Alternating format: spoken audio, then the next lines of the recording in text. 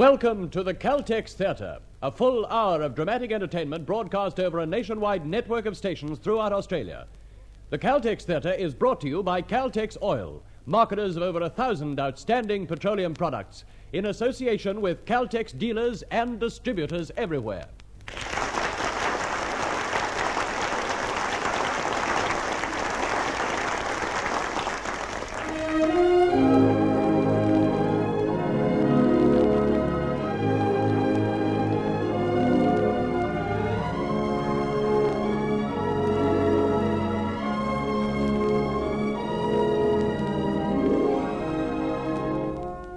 Tonight, the Caltex Theatre presents Bad Day at Blackrock, specially adapted from the Metro-Goldwyn-Mayer outstanding drama, which, on the screen, featured an all-star cast headed by Spencer Tracy and including Ernest Borgnine, from whom we will hear in a moment.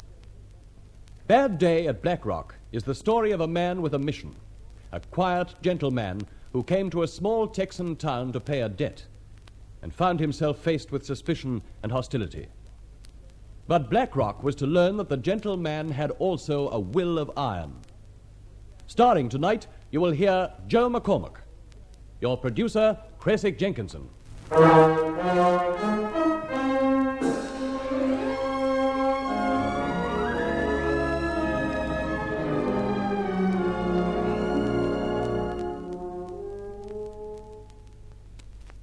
And now, ladies and gentlemen, we take pleasure in introducing in person one of the stars of the MGM screen production of the play you are about to hear, the well-known Hollywood actor and Academy Award winner, Ernest Borgnine.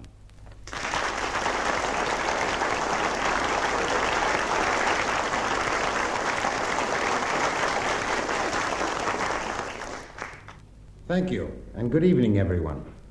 I was very interested to hear that the Macquarie Network was broadcasting a radio adaptation of the MGM movie Bad Day at Blackrock. And I'm glad that this should happen during my visit to Australia, it giving me the opportunity to hear it. Because if I had to name one screen role as my favorite, it would be the part of Coley that I played in this picture. Well, so far anyway, because I haven't included my latest role of Rue in Summer of the 17th Doll, which we have just finished. It sure has been a real pleasure to make this picture here. The Doll is going to be a great movie, and I'm sure you'll enjoy it just as much as we did making it. That's, of course, some time away yet. But right now, I'm sure we'll all enjoy the Macquarie broadcast of Bad Day at Blackrock, played by a strong cast of wonderful actors, to whom I'd like to say, good luck.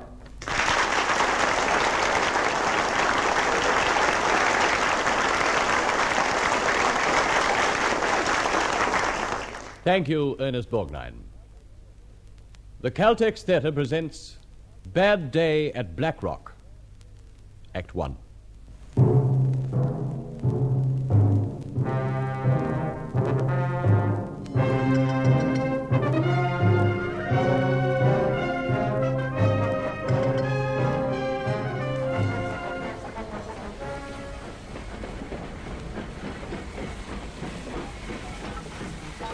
Well, where are you now? Hey, the train's stopping.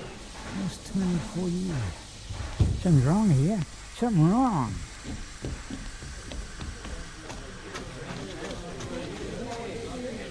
Thank you, conductor. Thank you, sir. You for Blackrock? That's right. Must be some mistake. I'm Hastings, the telegraph agent, and nobody told me the train was stopping. Well, they didn't. No, I just told her they didn't, and they order. What I want to know is, why didn't they? Maybe they didn't think it was important. Important? The first time a streamliner stopped here in 4 years. You been met? I mean, visiting folks or something? I mean, what do you want? I want to go to a place called Dobie Flat. Are there any cabs available? Dobie Flat? Yeah. No cabs, no. Is the hotel open? Is the hotel open? Yeah. Thank you.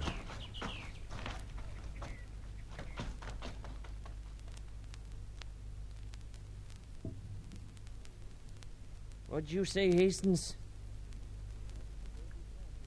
Asked for Dobie Flat, did he? Okay. Okay, thanks for calling. What was it? Some strangers in town. Yes, mister? You want something? Afternoon. Like a room. We're all filled up. Oh. Any idea where I could... This is 1945, mister. There's been a war on, and rooms are always hard to get when wars are around. Well, seems I remember the war ending a couple of months ago. Yeah, okay, so it did, but the OPA lingers on. You don't know about the OPA. Oh, you tell me. Well, for establishments with less than 50 rooms, hotel keepers have got to report regularly about tenants and registration. There are penalties imposed, you see. Hey, you can't look in that register without a... blank space in these pages. That can mean only one thing. You got rooms. Give me a key. All the rooms are locked up.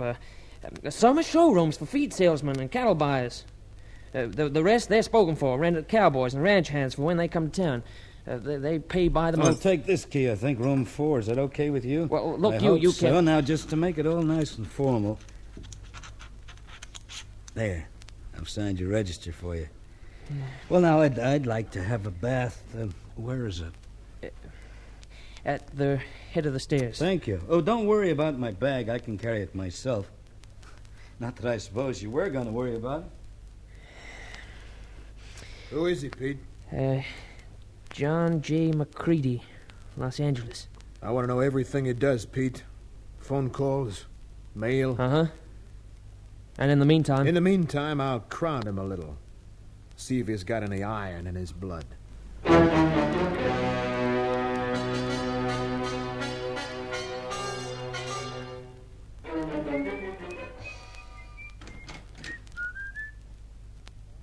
Hi. I guess maybe you're in the wrong room. You think so? What else you got on your mind? Oh, nothing, I guess. If you had half a mind, you'd have paid attention to what Pete downstairs said. He said this room here is for us cowboys. For our every wish and comfort. And this one is yours, I guess. Well, I'm in town. And I'm in town, as any fool can see. You can see that, can't you? Yeah, I guess so. You must have been waiting here for me for some time. I'm sorry you had to wait so long. I was enjoying my bath. Would you mind if I sort of got my things together and found another room? Oh, not at all. But if you really wanted this room, we could maybe settle your claim without all this talk. I mean, I believe a man's nothing unless he stands up for what's rightfully his. What do you think? Oh, yeah, I guess so. You guess so? But you still ain't claiming this room? No, I guess not. You're all the time guessing, aren't you, huh? Don't you know anything? Yeah, well, I know that ever since I got off the train, everybody's been needling me. Why? I guess I rightly don't know. I guess that makes it that neither of us knows anything much. Well, I'll be moved into a new room soon. I'm sorry to have disturbed yours here.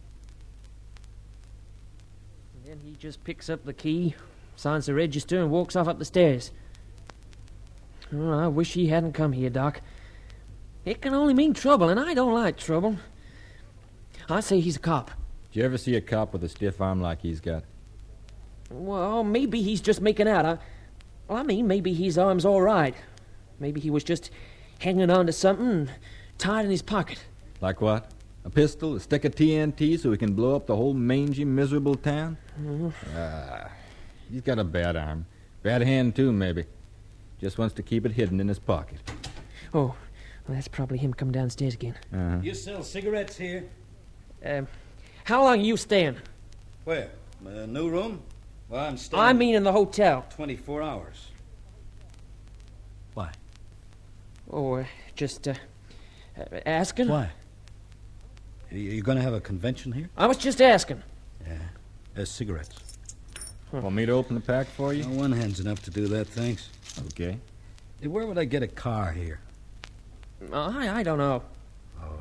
Well, now, let's put it this way. Supposing I had a car and I wanted some gas, where would I go? You don't have a car. You might try that garage down the end of the street. Thanks. That's a help. I'll see what I can do down there.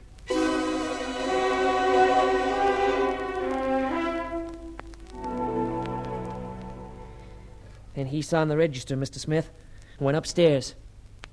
Just now, a minute or so ago, maybe, just before you came in, he went out heading for the garage. Yeah, I saw him on the way. John J. Macreedy, eh? Where's Coley? Oh, I think he's Oh, still... Yeah, where you been? Upstairs, talking to the stranger. Then thinking about him. Yeah, he's cool. Real cool, that feller. I was trying to give him the push, see? Thought I should... And he doesn't push easy, huh? Well, that's it. That's just it. He pushes too easy. You know, maybe we ought to, Doc. Huh? Oh, I didn't notice you sitting there, Doc. What are you doing, trying to hide? No need for me to hide from anyone. I was just sitting around, sitting and wondering what all you people are worrying about. You wonder too much and talk too much, Doc. It's a bad parlay. I hold an old truck with silence. I got nothing to hide. What are you trying to say? Nothing, man. It's just that you worry about this stranger only if you look at him from a certain aspect. And how do you look at him, Doc? With the innocence of a fresh-laid egg. You keep it up, Doc. Make bad jokes. Be funny. Someday I'll have Coley wash your mouth out with lye soap. You, Coley, it seems to me you now started to get a little nervous about our visitor, huh? Well, Don't get too nervous too fast. That's what I ask of you. Well, I don't like it. I don't understand him. Why he came here. Maybe he's just passing through. His manner spells trouble. Yeah, that's what I say. We ought to see him, all of us. You should see him, boss. You should talk to the guy, find out... What'll I talk to him about? The birds, the bees, the crops, the weather? You tried talking to him. Where'd it get you? I just thought... You just thought. Well, what do we do then? What'll you do? You wait. Just like Pete here. That right, Pete? And that's all you'll do, Coley. And while you wait, yeah, maybe I will talk to him. Maybe I will. Oh. Yeah? Okay. Hastings again. He said he just saw Macreedy going into the jail. What do you suppose he'd want to talk to the sheriff about?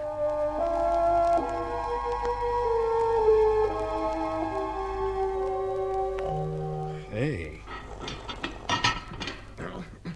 Hey, hold it, friend, hold it. I ain't hankering to get locked up in my own jail. Sorry, I thought you were a guest. You're lying there asleep in a cell bed and the door was open. Well, I thought you were the guest. No, as it so happens, I'm the host. Hey, you want a snout? No, thanks. I don't blame you, it's awful. What are you looking at? You. Oh, I ain't always this bad. It was just the last night me and my pal Doc Veely, we did a little celebrating. What were you celebrating? You name it, mister, that's what we were celebrating. Anyhow, well, you won. My name is Macreedy. I came in on the streamliner. You what? Yeah, I know. It's the first time I stopped here in 4 years. Well, what I want is a little information. I have to go to a place called Adobe Flat. This ain't no information bureau. You know, there's one thing about Blackrock. Everybody's so polite. Makes for very gracious living. Well, no, but I ask you here. How do you know? Well, what about Doberflant? I'm looking for a man called Kamako. What? Almost a disaster. Then you smashed your bottle. Yeah, fate worse than death. You move fast for a big man. How about him? Now, if there are no further questions, friend, I'll be getting back to my drinking. You'll excuse me? Okay. Hope you don't mind letting yourself out. No, I don't.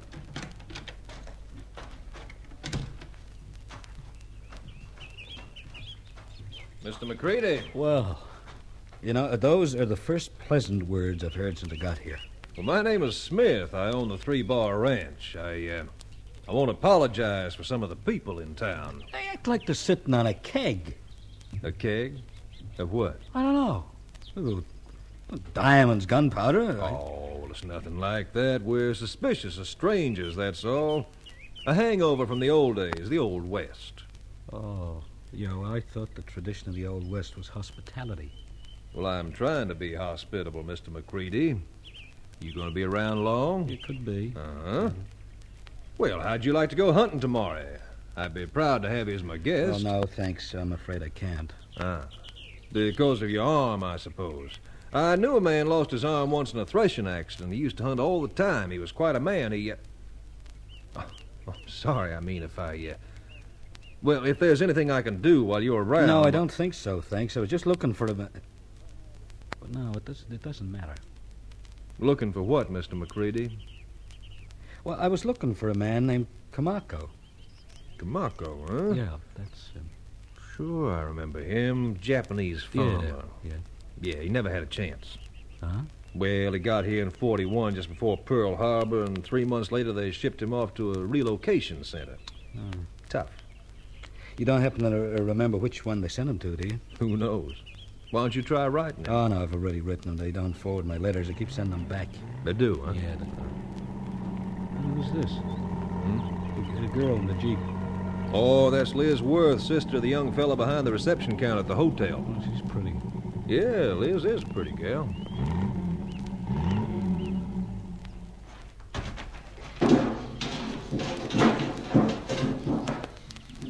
Hi. You need any help with that can? I can manage. Well, I need a little help. I'd like to rent your Jeep. Well, that'll be $2 an hour, gas extra, $10 for my time. Why don't you ask him where he wants to go, Liz? Well, where do you want to go? Adobe Flat. Is the road well marked? Yeah, about 6-7 miles down. Oh, it's fine. I won't need your time. I thought you might need a little help. No. I'll get along fine, thank you. Here's the money. Liz, do you have a license to hire cars? Well, you might get into trouble giving him the Jeep without a license to hire it. I won't say a word to the sheriff. When can I take it, now? Yeah, Good. I suppose... Yeah, you've hired it, mister. You take it whenever you want. Fine, thanks. I won't be very long. I'll drop it back here when I'm finished. The garage. Well, you have the garage? Yeah, I was down there a while ago. I couldn't find anybody around. Hey, well, I'll get it back there safe and sound later on. I'll see you, friends.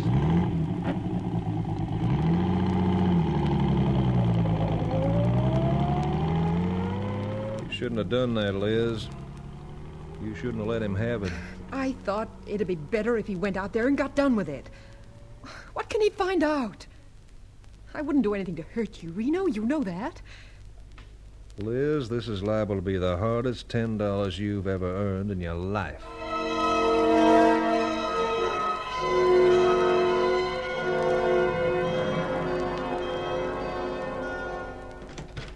Tim. Oh, Master Smith. Sorry, I was just having a lie down, a little drink. Macreedy, that fellow who just got into town, what did he want here with you? Macreedy? Oh, yeah, Macreedy. He asked about Kamako. Hey, you think he'll kick up a storm, Mr. Smith? Storm? What about? Oh, I don't know. All I know, I don't want no more trouble around here. Never again. Trouble? Well, you don't know anything about Kamako, do you? No, I do not, and that's the point. Well, the point is, what you don't know won't hurt you, Tim. You got the body of a hippo, but the brain of a rabbit. Now, don't overtax it. Yeah, Mr. Smith. Yeah, sure. Whatever you say.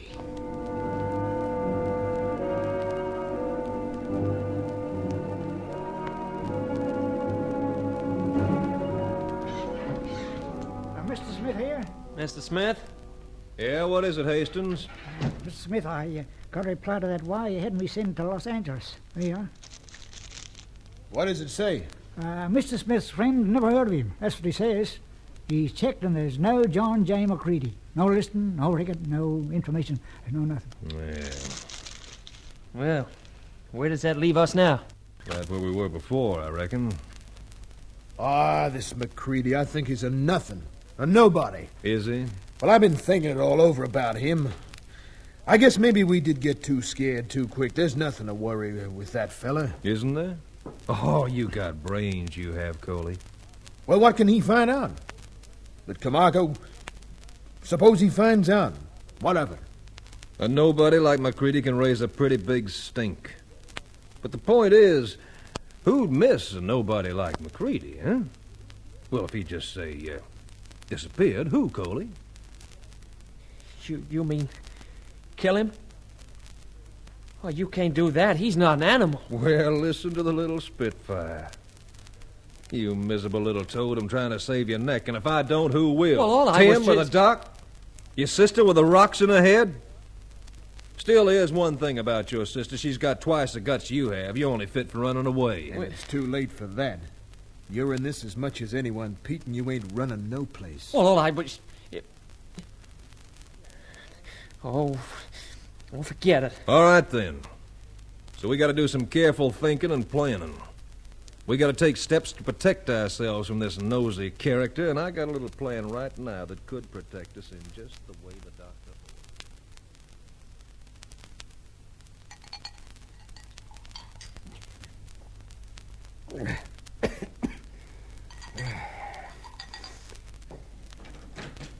Man, you're giving your stomach punishment with that stuff. That's me, Doc. Always punishing my poor little tom-tom. Saw Smith pay you a visit not so long ago. Yeah. Seems like the jailhouse has suddenly become a popular place. First Macreedy, then Smith, now me. Guess you haven't had so many visitors here in a coon's age. Yeah, Smith can find himself a new boy for sheriff. I don't mind telling you, Doc. Someone else can take it on. I can't take another day of it. If you're a sheriff, they gotta respect you. Otherwise, you can't do your job. They just laugh. Uh-huh. Well, I don't laugh, Tim. Why don't you? Oh, cut it out. Well, you should. I guess everyone should laugh at me. Tim, the plaster sheriff of Blackrock. Ha ha! Boy, you get hold of yourself. You snap out of this. You're going to get yourself a complex or something behaving like this. 4 years ago, if I'd done my job, if I'd have checked up and found out what happened. Oh, but I didn't. No, sir. Well, what could you have found out? They told you a story, you had to believe it. Would you believe it? Huh? I don't know. I live a quiet, contemplative life. Me, I didn't even try to find out. Don't you understand? You know, when you're wearing this badge, you're the law. When somebody does something against the law, then you're supposed to do something about it. But me, I did nothing. That's what's eating me. Well, what kind of prescription you got for that, Doc? How can you cure a sheriff who knows he should have made some arrests but didn't? Don't know what the prescription for that is, Tim. But one thing, don't quit as sheriff. Stick with it. Maybe you'll find the prescription for yourself. Or maybe Macreedy will find it for you.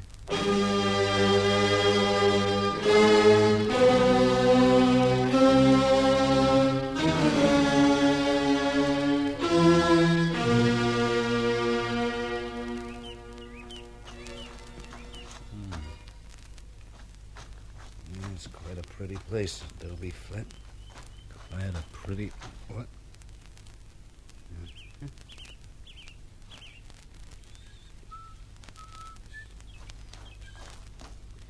Yeah.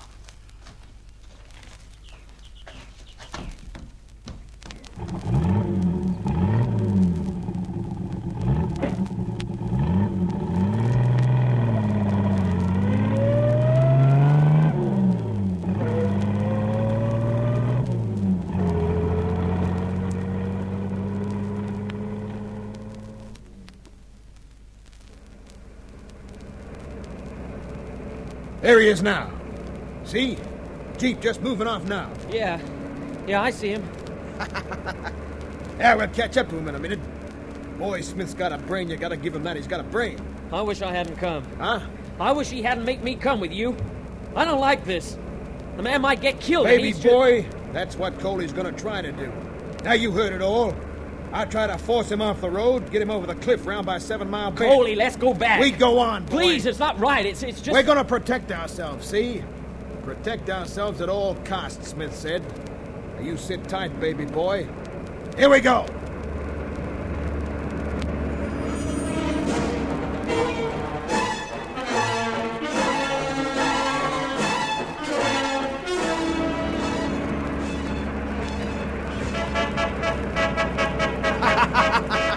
All right, isn't he?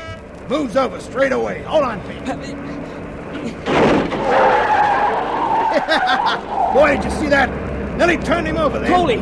Please, Coley! Shut up, you yellow-bellied little rat! Move over, Roadhog!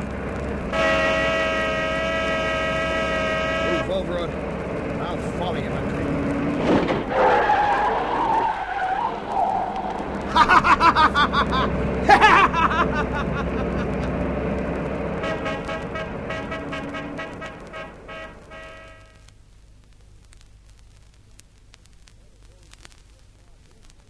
And before we get to 7 Mile Bend, he goes over the side of the hill, see? He just swings off the high road, slides down the hill, goes onto the low road, and goes merrily on his way. Yeah, it's neat, that. Didn't think he'd get that idea. Never would have thought of it myself. So we don't get him. Why, you crazy... well, I guess maybe it couldn't be helped. Okay. And the kid here, boy, he was almost whimpering. He was so scared. Don't do it, Coley. Let's go back, Coley. I don't like killing. Not that sort of killing. I just don't... Oh, what is it? Look, can you see? Coming along the road now. Macreedy. Coming straight along here to the hotel. Well, I'm not staying here to face him. You can if you want to, but I never want to face him again. And by the look on his face, if I were you, I'd get out of here quick smart, too.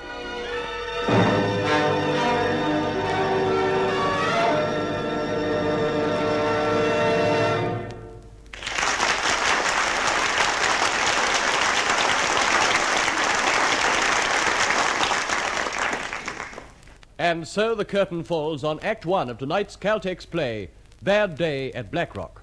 In a moment we commence Act 2. The Caltex Theatre now presents Joe McCormack in Bad Day at Blackrock, Act 2.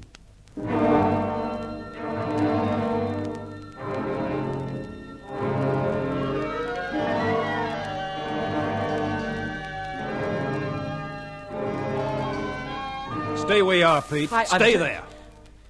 Yes, Mr. Smith. You ready for him, Coley? Oh, yes, I'm ready for him. Well. It isn't Macreedy, the world's champion road hog. Yeah, it's a small world, isn't it? But such an unfriendly one. Now, why did you want to crowd me off on the road? I'm sorry if I incurred your displeasure. My car outside the front all mashed in. Anything at all I can do to make up for the damage caused to your You car. ought to be more careful, man. All that one-armed I'll be driving. glad to pay for the damage. It's a threat to life and limb. Yeah, but fortunately no one was hurt. Now, you could get yourself killed that way, nosing all over the countryside. Yeah, guess I was lucky not to have been killed. Well, yeah. Anyhow, you won't have to worry about my welfare anymore. Hey, boy, you still expecting that convention? What? If you're expecting any extra cowboys, my room is available as from now. Are you checking out? That's right, yeah. Any trains through here tonight? Mr. Smith, would you know of any through here tonight? Well, the streamliner tomorrow morning will be the first train through here. Let's see. How about a bus? Could I get a bus out of here? Closest stop is Sand City, 32 miles away. You're in such a hurry you should never have got off here. Yeah, I'm inclined to agree with you. Excuse me, I'll go pack my things. Well, Coley. Huh? Not yet, not just yet. There'll be a better time than this. A much better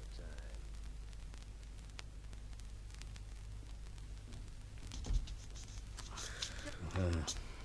If you're looking for the keys to that Jeep, Mr. Macreedy, they're not there in the ignition switch, as you can no doubt see. Anything else I can do for you? Where would you suggest I look for the keys? The Jeep's not for rent. Well, it was just a few hours ago. Things change in this garage. They sure do. And Smith is the guy who changed them, isn't he? I don't know what you mean. What's wrong with this town of yours, Miss Worth? There's nothing wrong with this town, Mr. Macreedy. Nothing that concerns you, anyway. Why is everybody so concerned about me, then? What did your brother do here?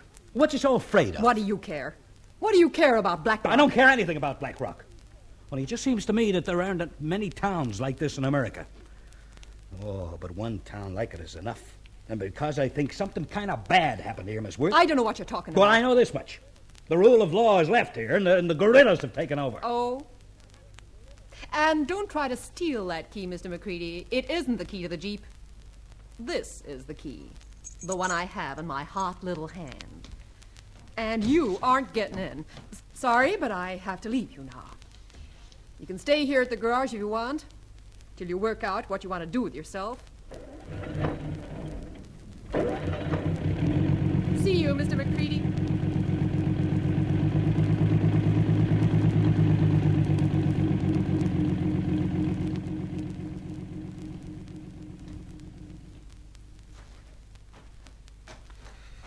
There we go again, by the look of it.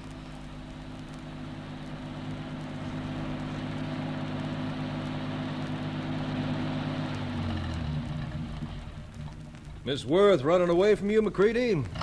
Must seem like it to any casual observer such as yourself. Ah. Macreedy, I'd like to ask you a few questions while you're around. Yeah, well, as you can see, I'm around all right. I guess probably you've heard that Miss Worth is no longer in the car rental business. Good. I wouldn't want to see that gal get in any trouble. Wouldn't you? Well, what with rental permits and gas rationing, you know what I mean. Yes, I know, yeah. I certainly admire your sturdy sense of responsibility. Well, it's just that gal has a future. Yeah, well, instead, would you let's talk about my future? You think you have the time? I don't seem to be going anywhere. I hear you handle a Jeep real well. Yes, I do have a way with Jeeps. It's a certain familiarity. I think I understand. You're an army man, aren't you? Where was your arm knocked out of action? Italy. That's tough. Yep. I tried to enlist myself the day after them rats bombed Pearl Harbor. What stopped you? Physical, they wouldn't take me. Morning after Pearl, I was the first man in line at Marine recruiting at Sand City. They wouldn't take me. That's tough. What do you do in Los Angeles, Mr. Macreedy? I'm retired. You're a pretty young man to be retired. Well, you might say I was forced into retirement. Yeah. What were you looking for in Dobie Flat? Well, like I told you, I was looking for a fella named Kamako, but like you told me, he wasn't there. Oh. What's funny? Nothing. Just that I don't believe you. Oh, that's too bad. I believe a man's as big as what he's seeking. I believe you're a big man, Mr. Macreedy. Flattery won't get you anywhere. Why would a man like you be looking for a lousy Jap farmer? Oh, you never can tell, you know. Maybe I'm not so big. Oh, yes, you are. I believe a man's as big as what'll make him mad. Nobody around here seems big enough to get you mad. What makes you mad, Mr. Smith? Me? Nothing. Nothing. You're a pretty big man yourself, Mr. Smith. The Japanese make you mad, don't they? Well, that's different after that sneak attack on Pearl Harbor and Baton. Kamako make you mad? Well, it's the same thing. Loyal Japanese Americans. Boy, that's a laugh. They're all mad dogs. Now, what about Corregidor, the death march? What did Kamako have to do with Corregidor? Well, he was a Jap, wasn't he? Look, Mr. Macreedy, there's a law in this county against shooting dogs, but when I see a mad dog, I don't wait for him to bite me. Oh, no, I guess. You know, Mr. Macreedy, I swear you're beginning to make me mad. What happened to Kamako? He went away. Like I told you, shortly after he left, some kids went out there to Dobie Flat, and they got to fooling around, burned his place down. You know how kids are. Look, you see these wildflowers? I brought a handful back with me from Adobe Flat. They're pretty, huh? There's something buried up there. Wildflowers like this, that means a grave. I suppose you knew that. When wildflowers grow like this, yeah? Yeah. Well, I do. I saw a lot of it overseas. Anyway, I figured the grave at Adobe Flat wasn't a human grave because it wasn't marked. It's kind of a mystery, that, isn't it? Kinda. Maybe you can figure it out. Yeah, maybe. I can. Well, why don't you give it a whirl? Might help you pass what remaining time you have here. No, I've got other things to do. Matter of fact, I'm not interested. Huh? No, not interested. Well, I'll be on my way now, I think, Macreedy. At least that's my story to you, Buster.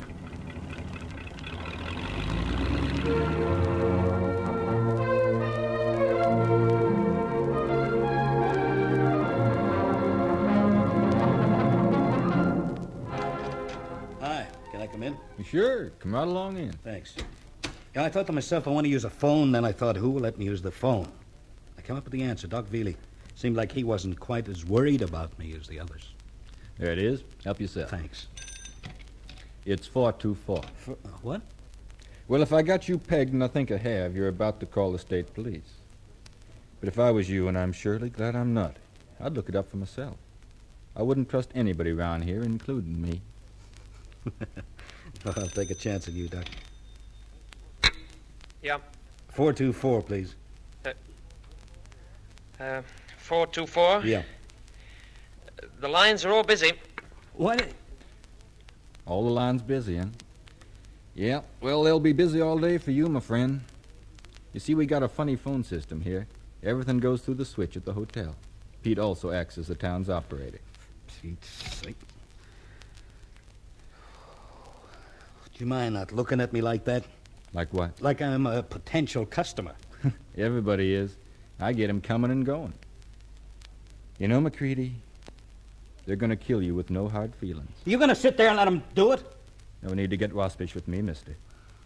Oh, I'm sorry. I didn't mean it. Yeah, well, I feel for you. But I'm consumed with apathy. Why should I mix in? I don't know. Maybe to save a life? I got enough trouble saving my own.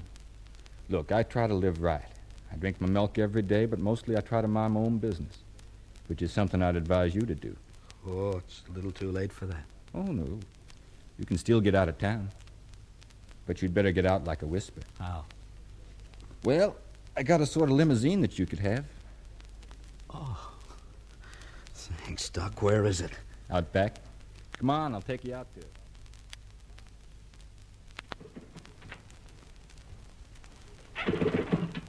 Can you see what's wrong with it yet? Nope, seems to be doing everything it should here in the motor. Yeah, but it isn't. It isn't starting. Of course, she is pretty old. Yeah. Everything old does get a bit cantankerous every now and then. Having trouble with the limousine, Doc? Nothing you can fix, Coley. Just leave it to us. Well, I was listening to your efforts to get it started. Now, I know a lot about cars. It's probably the wiring. Probably. Maybe it could be fixed. Easy. Except maybe if this wire was busted or something. Coley, do the nice little things in life, will you? Huh? Like keeping your big fat nose out of my business? Well, now, look here. Oh, now, wasn't that silly of me? I just don't know my own strength, that's the trouble. Well, fancy pulling that wiring clean out with that little tug. Afraid you haven't got a chance of getting it going now. Yeah, when it wasn't that just the silliest thing for me to do? Sorry. But you gotta admit I tried. For that, I thank you. How much time do you think I've got before they... Well, you got at least till dark. They'll be afraid to see each other's faces. Well, thanks, Doc. I can't say that it's been charming. Where you going? Well, I don't know, but I'm going on foot. That's no good. You stray 10 yards off the main street and you'll be stone cold dead. Maybe, but... Maybe, but what? Oh, just maybe, but... See you later, Doc.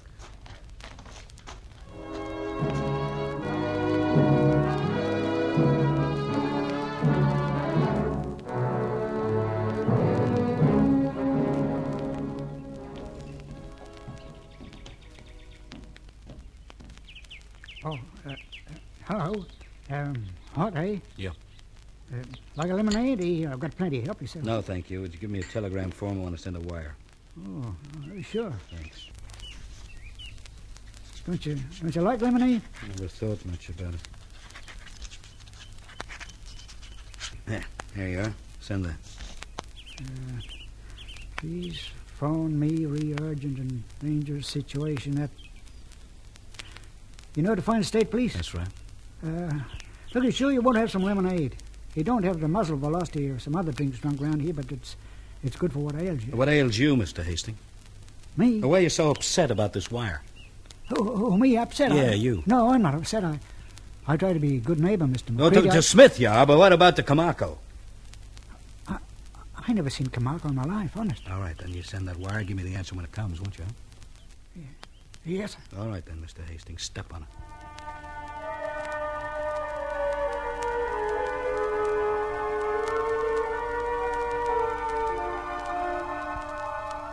Boy, I'm hungry. Who's someone who'll give me a meal around here? I guess you could get a meal at Sam's place down the road. Sam's place, right? No. Well, you still here? I thought you didn't like this place. You mean going to or coming from? Staying put. No comment. No comment, he says. No comment, and all the time he's sitting in my chair. My special chair. Did you know that, mister? In this hotel, this is my special chair. No one else ever sits on it. I was afraid of that. I'd advise you to give Coley his chair, Mr. Macreedy. You're here too, Mr. Smith. This is quite a party. Uh-huh. All right, then, Coley, suppose you tell me where to sit. You tempt me to do just that. Well, Smith, your friend's a very argumentative fellow. Sort of unpredictable, too. He's got a temper like a rattlesnake. That's me all over. I'm half horse, half alligator. You mess with me, mister, and I'll kick a lung out of you. What do you think of that? No comment. You know, talking to you is like pulling teeth. You wear me out. You're a yellow-bellied Jap lover. Am I right or wrong? You're not only wrong, you're wrong at the top of your voice. Couldn't I pick a fight with you if I tied one hand behind me? If I tied both hands? Couldn't I? Judo, huh? So that's the way you fight, judo. Yeah, I might have known that's how a dirty Jap lover would fight. Look, I don't like any sort of fighting, Coley, but it seems I'm forced into protecting myself. Jap Now, I lover! can make you sick and sore if you want to keep on with this. You coming back for more? Am I what? Pete, go get the doc. Somebody's going to be hurt here. Yeah, okay. Now, the next one is going to hurt even more, Coley, and the next one more than that, and so on. I'll kill you. No, you dirty- won't. But you're never going to get close enough, Coley. Anybody dies here today, it's going to be you. I'm giving you a chance. You forced me to go all the way. It just needs my hand to hit in a certain way, and you'll never wake up again. So help me, I'll kill you.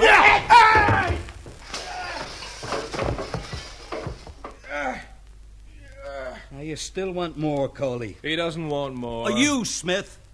You've been standing here watching all this time. All right, how about you now? You're still in trouble, Macreedy. Oh, no, you're in trouble. Whatever happens, you're sunk. You got things a bit twisted. You killed Camargo, and sooner or later you'll go up for it. No, not because you killed him, because I think in a little town like this you can get away with it. But you're going to go up because you didn't have enough guts to do it alone. You put your trust in guys like this Coley slob and Pete. Pete, oh, not the most dependable of God's creatures. You know, one of these days they're going to catch on that you've been playing them for saps. And what are you going to do, huh? Peel them off one by one? Huh? Well, in the meantime, one of them's going to crack. When they do, you go down, but hard. Because they've got something on you, Smith. Something to use when the going gets tough. And it's getting tougher every minute. Anyway. Oh, Doc. Man, oh man. Okay, Coley, I guess I'll ease your aches and pains for you. Great ape. Mr. Smith, I've been trying to think what to do, but here, read it. A wire you wanted me to send. Macreedy. Please phone me, real May I? urgent. Where's the answer to this? You expect an answer to a wire that was never sent? What's so funny? Oh, I just had a thought. Thought that is dazzling in its purity. You gave my message to Smith, didn't you, Hastings? Why, you little wart, that's a federal offense. Yeah. Oh, the doc is so right. You know, like I say, Smith, it's getting tougher and tougher. Oh, I see we have our sheriff with us now, too. When did you sneak in, Sheriff? Just after Doc got here. Now, you better come in the picture and do your duty, huh? Yeah. Yeah, seems like. He's right, Mr. Smith. You're not supposed Don't to... be a fool, Tim. divulging information. There's a law that says Tim, you you're pathetic. Shut up. Okay, so maybe I'm pathetic, but I'm still sheriff. That's the point. You're not sheriff anymore. What? You're bad. Here, Pete. You come over here and put this on. You're sheriff now. Oh, but Mr. Smith... Put it on. What? Yeah, okay. I'll take this. What? Well, now there's no evidence, right? No evidence, no case, and you didn't see a thing, now did you, Sheriff? No, not a thing. Well, get on your feet, Coley, and come on, boys. We spent enough time here for the moment. Aren't you going with your big boss, Pete? I can't wear this star, not when he's... Oh, I'm sorry. I should be more... Oh, I don't know what to do. Oh, I know what your trouble is, Sonny. You'd like me to die quickly, wouldn't you, without wasting too much of your time?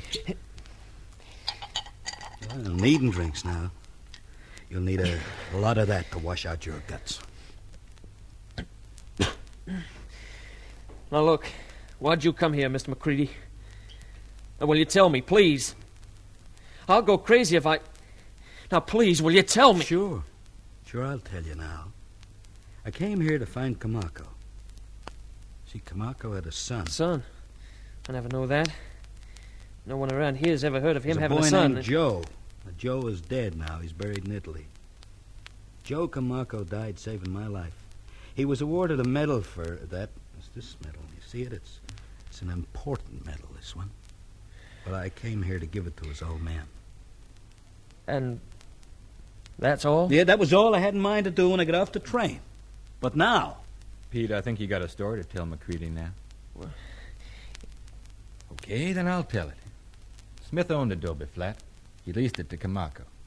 He figured Kamako cheated him because you got to have water to raise anything, and there was never any water on Adobe Flat. But Kamako dug a well. He must have gone down 60 feet. He got plenty of water. Yeah, and that made Smith sore. He got to hate old Japs. Day after Pearl Harbor, Smith tried to enlist I him. heard about that. Oh. Well, when he came back here, he was as sore as hell. He started drinking with Coley, Hastings, and me. We drank all day, got drunk. Patriotic drunk. We wanted to go out and scare up the Jap a bit, have some fun.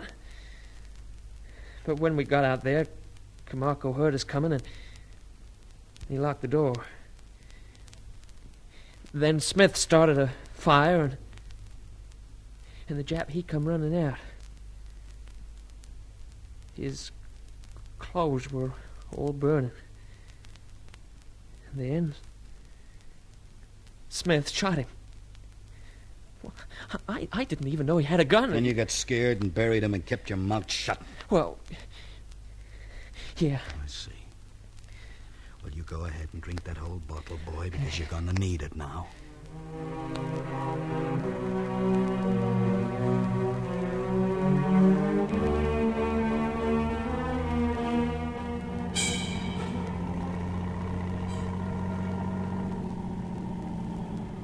Macreedy? Huh? What are you doing sitting out here? Waiting for the bullet? Oh, I was trying to work out what to do next, Miss Worth. I'll tell you. Get in. What? I'll get you out of town. Well, now, what have we here? Hurry up before anyone comes along. Okay.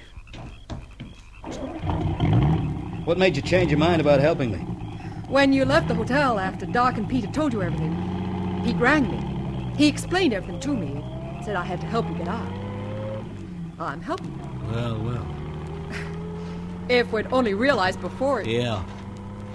Oh, hang on to that bottle, will you? Don't let it roll round. It's spare gas. Only thing I could find in my hurry to get to you and get you on your way out of town. No, I got it. It was a sad business, the Kamako affair. You don't know just how sad yet. And some people in this town are going to be just so sad about it.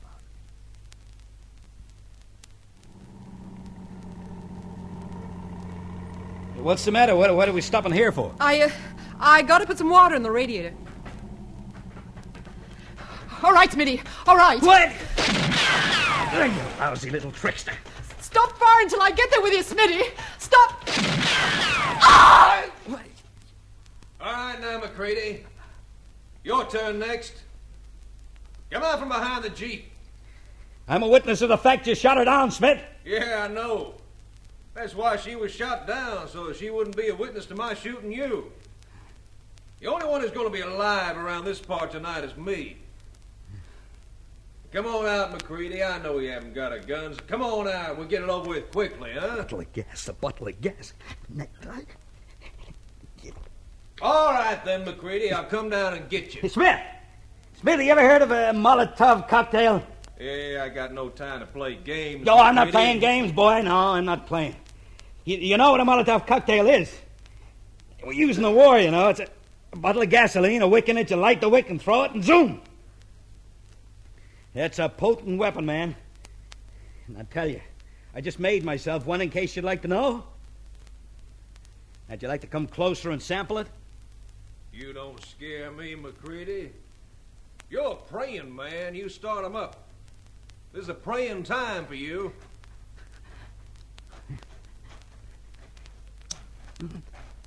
I've just lit the wick, Smith. Now you come any further and you're going to get it. Come out of there. I'm sorry for you, but it's got to be this way.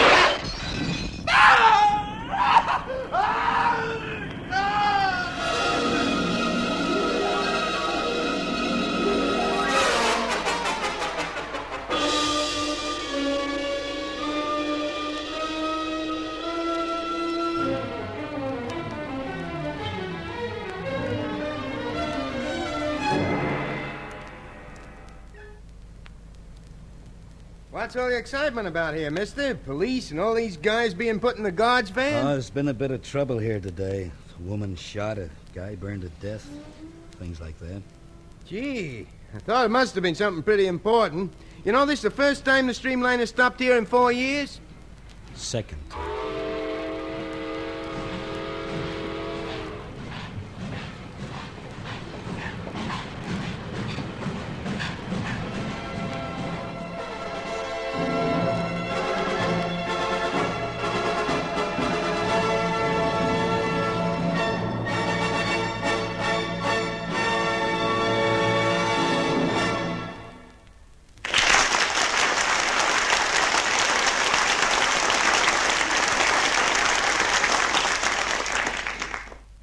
So ends our Caltex play, Bad Day at Blackrock.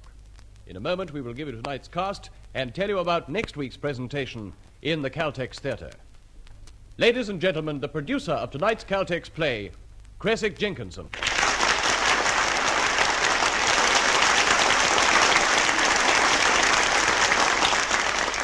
Thank you. Bad Day at Blackrock was presented tonight by courtesy of Metro-Goldwyn-Mayer Proprietary Limited and adapted for radio by John Crane. In the starring role you heard... I was John J. Macreedy. This was Joe McCormick.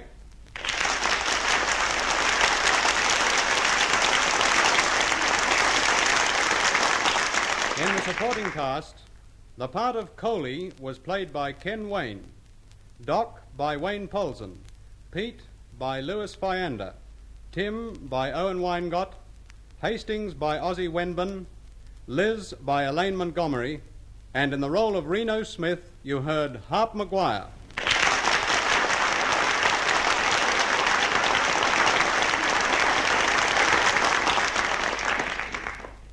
Thank you, Mr. Jenkinson.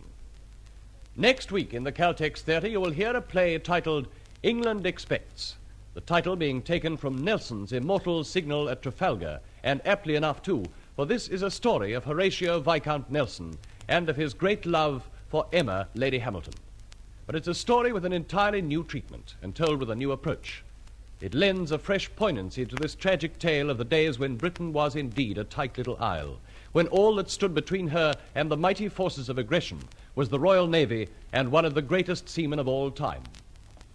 Now, this is your compere, Rick Hutton, bidding you good night on behalf of your hosts, Caltex Oil, marketers of Caltex Super Gasoline and Caltex Gasoline, the world-famous RPM 1030 Special Motor Oil, and Marfac Lubrication.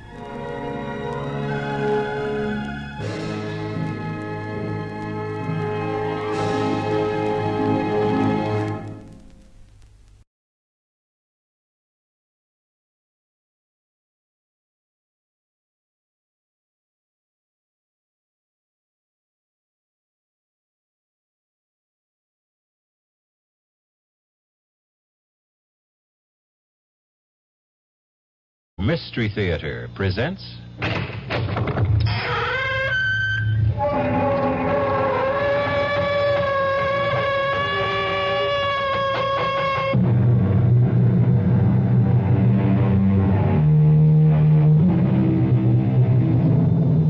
Come in. Welcome. Asylum. I'm E.G. Marshall. Welcome to the world of terrifying imagination. The fear you can hear. Somebody said it, I believe, or if he didn't, he should have. The world is neither good nor bad. 'Tis wishing makes it so. Our story is about a fey, elfin young woman who made her own world and who had a disturbing and fateful capacity to make her dreams come true. Not always in exactly the fashion or the dimension she wished for. I'm warning you, you stop hanging on to me, Marge. I got to, Tom. You just can't do it to us anymore. Just lay off of me. Tom, you can't do this again. And I got the luck tonight. I can feel it all going for me. The way you always feel. Please. Marge, let go. You want to put the whammy on me? I said... Tom, you... Let go. Marge. I didn't mean to push it. Oh, Lord. Ma? Ma? Pa, you killed her, Pa! You killed her dead!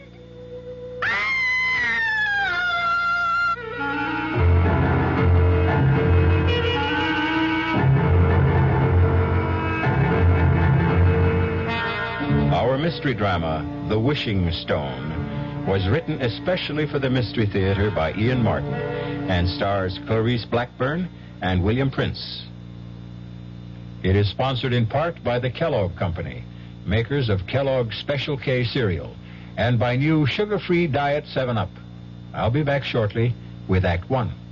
Hello, Ms. Goldilocks here, and welcome to my professional taste testing laboratory. Oh, Papa Bear, could you bring that case of sugar-free Diet 7-Up over here? Another case? Miss Goldilocks, you're drinking this sugar-free Diet 7-Up like there's no tomorrow. You can't still be taste testing it. Oh, no, Papa Bear. Sugar-free Diet 7-Up has already earned my seal of approval. It's fresh, light, natural, delicious. I drink it because I love its taste. Now hurry up. Okay, here. This sugar-free Diet 7-Up really tastes delicious. Ladies, if you're tired of switching from one diet drink to another, take some advice from Ms. Goldilocks. Try sugar-free Diet 7-Up and you'll say, yes, this one's just right. I'll bear witness to that, Goldie. Project Hope is reaching out, bringing hope to more countries around the world this year than ever before. Newest addition to Hope's international programs is Ethiopia, where Project Hope's doctors, nurses, and other medical specialists will be working side by side with Ethiopians, teaching while they treat. Since 1960, Hope has trained more than 7,000 physicians, dentists, nurses, and other healthcare personnel, has helped establish new schools of nursing, dentistry, and physical therapy in several countries, and assisted in the development of hospitals, teaching institutions, and public health services. Hope's work has been heralded by heads of many nations, its services requested by many, many more. Hope is training and sharing. Hope is treating and caring. Health is what Hope's all about. Help Project Hope reach out. Help Hope reach out. Right, Project Hope, Room A, Washington, D.C.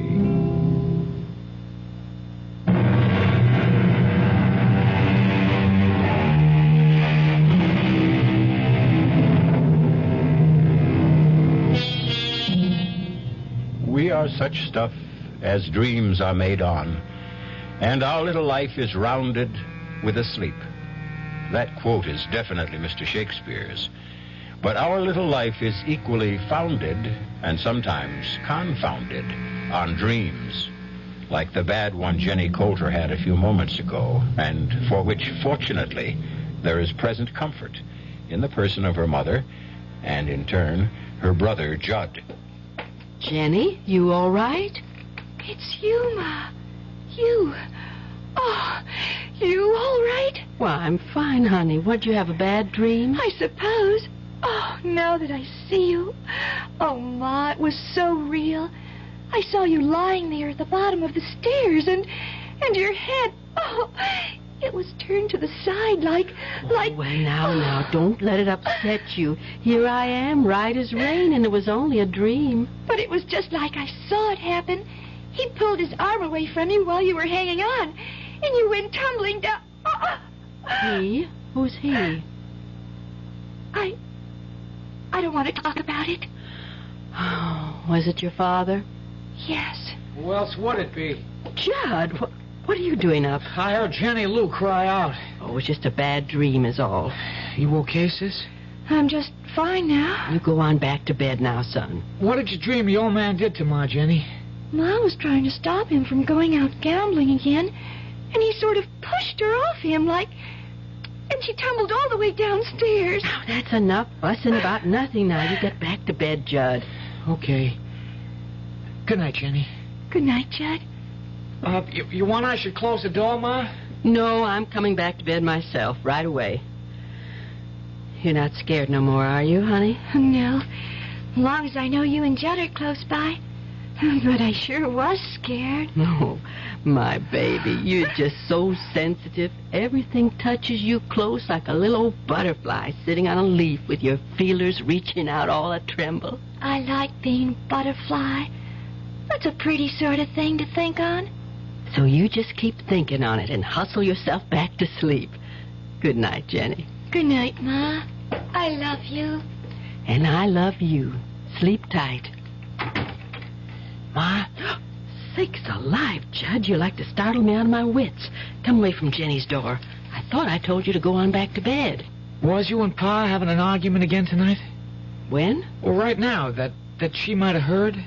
Your father isn't even here. He went on out after you kids went to bed. Yeah, I bet he's over to Stover's playing poker. Oh, Tom don't mean what he does. He's sick. Yeah, and so am I. I'm sick of him.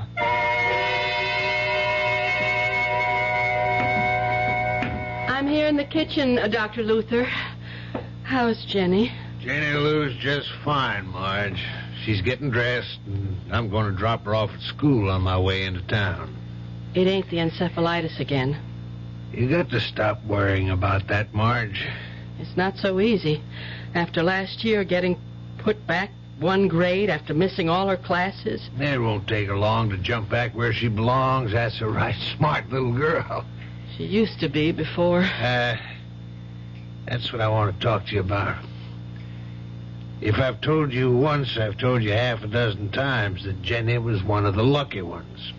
She came through it without a scratch, physical or mental. But such a long time. It was a very mild case, even if it was stubborn and protracted. It's just I worry so that she was somehow held back. Now, I want you to get that clean out of your mind, once and for all.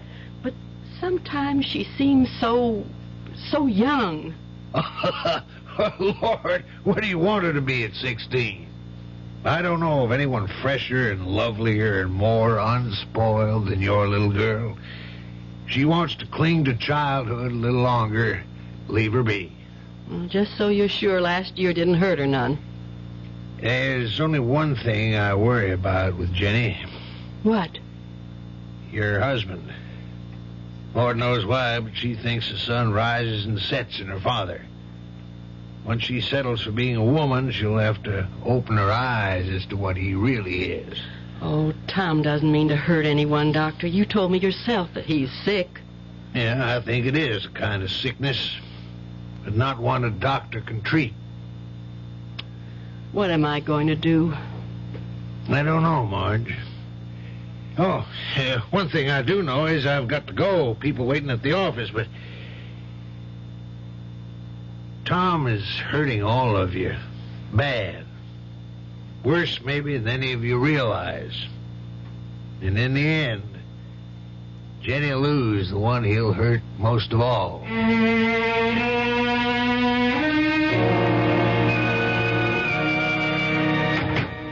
Judd, that you? Oh, yeah, Ma. Is Jenny with you? Oh, no, Ma. Oh, where you been? Baseball practice. Why'd you think Jenny was with me? Because she didn't come home after school. Judd, it isn't like her to just take off. You don't suppose she... Well, she what, Ma? That dream shook her up. And Tom and me had another bad set to this morning. She wouldn't run away. Jenny? From us? No way. Well, she was sort of strange when she left this morning with Dr. Luther. Kind of, I don't know, excited as if she had some secret plan. You know how she gets. Secret? Yeah. But I know where she is. Where? Well, I can't tell you. I mean, it's her own secret place. Well, the only reason I know about it is I was out rabbit hunting one day and I stumbled across it. She goes there to bird watch and, well, just to be alone, I guess. Now, she made me promise I'd never tell just where. I'll bring her home.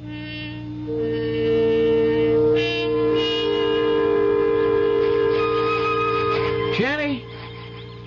Jenny? Jenny, what are you doing hiding out here? I wasn't hiding. I just came here to say a little prayer. Well, for who? Pa. Oh? And the sun was shining in like a big splinter of light, the way it does through the hole in the tree up there. Remember how I always used to think when we was little kids that it was God stretching down his hand to touch us? Yeah, it was a long time ago. Don't say that, because he is there. He was here today. Leastways, one of his angels was. What? I was kneeling and looking up into the sun, and all of a sudden, the birds was all still, and the whole hidey-hole here filled up with golden light that sparkled and spun. And right over there, he was standing. Who? Him, the angel of the Lord. And I could feel him all around me, in me, warm and kind, so kind. And then he touched my hand and smiled and just faded away. And then I looked in my hand and I saw it. Oh, wait, I didn't lose it. Oh, no, here. This is what I found in my hand. Well, let's see. Well, what is it? It's a conjure stone, all gold and shiny. A stone I can wish on. The angel said that? He didn't have to. I heard the words inside me. You can wish on this, Jenny. You can have anything you want in the whole wide world. You just don't believe this is a wishing stone, Ma, do you? Jenny, right to the moment, I just gotta say I'm so fussed and fumed about dinner being ready and you kids not, and your father ain't home, I can't hardly think straight about... Oh, Lordy, if my biscuits have risen, we're just gonna have to sit and eat without Tom. Jenny, don't bother Ma right now. I just want to try my wishing stone. Wish something nice for her. Well, let's just hold up for a better time. I could wish Pa to hurry home, so we wouldn't have to wait. I don't want to wait none at all. I got a math test tomorrow. I just got to pass or I don't make the ball team, and I need every minute to study. Except who am I kidding? If I stayed up all night, I wouldn't be ready for tomorrow. If you had a few more days, could you make it? Well, even just one, I'd stand a chance. Okay, here goes. No, hold up a minute. Too late. Shh. I just wished there'd be no school tomorrow. No school tomorrow? What nonsense is that? Jenny, go bring them biscuits. Judd, you sit down. Ain't we gonna wait for Pa? We ain't waiting for nothing, not even wishes to come true. We're gonna eat our dinner before it spoils. Yes, Ma. I'll get the biscuits. You didn't have to be so rough on her, Ma. Play her game. I know, Judd. It's just I have no sense of humor left. Or fun. The way it is with us, if we had a wishing stone, we could use it for a lot better things than no school tomorrow. Ain't that crazy? The two of you have had me half believing there is a power in that stone.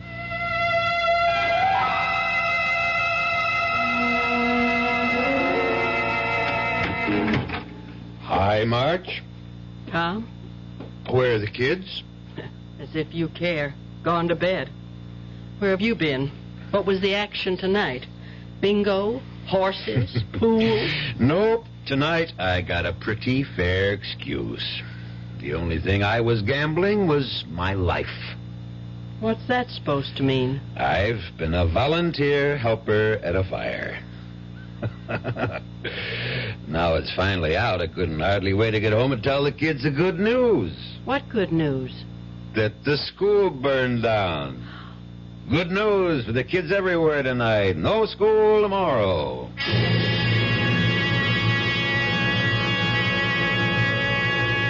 Is there any other catastrophe in the world that carries with it an equal amount of joy than a school burning down? But this time, is it chance or is some supernatural force, sinister or benign, at play? We're going to find out that this simple phenomenon, or happenstance, is a great deal more than sheer coincidence when we return in a few moments with Act Two. Some research experts say you can't taste the difference between beers. Well, if they're right, then Anheuser-Busch wastes a barrel of time Beechwood aging Budweiser. Only they don't think so. Brewing beer right does make a difference. And they're betting a bundle that you can taste the difference in Bud.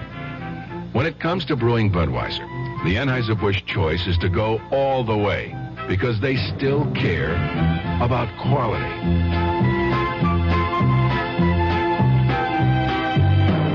Look at it this way. If the Bud people have a choice between what some experts say and what beer drinkers say, well, you'd better believe they'll go with you beer drinkers every time. When you say Budweiser, you've said it all. Anheuser-Busch, St. Louis. Don't let anyone con you into thinking it's wrong to turn in a heroin pusher. You're not ratting. You're doing your part to wipe out one of the most insidious epidemics racking our country today. So don't let anyone kid you. If you really care about the quality of life, if you really care about improving society, you'll do everything you can to get the heroin pusher off the street and into jail where he belongs. If you have information about a drug pusher, use the heroin hotline. The number is 800-368-5363. That's toll-free from anywhere in the country. The number again is 800-368-5363. A trained operator will answer your call, take your information, and pass it on to experienced federal agents who will investigate. You'll make your own special contribution toward helping us wipe out what President Nixon has called public enemy number one. Call 800-368-5363.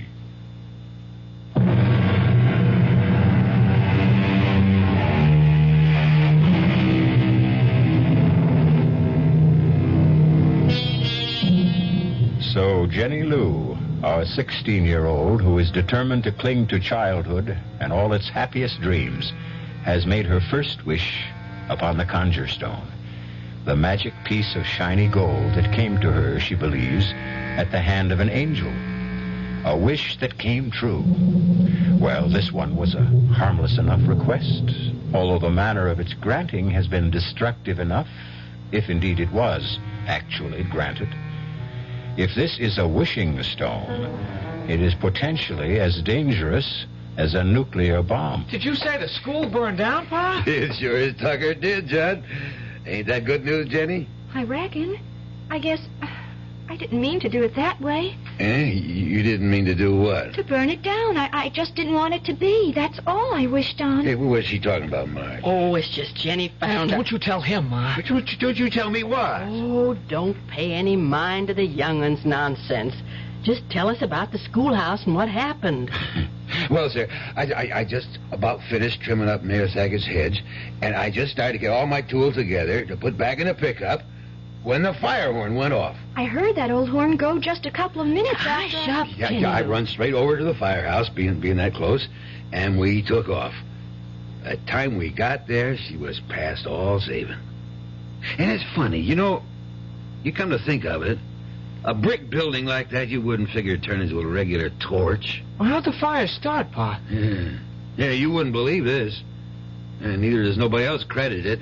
But according to old Sam Wallace, all of a sudden, a flaming arrow come straight out of the sky and cut right through the brick walls and everything and hit the oil tank and blew her wide open.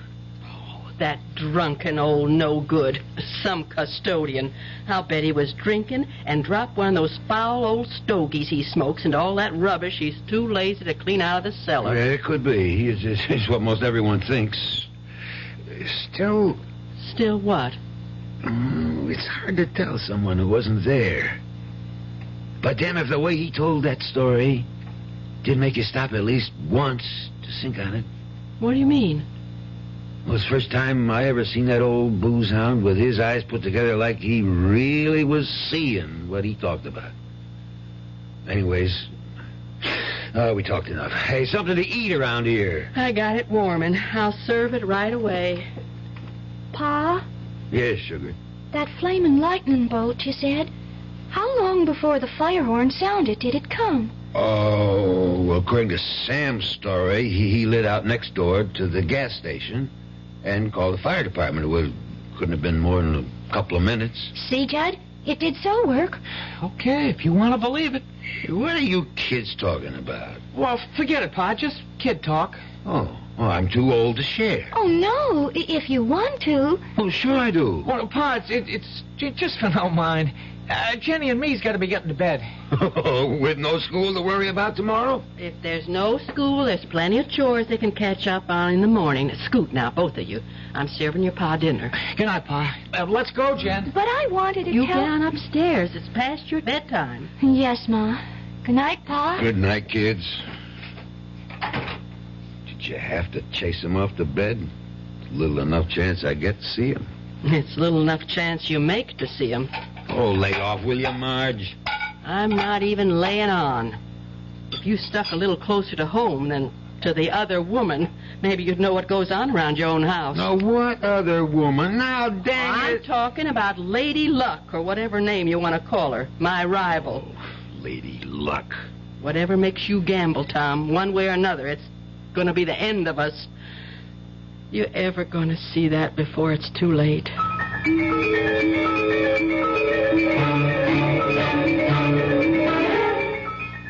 Why wouldn't you let me tell Pa about the wishing stone? Because. Because what?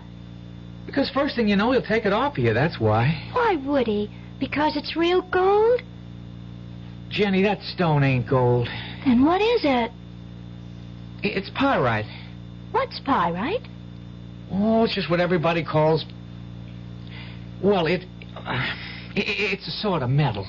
Well, anyways, whatever it is, it's real precious to me. It's my lucky charm. Well, that's why you better not let Pa know what you think about it. Why? Well, you know what he's like. He cares about gambling more than he cares about anything, and all gamblers are real superstitious. Now, if he knew you had a lucky piece, especially if he heard the crazy story about you and the school burning down, he'd have it off of you so fast that it'd set your head to spinning. It isn't crazy. You heard me wish on the stone for no school, and now there is no school. That was just happenstance. You don't think it happened just 'cause I wished it? Of course it didn't. Then I'm going to prove it to you. What do you want me to wish for? I don't want you to wish for nothing. I got to show you. Look here now. I'm going to wish... Jenny. What, Judd? Oh, you sound so funny. Well, maybe it's 'cause I feel like that. What way? Well, sort of, well, you know, superstitious like. It sort of gives you goosebumps if you think on it. What does? Well, now, look, Jenny, supposing... Now, I'm not saying it did fall out this way, but supposing you did get what you wished for. You were the one yourself said you didn't mean to get it the way you did. No, that's for sure I didn't. I didn't want the schoolhouse to go on fire. Gosh, Judd. Oh, just supposing someone had been in there and got caught in the fire. Or a whole lot of folks. That's kind of what I'm saying. And my wish could have burned them all up. But the angel gave it to me. For sure, he couldn't have meant nothing bad to happen. I don't have to throw it away, do I, Judd? I can keep it. Well, that won't do no harm, so long as you don't wish on it. I guess I'll just put it away for my keepsakes. And I'll never use it unless... Unless what? Unless the angel comes and tells me to. Well, that's a right good idea, Jenny. And remember, don't let Pa get wind of that there stone. There wouldn't nothing hold him back from using it, even if he didn't believe in it.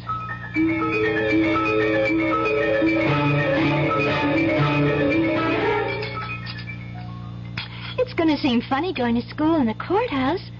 You think with only a Friday left in the week they'd wait until Monday to start up again? I'm glad they did. I don't want to miss any more school ever. Then you better look out the things you go around wishing, Missy. Oh, she's took... I'm sorry, Ma. She's taken a pledge. What does that mean?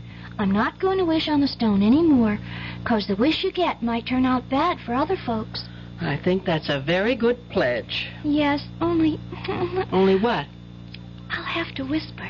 Well, don't mind me. I'm all finished. I got to get my books from upstairs. What's this you have to whisper? I was just going to say that with Judd's birthday tomorrow, I wanted to wish him a bicycle. He sure has his heart set on one. Well, you won't have to worry because he's already got one. Leastways, he will by later this morning. How? You see this flour tin? Yes. Watch this.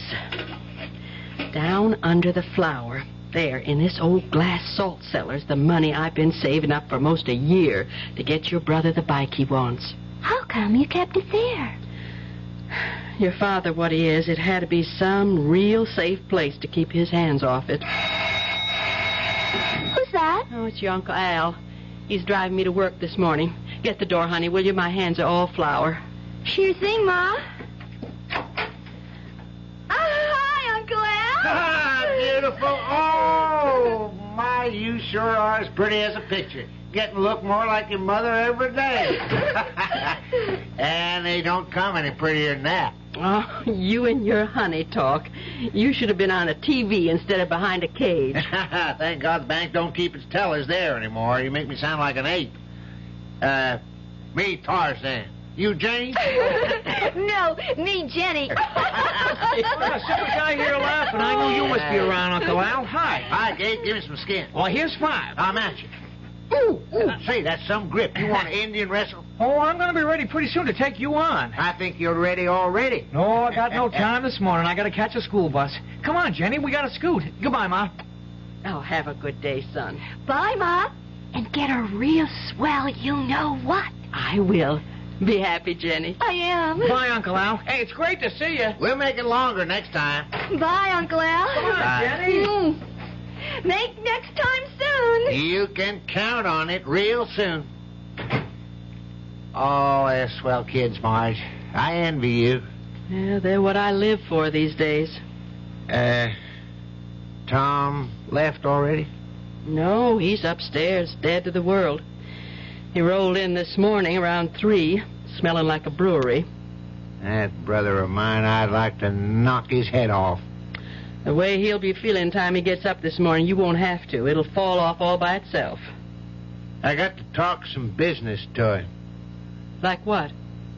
I don't want to get you involved in it, Marge. Well, if it's about money, I will be anyway. It is about money. And there's no use asking him. I went through his pockets last night, and he doesn't have 1 red cent. But he's got to. What for, Al? Jim Kenny called me at home late last night. The insurance agent? Yeah. Last payment on Tom's life insurance hasn't been made, and tomorrow's the last day of the grace period. But I gave him the money for that a month ago. You gave him the money? Oh, I was a fool, I know, but things had been going well for a while like they sometimes do, or anyways, I thought they were. And he asked me to trust him, and oh, Lord, what am I going to do now, Al? I don't know, Marge. This time, I just haven't got it. What do you mean, this time? Marge, Tom is hopeless. I've been carrying him for years, or thought I was. I gave him the $60 for that same payment. When I found out last night it hadn't been made, I was mad enough to kill him. One reason I waited till this morning is to cool off. I'd help you out, Marge, but I can't. I had to take out a new loan to raise the cash for Tom. I can't let the insurance go. You'd have a tough time getting a new policy written if this one lapses, but how? Nearly a year I've been saving it for a bike for Judd's birthday tomorrow. Instead... I'm going upstairs to beat the... No, take me downtown, Al. I just can't face Tom this morning. I'll have it out with him tonight.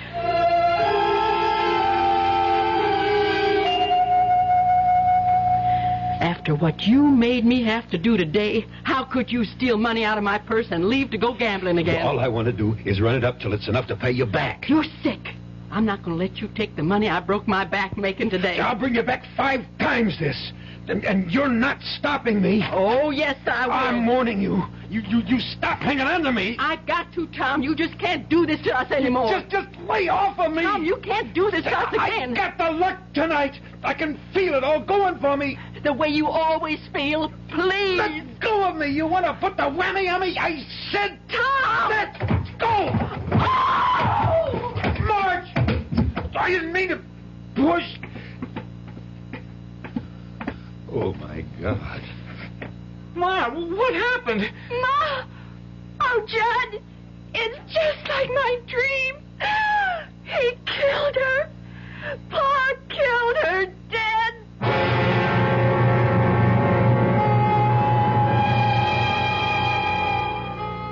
The terror of addiction. Step by step, it grows to envelop the addict till it becomes his whole world, shutting out everything else. But the greater terror is the destruction of all who love him, dragged down with him, and eventually engulfed in a tragedy not of their making. I'll return in a moment with Act 3. And now another story of the ball and chain, as Kellogg's Special K presents Veronica and Jeff. Oh, Jeffrey, isn't this romantic? Out in a quiet lake at night with you rowing the boat. Yes, Veronica, it's really neat. Jeffrey, what was that? Frogs. Frogs that go bonk? They're pretty weird frogs. Oh, Jeffrey, you're such a card. You have a ball and chain, like the ones they use in those Special K commercials. Yes, Veronica, it symbolizes my few pounds of extra weight. But I'm going to get rid of it. How? By exercising. You know, like rowing this boat and eating smart at every meal, starting with a Special K breakfast. You mean a 1-ounce bowl of high-protein Special K, 4 ounces of skim milk, orange juice, and coffee? Precisely. It's less than 240 calories, and it tastes delicious. It'll help me get rid of this ball and chain. I'll help too, Jeff. After all, we're all in the same boat. You have a ball and chain, too. Your happy ending could begin with the Special K breakfast from Kellogg's. People can reach, people can touch, people can help, people so much. This is Paul Newman speaking. Ever been close to a family struck by cancer? Naturally, your feelings go out to them and you ask if there's anything you can do. And they say no thanks and you feel so helpless. Well, there is something you can do. You can tell someone in the family to get in touch with the American Cancer Society. Volunteers there are helping people every day with services, information, and counseling about local community resources. That can mean arranging transportation or homemaking help or informing them about existing rehabilitation programs. When your cancer crusader calls, join the people who care about people. Give generously. We want to wipe out cancer in your lifetime.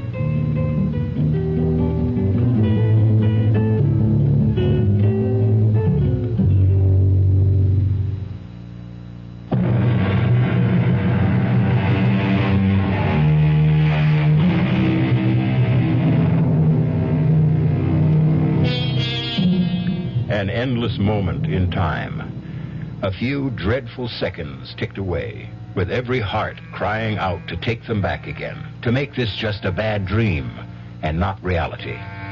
3 people frozen in horror. The 4th sprawled at the bottom of the stairs, her neck bent at an impossible angle, frozen in, what, unconsciousness or death?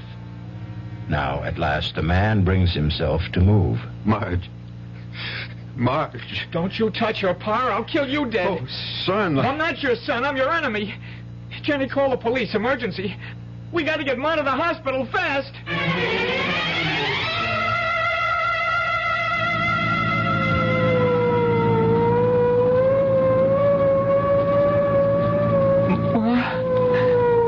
Ma.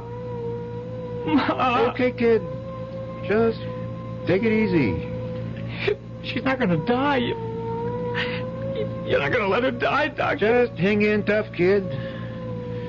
We'll do our best.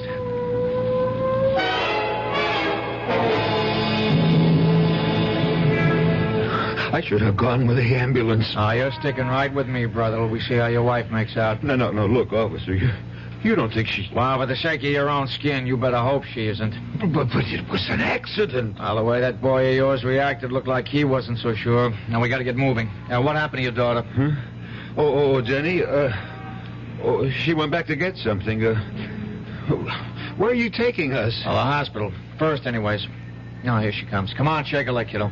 I had to get something very important. Okay. Hop in the front with my buddy, Officer Franks.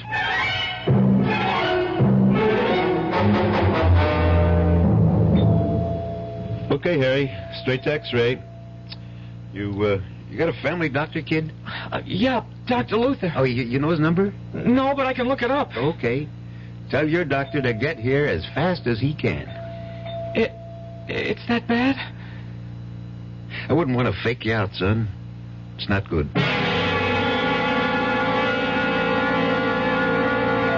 And I phoned Dr. Luther. He's on his way here. Is Ma gonna die, Judd? I don't know.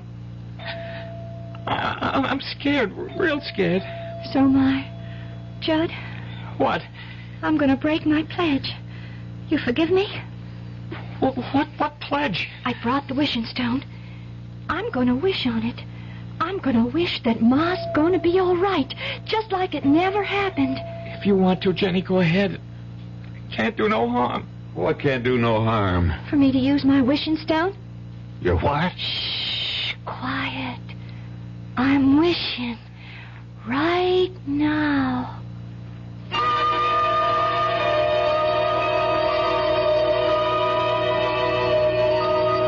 Are you the intern brought the Calder case in? Yes, officer.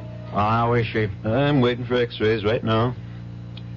I'd say she has one chance in 1,000. For certain, sure, her neck is broken. And the way it's broken and other signs indicate to me her spinal cord is badly damaged. If it isn't severed altogether.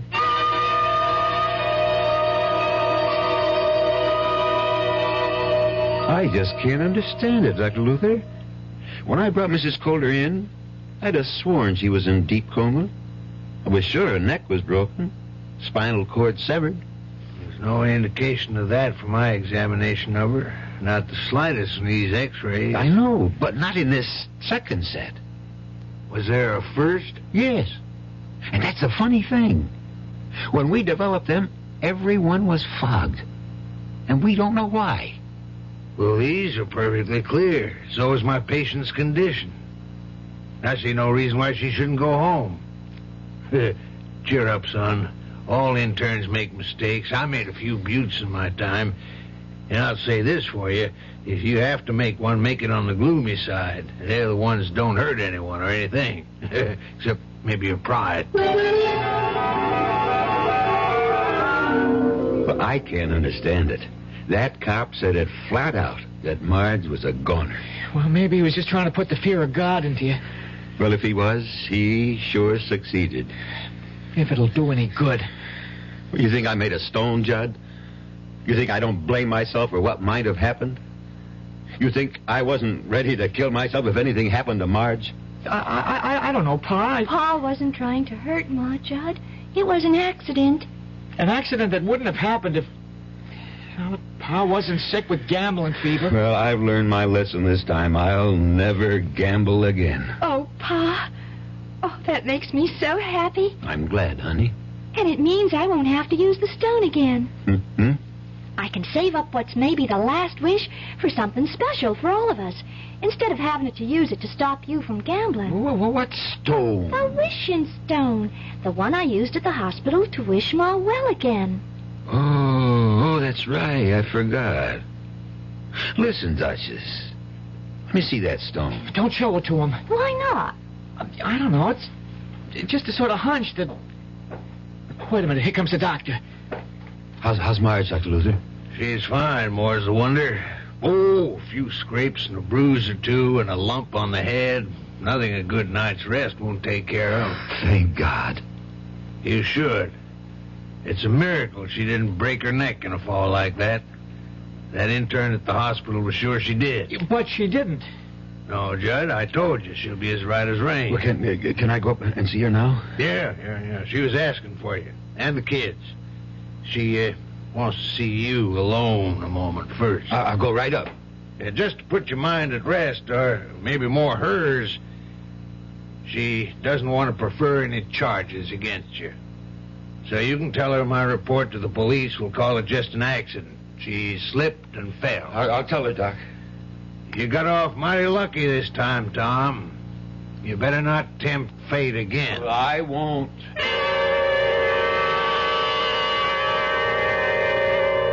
No, I mean it, Marge. Just give me another chance. I didn't see how I could, Tom. I never meant to throw you down those stairs. Oh, not because of that. The last straw for me was taking a chance away from Judd to have something he wanted more than anything in the world, his bicycle.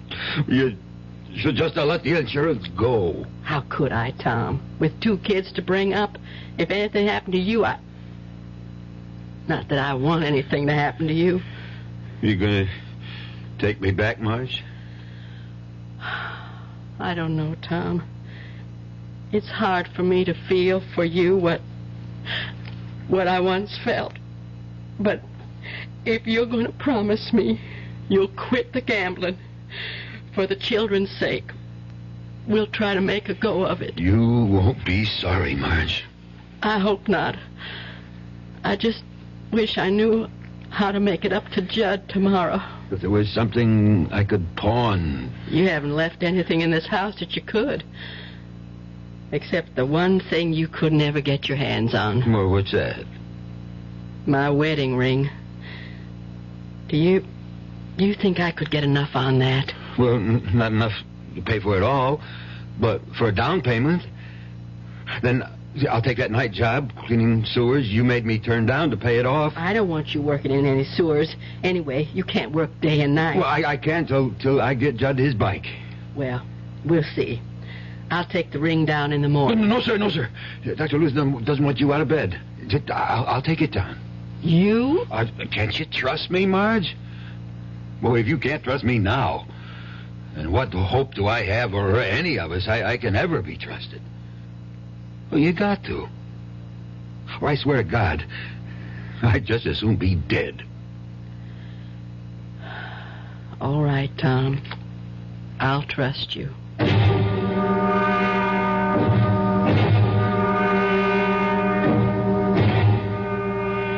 Did what?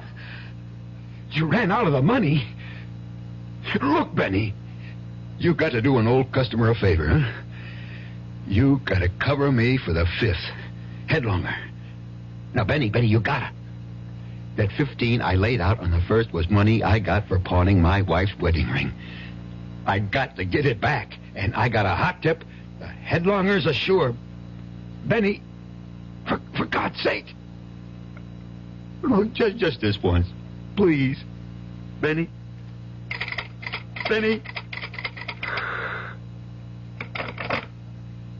What am I going to do?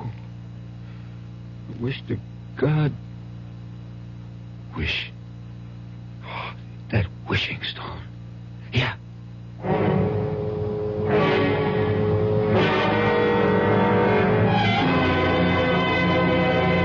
Where's Jenny, Judd? Oh, I left her down by the pond. We were skipping stones. I just came up to see how you were feeling. Fine. I'm going to get up. Your pa didn't get back yet, did he? No, ma'am. I ain't seen him since early morning when he pulled out in the pickup. Well, you go on back down and keep Jenny company. I'm going to make me a cake so we can have a real birthday celebration. Oh, it's all right, Ma. I don't need a cake. You're going to get a lot more than you bargained for. Now, go on. I don't like Jenny down by that pond alone. You know she can't swim.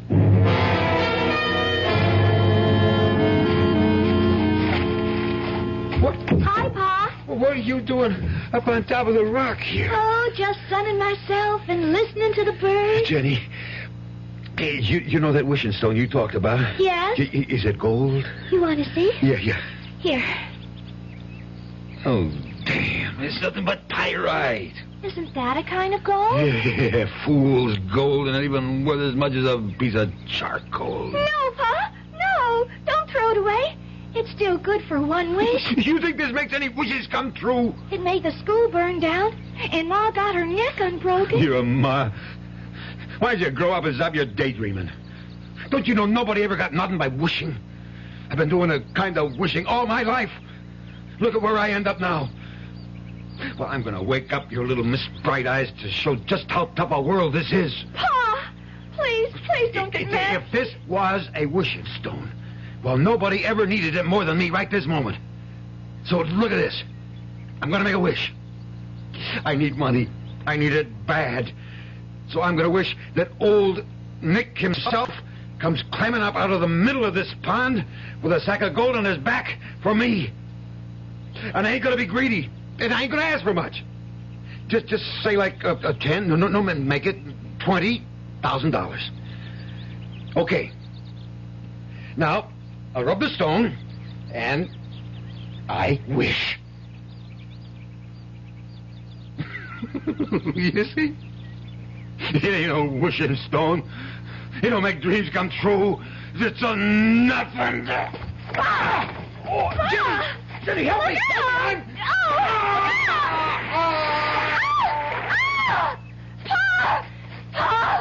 Oh, why doesn't he come out? Help! I can't swim! John! Help! It's Pa!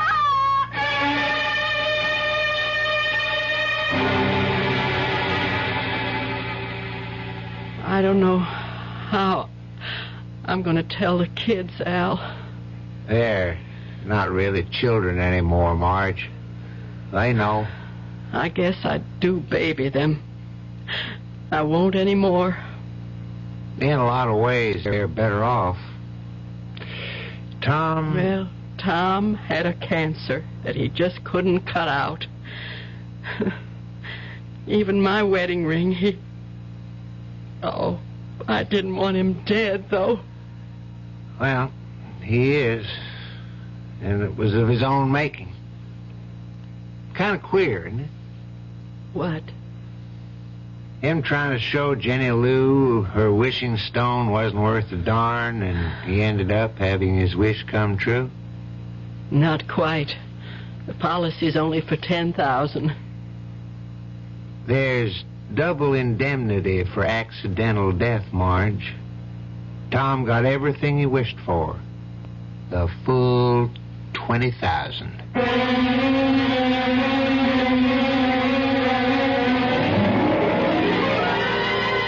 3 wishes, and they all came true.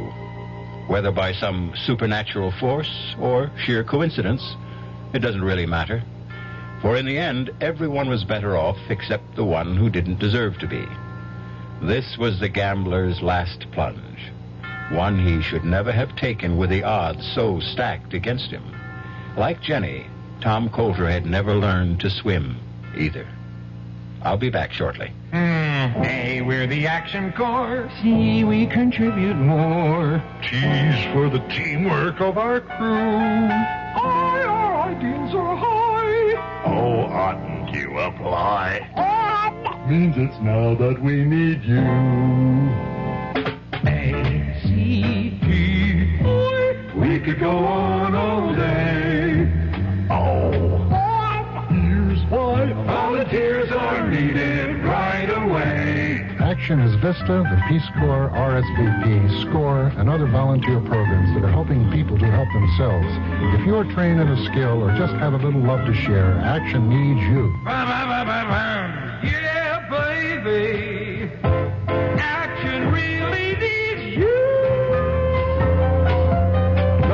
opera, rock, get into action. Oh, yeah.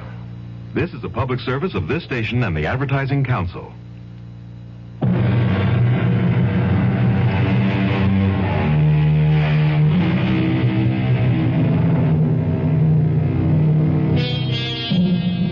As for the wishing stone itself, since it lies buried deep somewhere in the mud at the bottom of the pond, no one will ever know if it had the power to grant wishes. For Jenny, like all of us, had no escape from a common fate that soon befell her. She grew up and inherited a mantle that only Peter Pan seems to have escaped. She stopped believing in magic. Our cast included William Prince, Clarice Blackburn, Ann Costello, Jack Grimes, and Robert Dryden. The entire production was under the direction of Hyman Brown. And now, a preview of our next tale. Your husband? You dreamed? It was no dream. Oh, it was my husband. His ghost. Oh, for the love... Rory stood at the foot of my bed, and he begged my forgiveness for leaving me a pauper and breaking my heart. And he said, Jessica, I promise you'll live in Gormley House again. And then he vanished. The very next night, the Putnams crashed through the bridge over Gormley Gorge. Well, accidents do happen. It was no accident. No, the real estate man didn't tell you the whole story. Mrs. Putnam lived long enough to tell just what had happened. The Putnams didn't go off the bridge by accident. They were driven off it. Forced to swerve off it by an oncoming car. A car driven by a skeleton. Radio Mystery Theater was sponsored in part by Anheuser-Busch Incorporated, brewers of Budweiser. This is E.G. Marshall inviting you to return to our Mystery Theater for another adventure in the macabre. Until next time, pleasant dreams.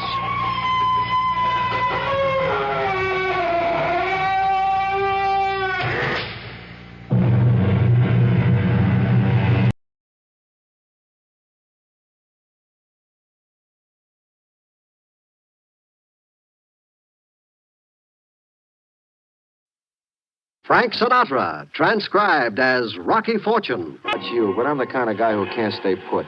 I get restless. Give me a nice soft job, a buck in my pocket, and a meal ticket. And one will get you 10, I'll quit the job, lose the buck on the GGs, and exchange the meal ticket for a train ticket. Hey, you take last week, for instance. The employment agency sends me down to Houston Street for a job as a chauffeur. Hey, Mac, this 159 Houston? Yeah, what do you want? Somebody wants to hire a chauffeur. A chauffeur? I made a joke? You take a look around this neighborhood, mister. Who you think got money for a chauffeur? Not even for food they got money. Look, all I know is the agency got a call for a chauffeur. 5'9", thin, chauffeur's license, must be able to wear pre-cut uniform. And you got the wrong place. 159 Houston, 6th floor. This is 159 Houston. My name is Zeconic. I'm the janitor. You take a look how many floors we got, eh? Maybe they meant 5th floor. I better go up. Yeah, you go ahead. Let me know if you get the job, eh?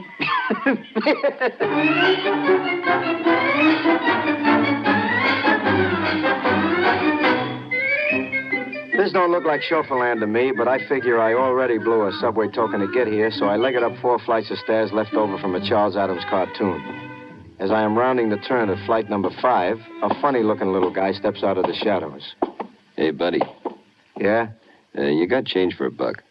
Sure. Here. Thanks. Hey. Huh? Where's the clam? Here. Oh.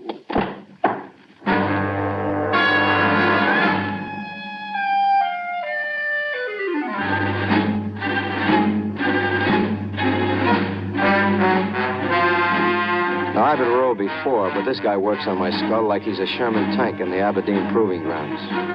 When I come to, I'm in a white room with iron grillwork in the windows. It's morning, which means I made an evening of it. Alongside my bed stands a gorilla in a white coat. I figure this place for a pad at Bellevue. I am mistaken. Okay, take it easy, Steve. Oh. How do you feel this morning? Oof. You've had a couple of bad nights, Steve. A couple? What day is this? Tuesday. Holy smokes. I've been out since Saturday. Last week you were pretty good. Only a couple of lapses. Did you say last week? That's right, Steve. The name is Rocky. Rocky Fortune. You're not going to start that again, are you, Steve? Start what? That Rocky Fortune bit. Dr. Harris wouldn't like it. Listen. Oh, what a hangover. Take it easy. Look, where am I, Buster? Mount Kenzie Rest Home. Mount Kenzie. Is that in the Bronx? It's near Denver. Denver? Denver, New York? Denver, Colorado. Okay, buddy. If the joke's over, I'll take my clothes and get out of here. Joke, Steve? Joke, Jake. Give me the clothes. I'm afraid I can't do that. Not without Dr. Harris's order. Will you tell the good doctor that Rocky Fortune wants to have a word with him? Now, if you're going to insist on that, Steve, I'm afraid we'll have to try the treatment again. What treatment? Come along. Take the hands off, Buster. You're etching the epidermis. You coming along? Not if I can help it. Okay.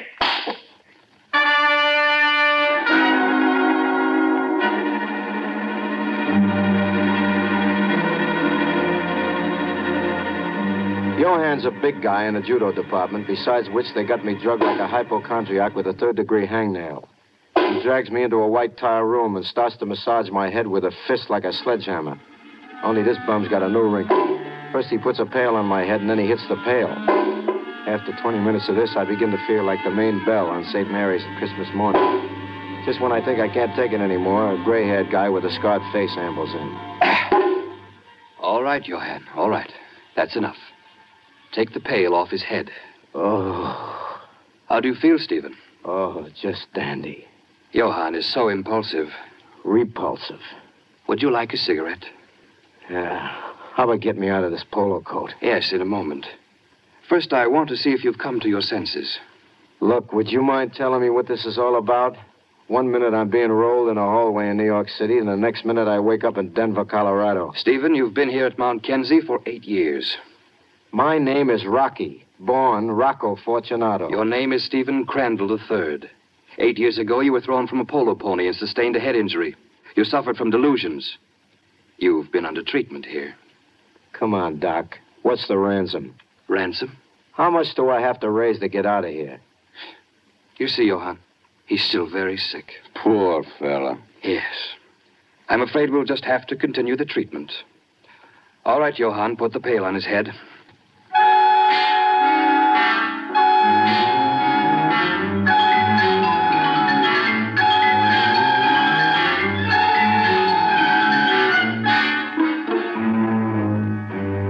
Now, once again, what's your name? Rocky. And if you don't like it, you can... All right, Johan. Now we'll try it once more. Your name? Go jumping. Johan. Name? That's enough, Johan. Very well, young man, your name? Stephen. Stephen what, please? Stephen Crandall, III. Your age? 32. How long have you been here? 8 years. Why did you come here? Polo accident. Good, good. And now, once again, your name? Crandall. Stephen Crandall.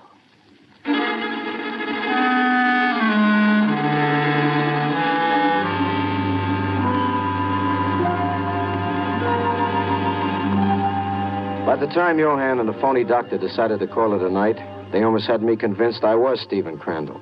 Pardon me, the third. They doped me up again for the night, and next morning we covered the course again. Good morning, Stephen. You slept well? I had a funny dream. So? I dreamed I was a guy named Rocky Fortune. I dreamed I went to apply for a job as a chauffeur in New York City, and somebody sapped me. Pretty funny, huh? But you understand it was only a dream. Oh, sure. I'm happy to hear that. You see, today we have a surprise for you. Can you guess? I get a new pail. No jokes? No jokes. Check. What's the surprise? You're going home. I thought you said no jokes. Well, this isn't a joke, Stephen. I feel you're ready to leave at last. We're going to let you go home, on trial, of course. Now, at the first sign of your delusion that you are someone other than Stephen Crandall, I'm afraid you'll have to return. When do I fly? Tomorrow morning. Johann will accompany you.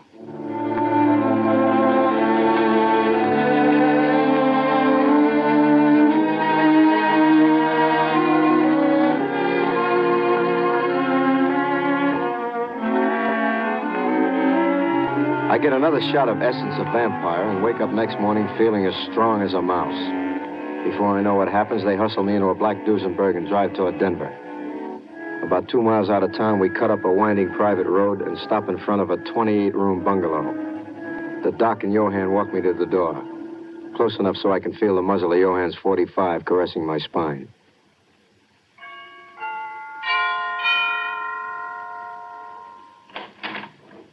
The door is opened by a medium-sized butler right out of Dickens, with side whiskers and all. Yes, gentlemen. Hello, Deems. Why, it's Dr. Harris and Mr. Stephen. We weren't expecting you so early. Mr. Stephen, how are you? Speak up, Steve. Oh, fine, Deemsy, old man. Just peachy. Come in, sir. Come in. Welcome home. Thanks. Have a seat, Mr. Stephen. I'll inform Miss Laurie you're home.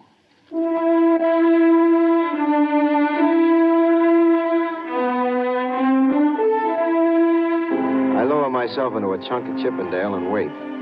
My head aches and everything looks like a 3D movie without glasses. After a couple of minutes through the blur, I see a dame come floating down the staircase. Even in my weak condition, I can appreciate that she's got more curves than the Jersey Turnpike. She takes one look and comes on like gangbusters. Steve, darling. Oh, darling, darling. Sis? This is your wife, Steve.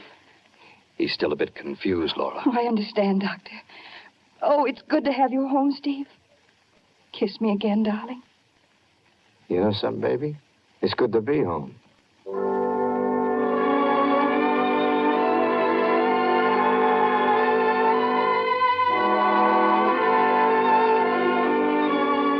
We go into a clinch again, and I am just beginning to enjoy my new identity when Deemsy clears his adenoids and announces... Excuse me, Miss Laura. Judge Harley is calling. The judge here? Well, Dr. Harris, is it all right? Judge Harley is an old friend of the family, isn't he? Oh, yes, he's known Stephen since he was a boy. Well, I think it'll be all right. Just behave yourself, Stephen. Oh, sure. Very well, Deems. Show him in. Yes, ma'am. Remember, Stephen. How can I forget? This way, Your Honor. Laura. Well, and Stephen. I heard you were coming home, but I didn't expect I'd actually find you here. How are you, my boy? Great. Just great. Let me look at you. Oh, he's changed, Laura. Thin. Ought to eat more.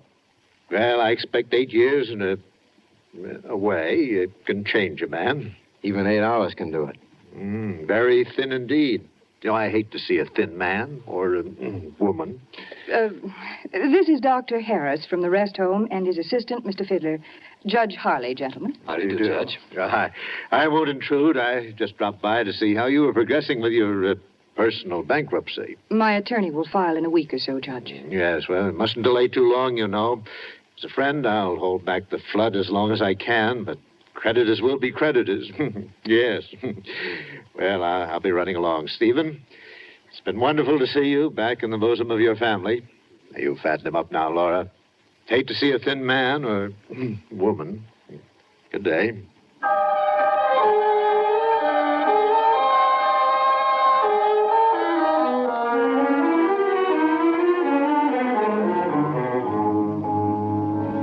I give the judge a couple of seconds to leg down to his black limousine, which I can see through the French window. I toss a haymaker at Johann and pull an Esther Williams through the casement. I land in a bramble patch, Natch, just as the judge gets to his car. Judge Harley. Hold it. Stephen, what is it? Get in the car. I can't talk now.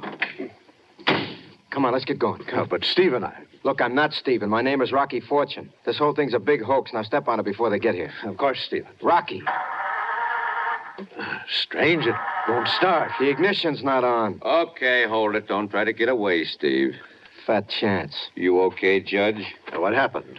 Steve here tried to do away with himself. Right out of the window. Lucky it was the first floor. What was he telling me about being Rocky something or other? Oh, he's Rocky, all right. Judge, listen. Call the Gridley Employment Agency in New York, will you? Steve, you know what I got in my pocket. Now, be a good boy, and I'll give you some candy. Okay, Ape Man. You win. This time. Sorry to have troubled you, Judge. Come on, Steve. Glad I was of service. Take good care of Steve now. Don't worry about that, Judge. It's thin. Very thin.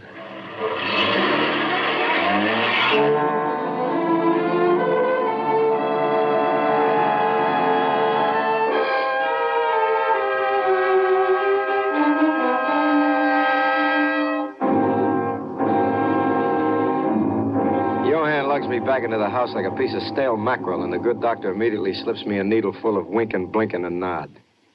Yeah, there we are. Oh, the poor darling, he's all scratched up. Let me take him up to our room. Yeah. My dear, you see how unstable he is.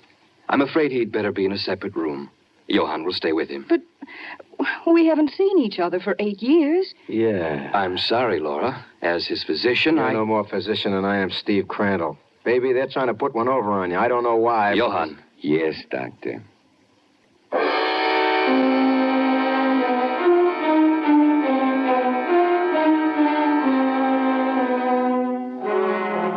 Johann puts the muscle on me, and I'm locked into the guest room on the second floor.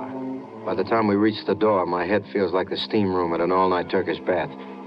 I get my ear on the pillow and pass out. Rocky. Hmm? It's me, Laura. I've been waiting for you. I've arrived. Kiss me, Rocky. Why not? Say, that's nice perfume. I'm glad you like it. Makes me sleepy. Sleep. Smells like Smells like marsh gas.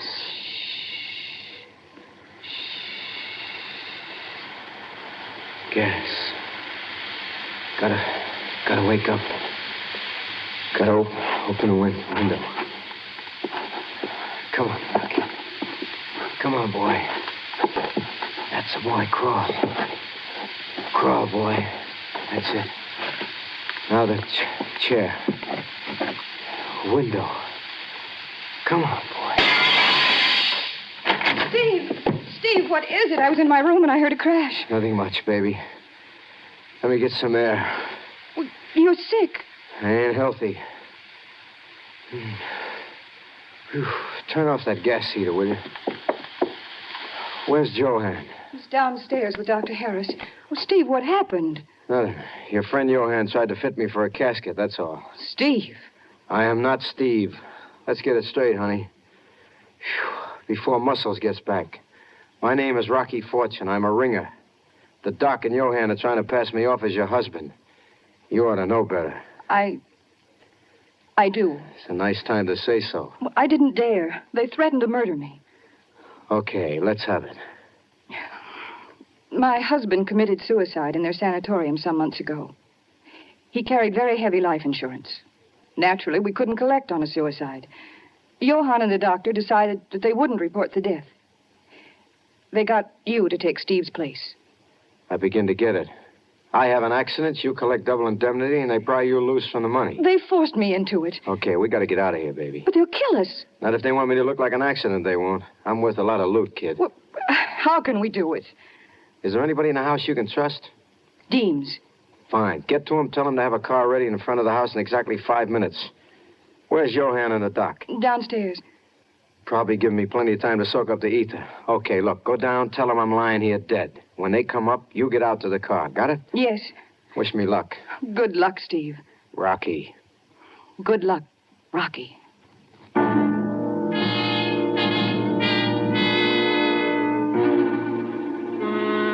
As soon as Laura leaves, I fix up a dummy out of pillows and stuff it in the bed. And I slip out of the room and hide in an alcove about 10 feet away. I wait. A minute later, the doc and Johann come stumbling up the stairs like a thundering herd. I let them rush into the room, take 2 giant steps, and lock the door behind them. Open that door. Open that door. Can't hear you, Uncle. Please open the go! Temper, temper. Open the door. So long, gentlemen. Don't think it hasn't been a pleasure, because it hasn't.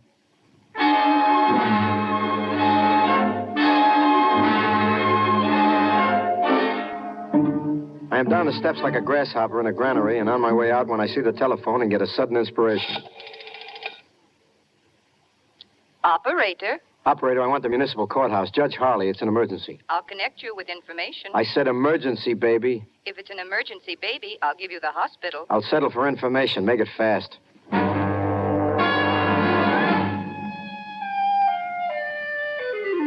Upstairs, I can hear Johann and the doctor making headway with the door, and I don't have much time to waste on explanations. I need something that'll knock the judge right off his bench and bring him out here in a hurry. Hello? Judge Harley? Yes? This is Deems, the Crandall butler. Oh, what is it, Deems? Master Stevens has just murdered the entire family, sir. He's kidnapping me. What? What is this? What's that banging noise? It, dynamite, sir. He's blowing up the house, room by room. I think you'd better get out here, sir. Here they come. Deems? Bye. I figured this ought to bring him out on the double, so I write a message on the mirror with Laura's lipstick and leap out to the car one jump ahead of the hounds. Are you all right, Rocky? Fine. What took so long? Had to call my bookmaker and was sure a bet. What about the doc and Johann? On the inside, looking out. Head for the local constabulary, Deems, the old sock. Yes, sir. I spend the next few minutes gazing fondly into Laura Crandall's lavender eyes, and she gazes back. I can see the fine blue blood surge through her cheeks, and on her, a blue surge looks pretty good. I'm ready to surrender to the beast in me when Deemsy makes a screaming turn off the main highway and pulls to a stop 10 feet from the edge of a cliff.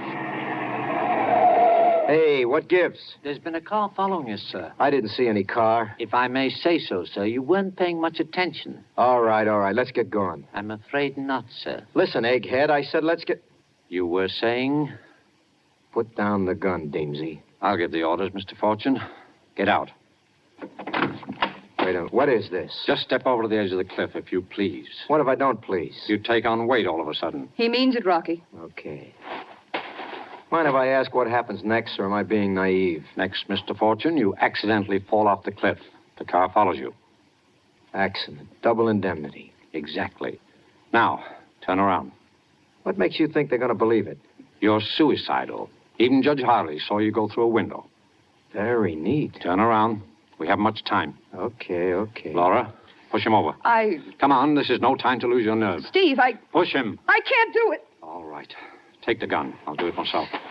I hear a car. Stop worrying. All right, Mr. Fortune. That first step looks like a Lulu. Get going.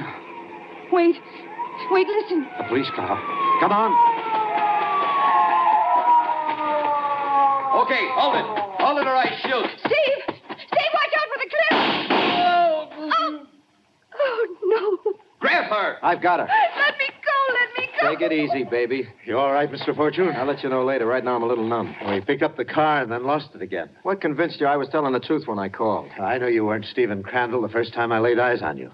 I also know I couldn't do anything about it at the time. When you phoned me before you left the house a few minutes ago, I'd already checked the employment agency in New York City. You're lucky we picked up the car. What about the guy who fell off the cliff, Judge? Is he dead, Sergeant? Well, I didn't have a chance. Who is he? As far as I know, he's the Crandall butler. You got it wrong, Judge. You know him? I think if you take off those phony side whiskers, you'll find out he's the guy I was supposed to impersonate, Steve Crandall. What? Blossom here called him Steve just before he took the Brody. Laura, is it Stephen? Yes. Why did you do this? We had no money when Steve left the institution. He cooked up this scheme with the doc and Johann to cash in on his own insurance. Next time I answer an ad for a chauffeur, remind me to make sure they want a live chauffeur, not a corpse.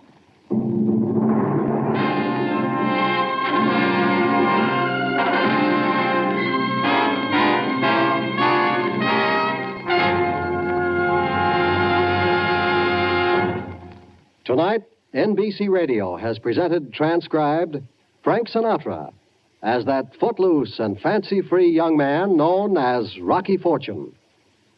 Others in the cast included Francis Urie, Maurice Hart, Jack Mather, Herb Ellis, Stanley Fraser, Lynn Allen, and Stephen Chase.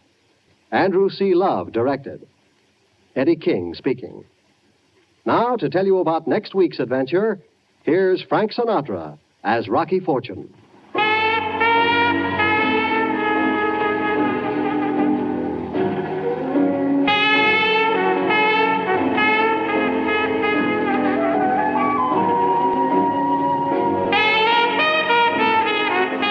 So that's how come I'm back on unemployment insurance again.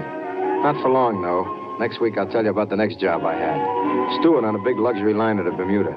I figured I'd like to see the ocean, you know. A couple of guys were trying to help me, too. Only they wanted me to see it the hard way, from the bottom.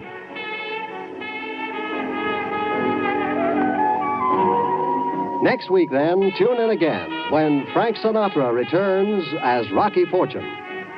We join American business and industry in saluting the National Safety Council and the thousands of safety-minded men and women who are, this week, attending the 41st Annual Safety Council Congress and Exposition in Chicago. With the cooperation of business and industry, the National Safety Council is making life in America safer for everyone. Enjoy Fibber McGee and Molly tonight on the NBC Radio Network.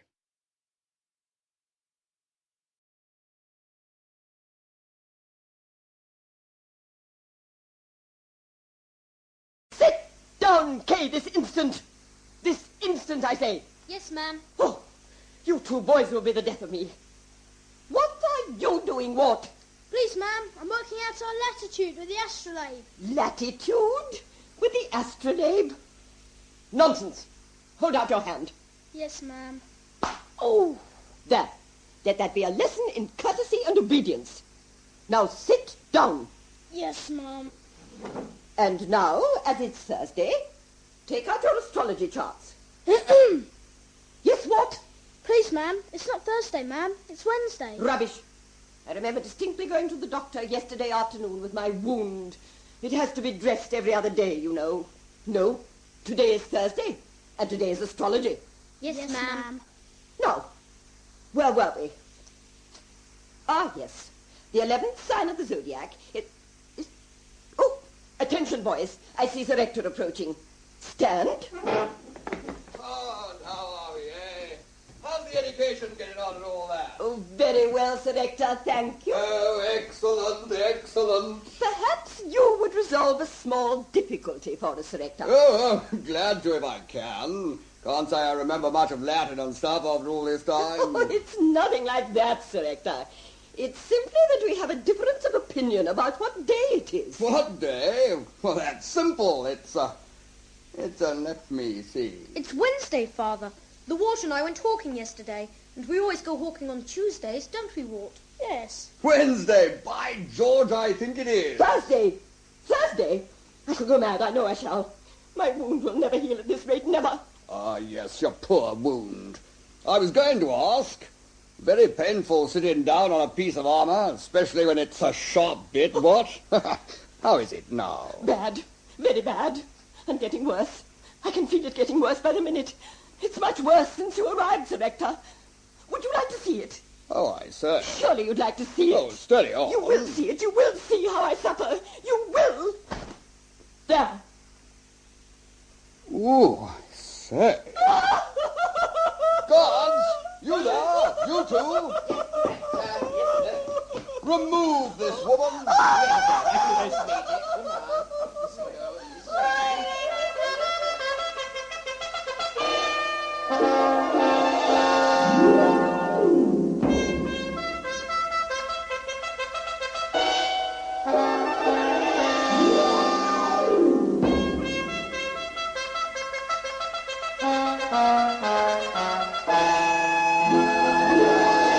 The Sword in the Stone, the novel by T.H. White, dramatized for radio by Neville Teller, starring Michael Hordern as Merlin and Toby G. Robertson as Wart, with the original music by Benjamin Britten, conducted by Stuart Bedford.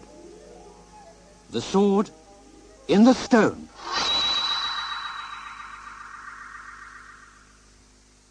As I was saying, or is it as I was about to say, I'm the worst person in the world to tell you what happened.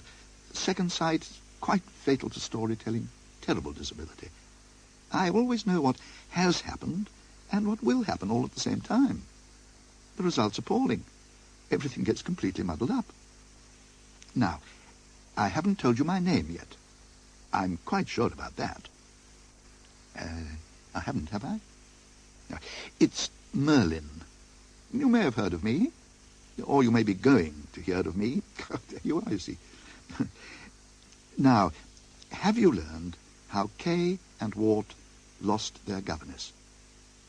You have? Well, I'm quite sure I didn't tell you, and I'm quite sure I'm not going to. But Sir Grummore Grummerson didn't know, so his old friend Sir Ector gave him the whole sorry story. Had to get rid of her, of course, Grummore.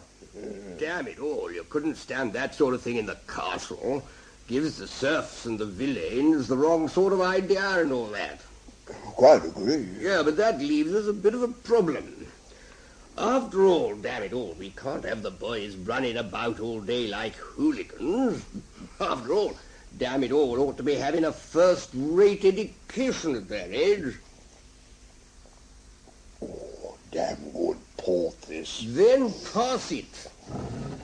So what would you advise, Grummore? Oh, well, that takes a deal of thinking about it, if you don't mind my saying so. Oh, no, I don't mind you saying that at all. Very kind of you to say anything. Much obliged, I'm sorry. Help yourself to the port. Now, about these boys, how many of them are there, do you know? Oh, two.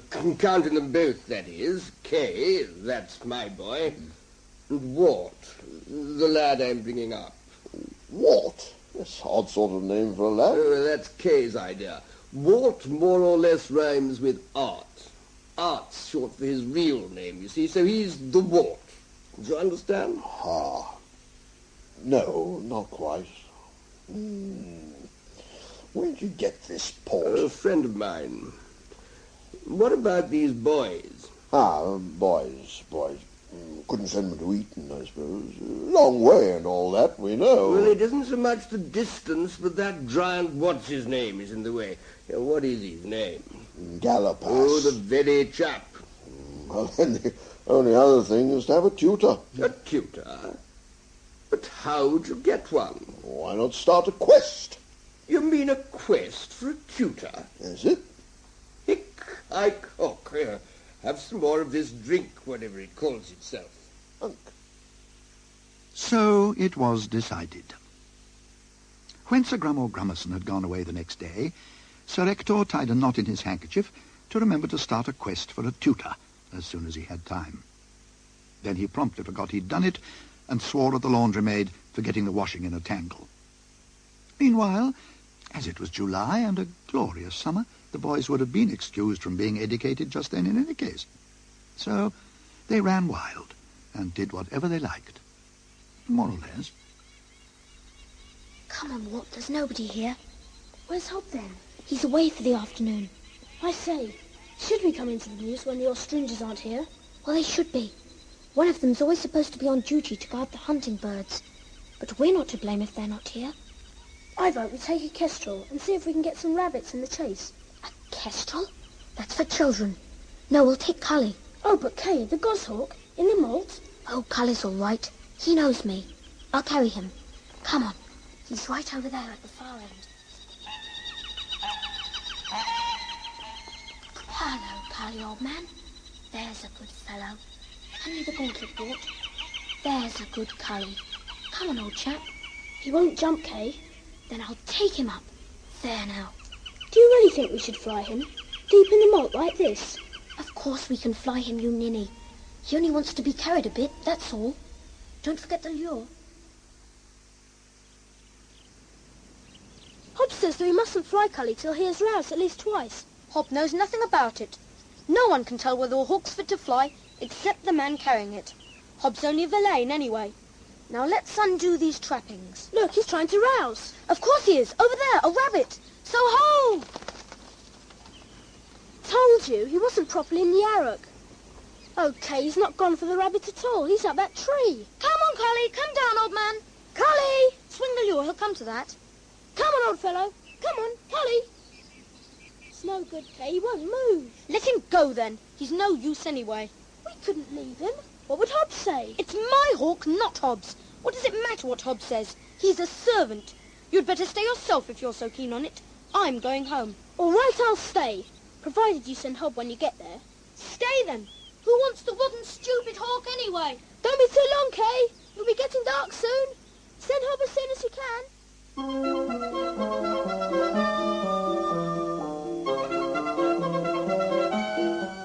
Oh, Cully, you wicked bird.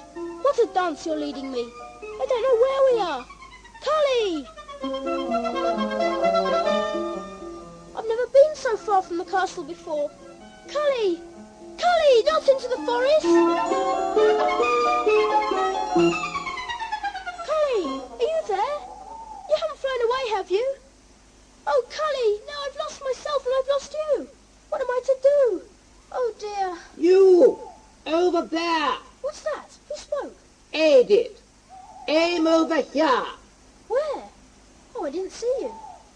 You're so very still in the moonlight. It's difficult to tell you from the trees. You'd stay still if you were in a full suit of armour, what? Yes, but your horse isn't moving either. I dare say you wouldn't move very much if you were a horse with a knight in full armour on your back. I suppose not. Did I hear you say you were lost? Yes, I am. Can you tell me the way back to Sir Ector's castle? Just a minute while I open this visor. Aha! Whom have we here, what? Please, I am a boy whose guardian is Sir Ector. Charming fellow. Never met him in my life. Can you tell me the way back to his castle? Faintest idea. Stranger in these parts myself. I'm lost. Funny thing, that. Now, I've been lost for 17 years. Name of King Pellinore. May have heard of me, what? 17 years ago, come Michaelmas, and been after the questing beast ever since.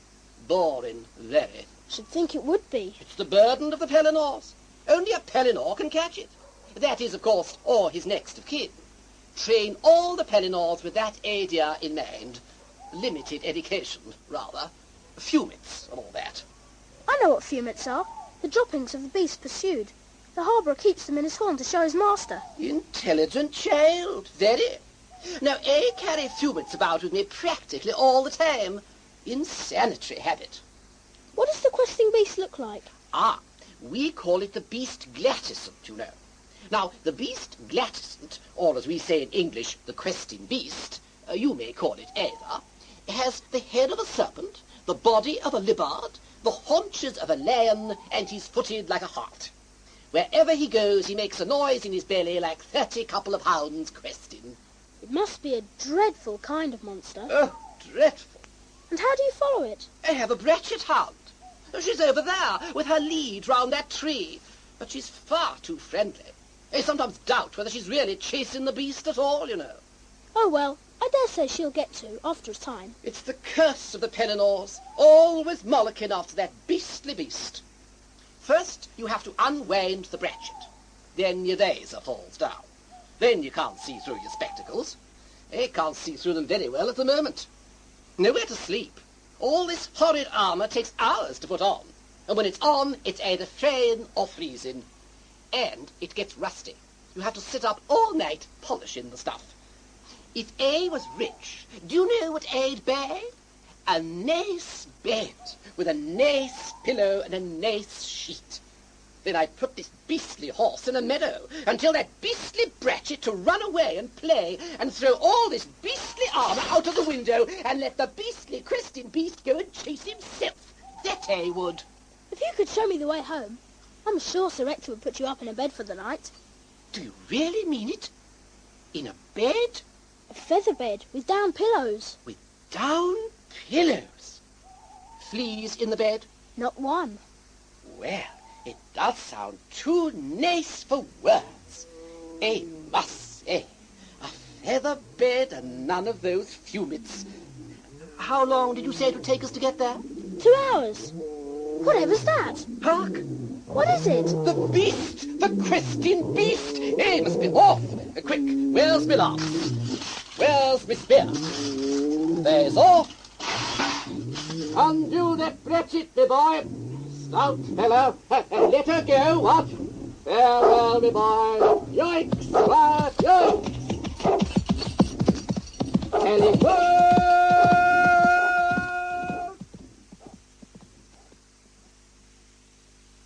which I hope explains to your complete satisfaction exactly how young Wart chanced to be in the neighbourhood of my cottage the following morning.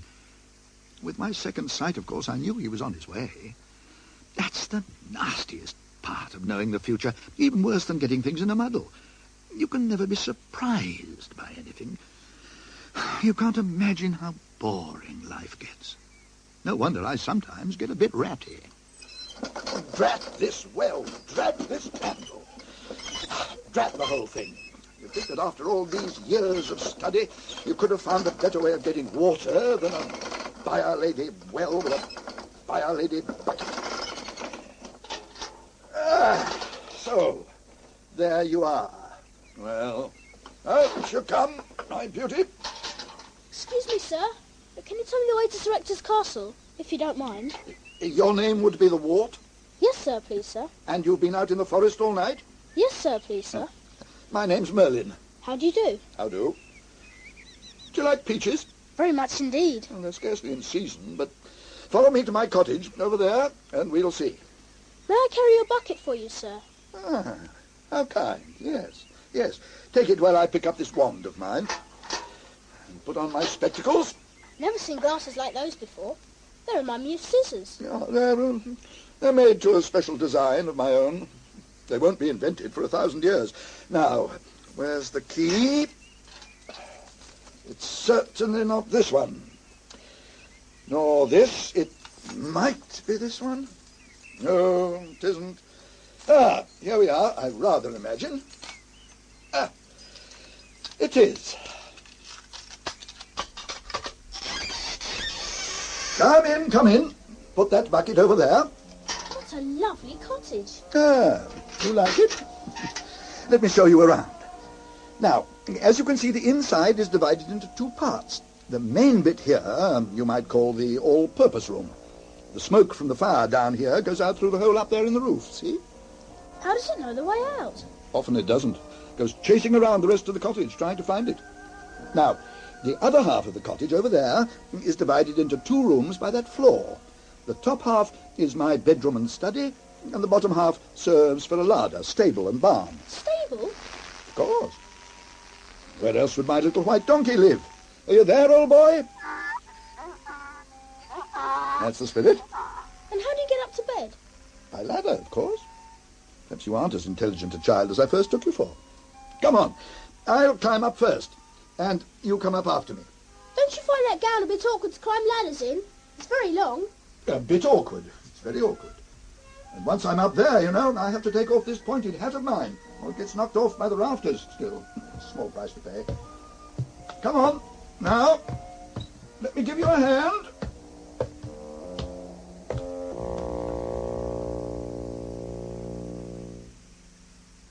What a wonderful room. I've never seen anything like it before. Not ever. Of course you haven't. When have you seen all in the one room? Stuffed popinjays, maggot pies, kingfishers and peacocks, and a reputed phoenix. That's the reputed phoenix, over there. It smells a bit peculiar. Rather like incense and cinnamon. And all these books. I've never imagined so many all in one place. And all covered in leather. Or a fox's mask and a 40-pound salmon and boar's tusks and tiger's claws. What's that? Those are my badgers. Look, over there, by that sort of aquarium, and there aren't any fish in that glass tank, you know, I keep my 6 grass snakes in there. Good gracious me. There's an owl flying about. Oh, isn't he lovely? Look out! He's landing on your head. Don't his claws scratch when he perches up there like that? Can't you see this skull cap of mine? That's one of the reasons I wear it. There is no owl. Who said that? The owl, of course.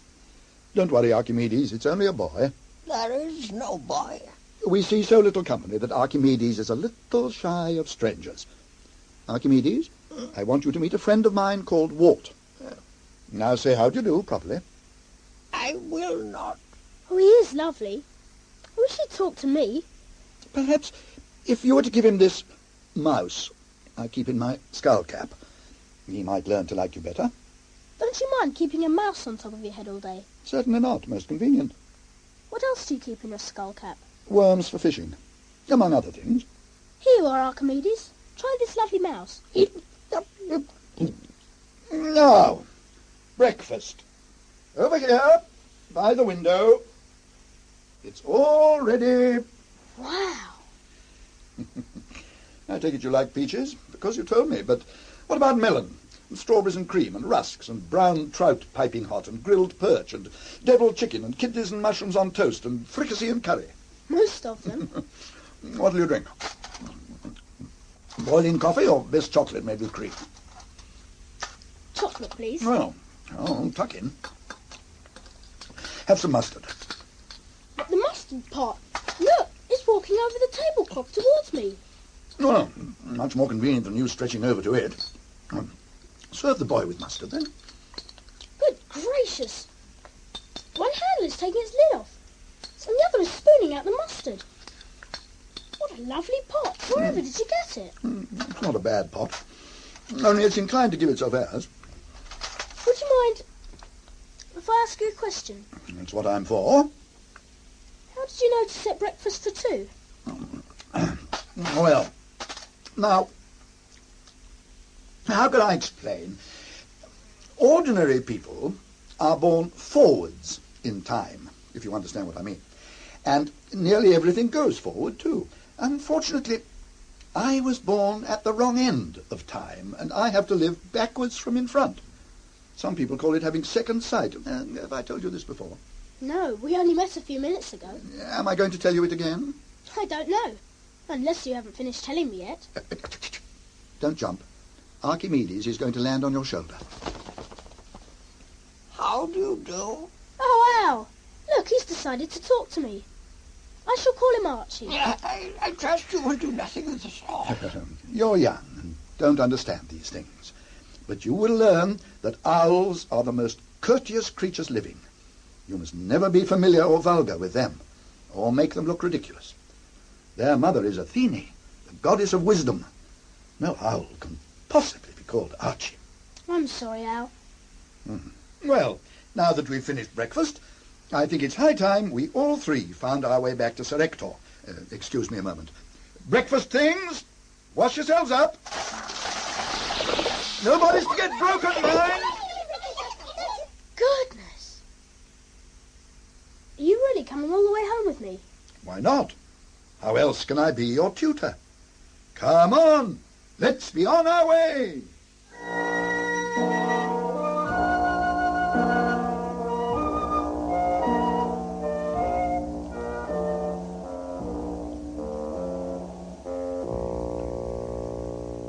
Look who I've brought.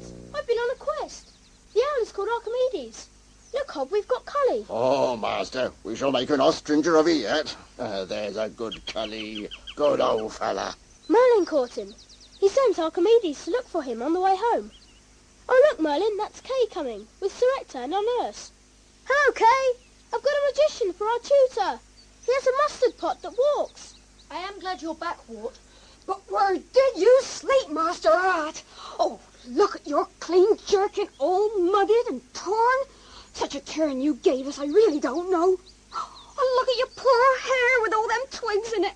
Oh, my own random, wicked little lamb. Well, here we are again, eh? What the devil have you been doing, eh? Setting the whole household upside down? The castle of Forest Sauvage will never be the same again. Oh, sir, I've been on that quest you said for a tutor, and I found him. No. Please, he's this gentleman here, and he's called Merlin. He's got some badgers and hedgehogs and mice and things on this white donkey, because we couldn't leave them behind to starve. He's a great magician, and can make things come out of the air. Ah, a magician. White magic, I hope. Assuredly. Oh, well, he ought to have some testimonials, you know. It's usual. Testimonials?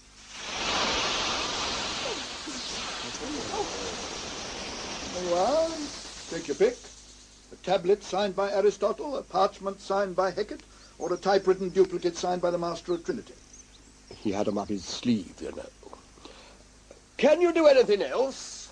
Tree! You can pick those plums if you like. They're quite real. They do it with mirrors. Snow! Stop it, Merlin! We're all freezing! We'll all catch our deaths!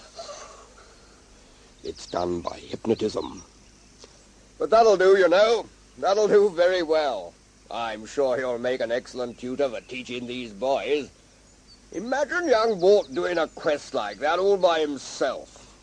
Well. I don't think much of it is a quest. He only went after the hawk, after all. And got the hawk, Master K. That he did. Well done, young Walt.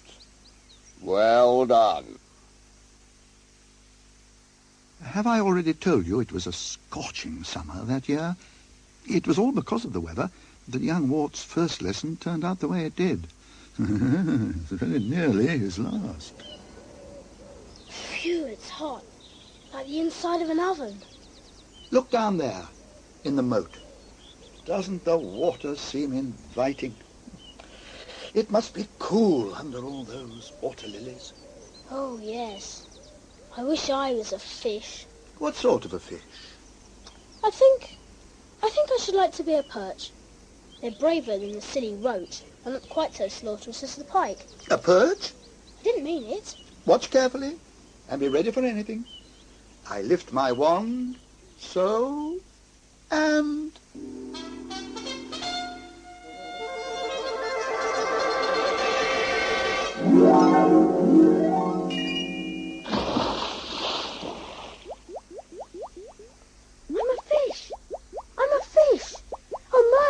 Come too.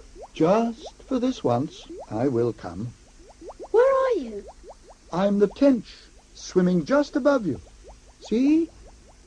But it is just this once. In future, you know, you'll have to go by yourself. Education is experience, and the essence of experience is self-reliance. It's very difficult, being a fish. I keep going round and round like a corkscrew. Not like that. Put your chin on your left shoulder and do jackknives. See if you can join me. Come on. I'm coming. There. I seem to have got the hang of it now. Splendid. Well, let's go for a little swim. What a wonderful feeling. I don't weigh anything at all. It's just like flying. Whee! Look over there. Oh, yes. That school of sticklebacks all doing their PE in strict time. Up, down, up, down. Look up above you. It's a funny sort of sky. Just a circle. And there's a swan. Poor swan. It's got a deformed leg. Can only paddle with one. Stuff and nonsense, young perch.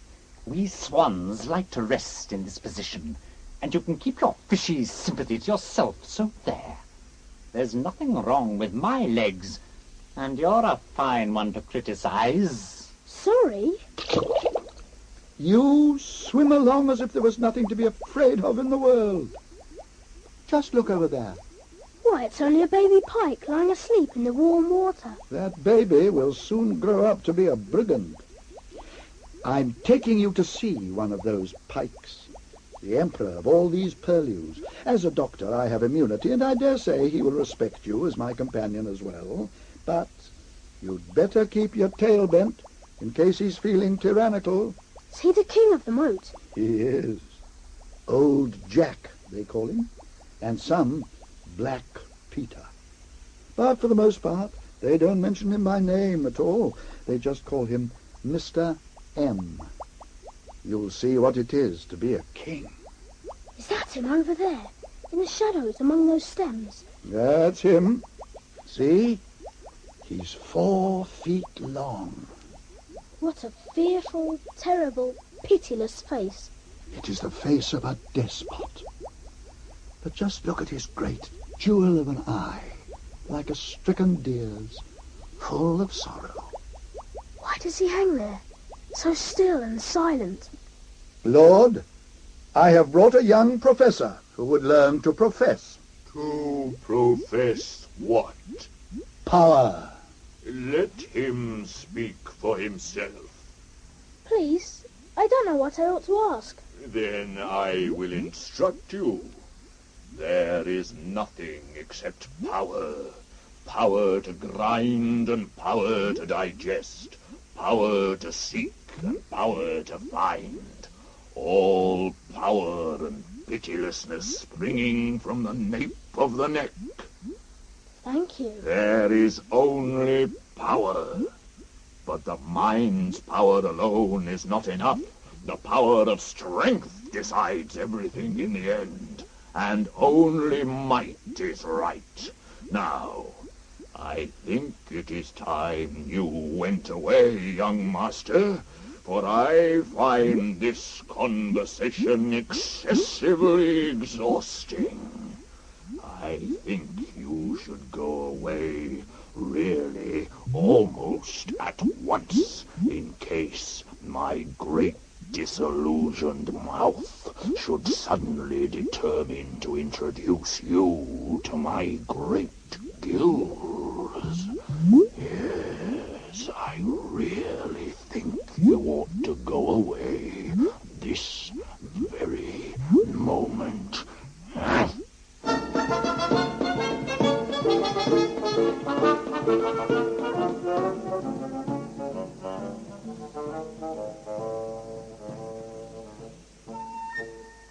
Oh, Merlin, what a narrow escape. 1 second more and he'd have had me. Who'd have thought that all that was going on down there under those water lilies? Let that be a lesson to you to be on your guard. Always be on your guard. Danger lurks all around you. Remember what I say. But did he remember? Of course not. And I only said it because my second sight showed me the fearsome danger that lay ahead. But who could expect a young fellow, my lad, to keep a warning like that in his head for more than 2 minutes together? That's another outer, Kay. Have another try. You're plucking on your loose. One last flight. Sorry, outer again. Oh, come on. I'm sick of these beastly targets. Let's have a shot at the popinjay. All right. I'll sit it up. You go back, Kay, and see how you do. I'm not in form today, but I'll have a try. Ready? Ready. Missed, I'm afraid. Oh, bother it. Well, let's stop for today. Let's unstring our bows. But first we loose our final shots. Up into the air as usual. As a gesture of farewell to the day. You first, Kay. Now mine. Oh, it's a good one. Up and up. It's topped the trees. It's burning against the evening sky. Just look at that crow. It snatched my arrow out of the sky and gone off with it. I've never heard of such a thing. How dare it? It's a bad sign, Wart. An ill omen. That crow was a witch. I don't care if it was 10 witches. I'm going to get my arrow back. But it flew towards the forest. And I'm going after it. You can go alone, then. I'm not going into the forest sauvage, just for a putrid arrow. I shall go alone. Oh, well. I suppose I shall have to come too if you're so set on it. Come on, then. I say, I never knew there were any cottages so close. It's just like Merlin's. Look, there's even a well in the front garden. The place probably belongs to a wizard. I want to have a look at it. Come on, Kay. Oh, all right. Look at this. There's a brass plate screwed on the garden gate. Madam Mim, B.A. Dom Daniel. Madam Mim? Have you ever heard of her, Wart? Never. There's some more writing underneath. Pianoforte, needlework, necromancy. No hawkers, circulars, or income tax. Beware of the dragon. Dragon? Do you think she keeps a pet dragon? I say, Walt, there's a lady peeping out at us behind those lace curtains. Don't know about a dragon, but there's that great gore crow up there standing on the chimney. Let's go, Walt. Oh, do come on. She'll never give that arrow back to us. I don't like this place. How do you do, my dears? And what can I do for you today? Please, there's a crow sitting on your chimney, and I think it has stolen one of my arrows. Precisely. I have the arrow within. Could I have it back, please? Inevitably. The young gentleman shall have his arrow on the very instant. In 4 ticks and ere the bat squeaks thrice. Thank you very much. Step forward. Honour the threshold. Few can believe how we ignoble tenants of the lower classes value a visit from the landlord's sons. We would like to come in, very much. But you see, we shall be late already. The fare is lowly. No doubt it is not what you would be accustomed to eating, so naturally such highly born ones would not care to partake. Oh, why not, Wart? We needn't be back before Vespers. Enter. Enter.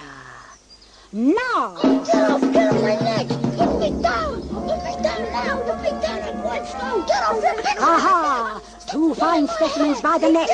Kick and struggle as much as you like, my fine gentleman. Let's go through my humble abode, shall we? Get off! Leave me alone! Get off! Get off! You're pinching me! And out! Get off! To my backyard! We thought that the growing sportsman would care to examine our rabbits.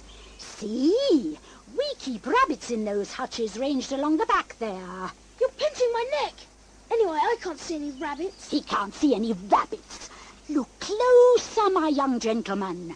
This first hutch is certainly empty of rabbits, but it has an occupant. A poor, ragged old owl. Put me down, madam, if you please. I am the son of Sir Ector of the castle of the Foy Sauvage. All in good time. And here is hutch number 2. You've got a little boy in there. Poor little chap. Hello? Oh, he won't talk to you. I've seen to that. And what do you think of hutch number 3?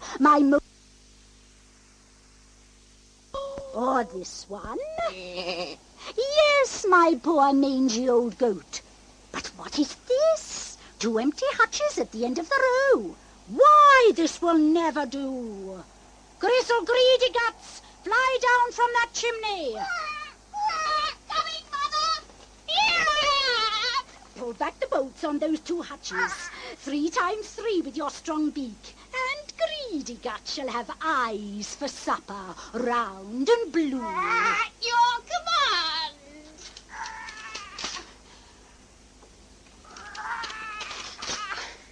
And now, my young gentleman, you in that one. In you go. No, no! And you in there. Let me out. And now for the magic key. Once. And once again. Oh, yes, you'll come out. You won't stay in there very long, I promise you. You'll come out when I have whispered my magic words in the keyholes. For the locks on your hutches are magic, and they cannot be opened any other way.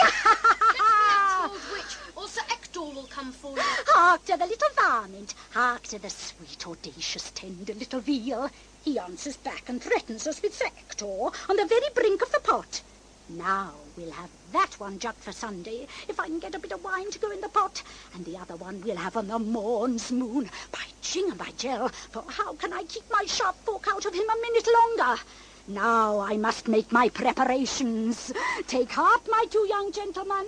I shan't be long.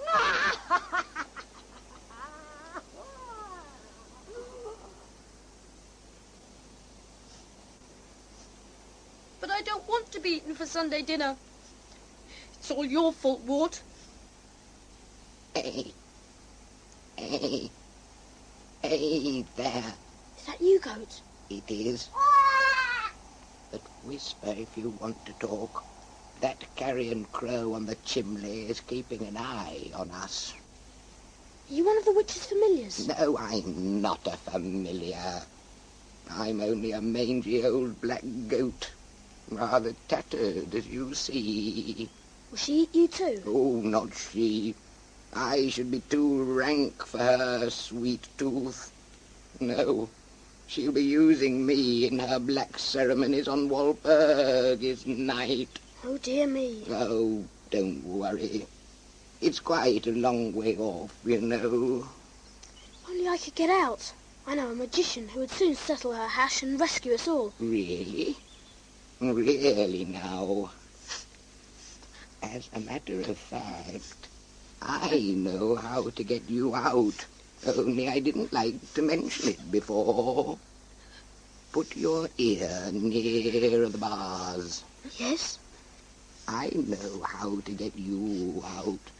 but not your poor friend there who's crying. You see, when she whispers to the lock, I've heard what she says, but only at the locks on either side of mine. When she gets a cage away, her voice is too soft. So I know the words to release you and me and the black cockerel here too, but not your young friend yonder. Why, Evan, haven't you let yourself out before then? Ah, you see, I can't speak them in human speech. And this poor witless boy here, he can't speak them either. Oh, do tell me them. You'll be safe then, and so would I. And the cockerel, if you stayed long enough to let us out. But would you be brave enough to stay, or would you run at once? And what about your friend, and the boy, and the old owl? I should run from Merlin at once. At once, and he'd come back and kill this old witch in 2 twos, and then we should all be out. I tell you what, then.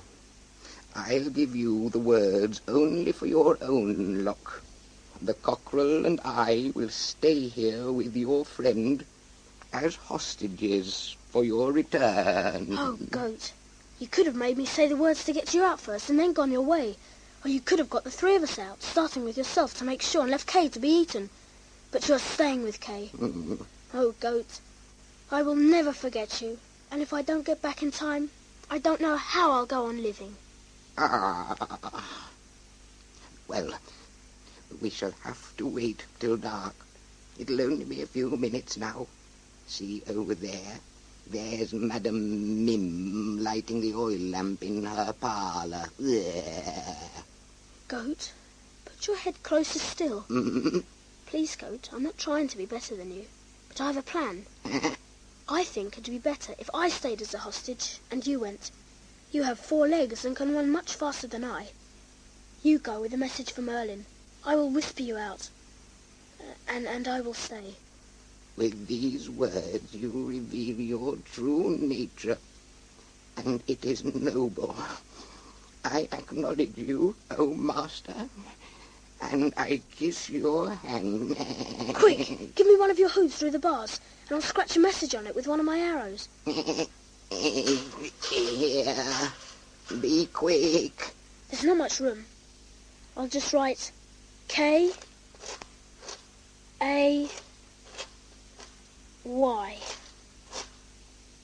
K, there. He's more important than I am, and they come quicker for him.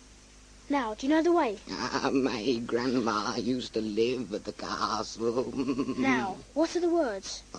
Mine rather upsetting. What are they? Well, you must say, let good digestion wait upon appetite. Oh, Goat, how horrible. Now, let good digestion wait upon appetite. There, it's open. Now run quickly, Goat. Quickly, for our lives depend on it. And come back safely. I will. Goodbye. Godspeed. Mother, the rabbits are escaping!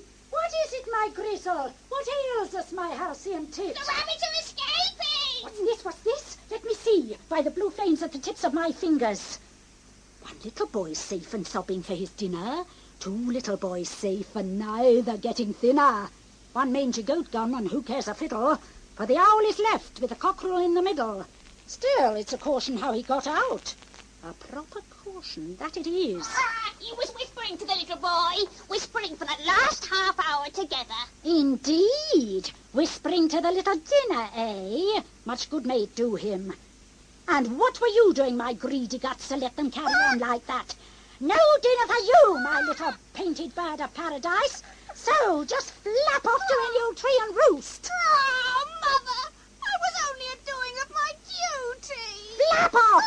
Flap off and go broody, if you like. Now, my juicy toothful, it's time to pluck you from your durance vile. First, the magic words. Enough is as good as a feast. We think the cauldron simmers.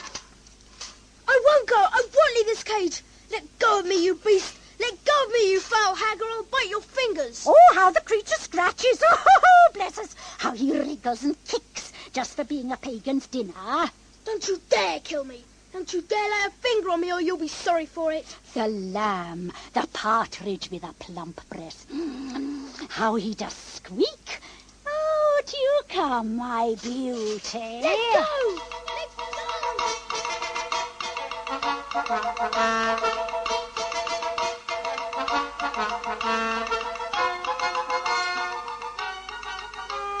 Into my lovely warm kitchen.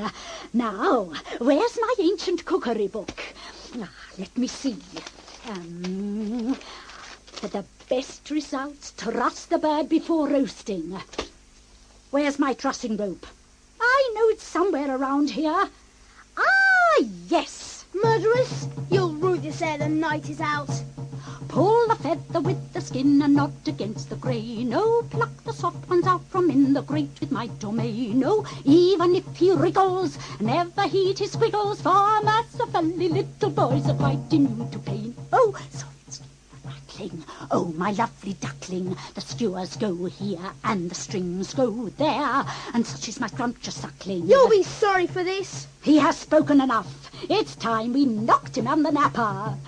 Hold him by the legs, and when up goes his head, clip him with the palm edge, and then he is dead.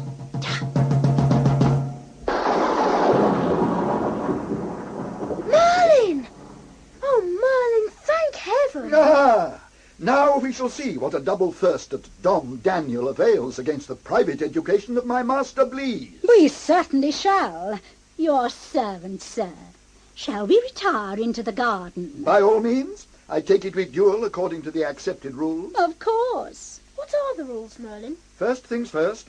Permit me to dissolve the cords that bind you. Enjoy your freedom, my young master. Why, you may.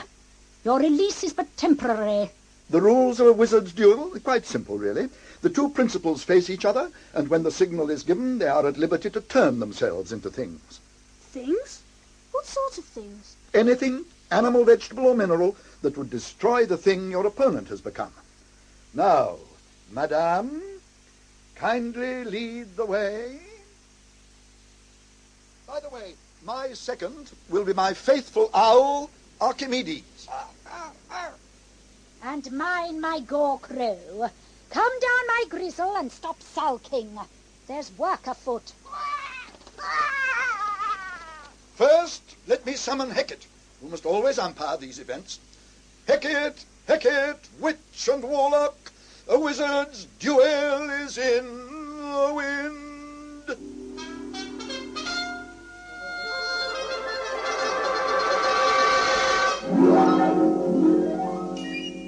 All hail! I am here to see fair play, and woe betide either party who plays foul. Understood? Now, just let me climb up this step ladder. So. And adjust my eye shade. There.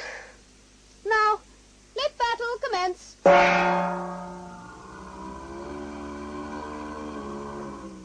Madam Mim has started the proceedings with a standard opening move. She's turned herself into a dragon. And how will Merlin respond? Now, we could expect a thunderstorm to put out her fire. But no, Merlin has vanished. Where is he? Ah, there. He's become a field mouse. And yes, he's nibbling Madam Mim's tail.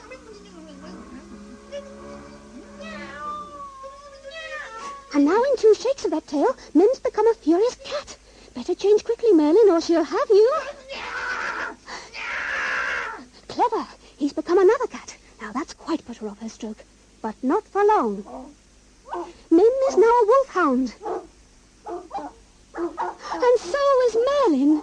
Oh, well played, sir. End of first round. Back to your corners. Even Stevens so far. That's right, Archimedes. You flap your wings and call poor Merlin down. Seconds away. Round 2. And now the two combatants face each other once again. Who'll make the first move? It's Mim taking the initiative once more, and she's turned herself into an oak tree, of all things. There's some cunning plan afoot here. How will Merlin react?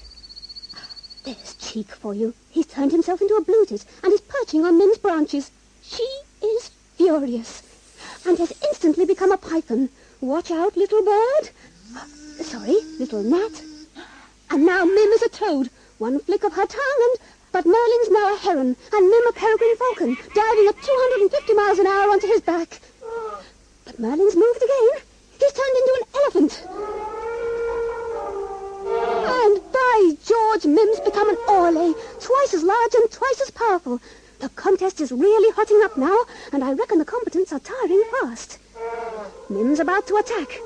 Yes, there she goes. But where's Merlin? He's disappeared. If he's left the field, he'll be counted out.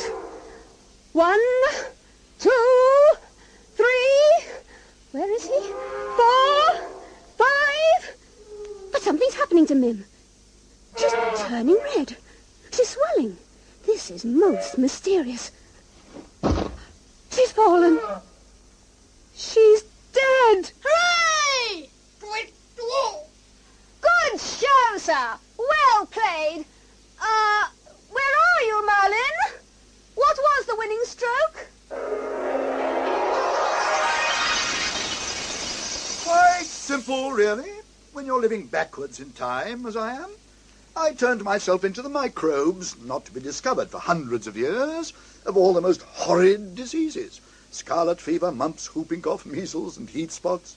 And, of course, when attacked by a combination of all those, the infamous Madam Mim instantly expired.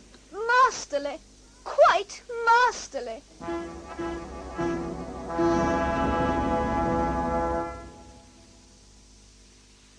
I often think about that contest in the long winter evenings. Quite proud of myself, I am. But to tell the truth, I'm prouder of Wart. I think the lad came out of that lesson better than when he went in. And you can't ask more of education than that, can you? Yes, young Wart's education was getting on like a house on fire.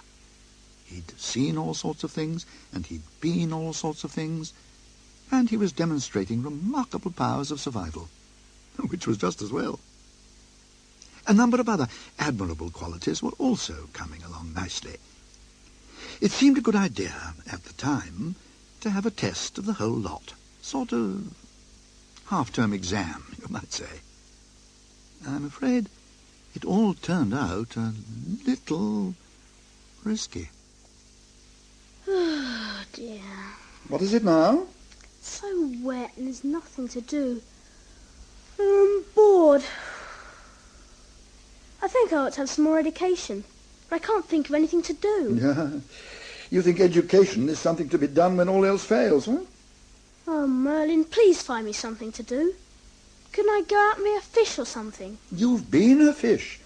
Nobody with any go needs to do their education twice. Well, a bird, then. If you knew anything at all, you'd know that a bird doesn't like to fly in the rain. It gets bedraggled. I could be a hawk in Hobbes' Mews. Then I should be indoors and not get wet. No, that's true. But you'll have to trust to my superior foresight. Or is it backside? At the moment, Hob is still in the mews feeding the birds. So for the moment, you may as well sit down and learn to be a human being. Very well. Will it be as difficult to fly as it was to swim? Oh, you won't need to fly. I don't mean to turn you into a loose hawk. I'll just set you in the mews for the night so that you can talk to the others. That's the way to learn, by listening to the experts. Will they talk? Oh, yes. They talk every night, deep into the darkness. It's military talk, really, like you might have in the mess of a crack regiment. Of course, another subject they have is food. It's a depressing thought, but they're mostly trained by hunger.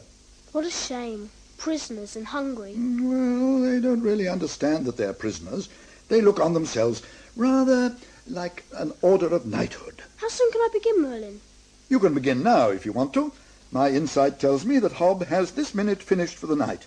But first of all, you must choose what kind of hawk you'd prefer to be. Oh, that's easy. I should like to be a Merlin. Very good choice, too. Yeah, now, if you please, we will proceed. Stand over here in front of me. Here. Now, first I press down on the top of your head, so, and... I'm getting smaller. I'm shrinking. You're pushing me smaller and smaller. Quia substantivo et adjectivum concordat generi numerium et casus. Stand on the ball of your toes. Whoa. Bend at the knees. Lift your hands to the level of your shoulders. And press your first and second fingers together.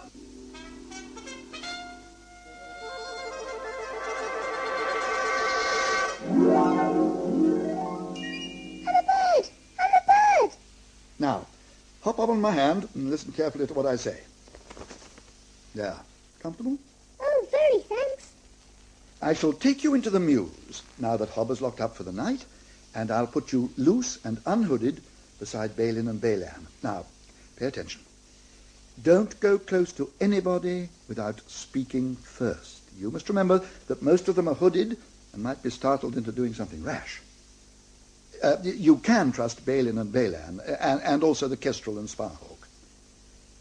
Don't go within reach of the falcon unless she invites you to.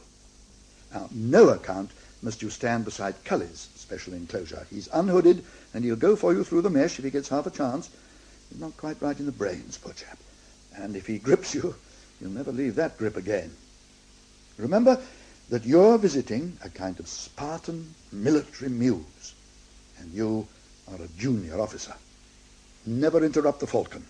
She's the honorary colonel of the regiment, you know. Cully's a colonel, too, so you'd better mind your P's and Q's. I'll be careful. Good. I'll come for you in the morning before Hobb's up. Now, let's be on our way.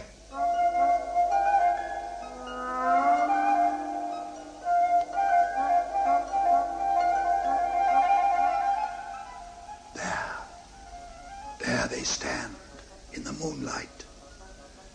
The hawks and the falcons in their plumed helmets, spurred and armed. What a wonderful sight. They're all so still, as if they were carved in stone. Well, now I leave you. Remember all I said. Goodbye and good luck.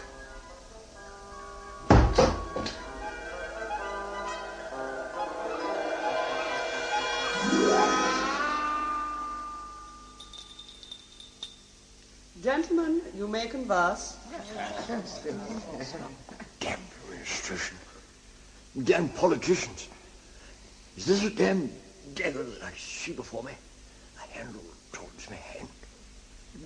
Damn spot. Not before the younger officers, Colonel, if you don't mind. Beg your pardon, ma'am. It's something that gets into my head, you know. Some deep damnation. Who is the new officer? Speak for yourself, sir.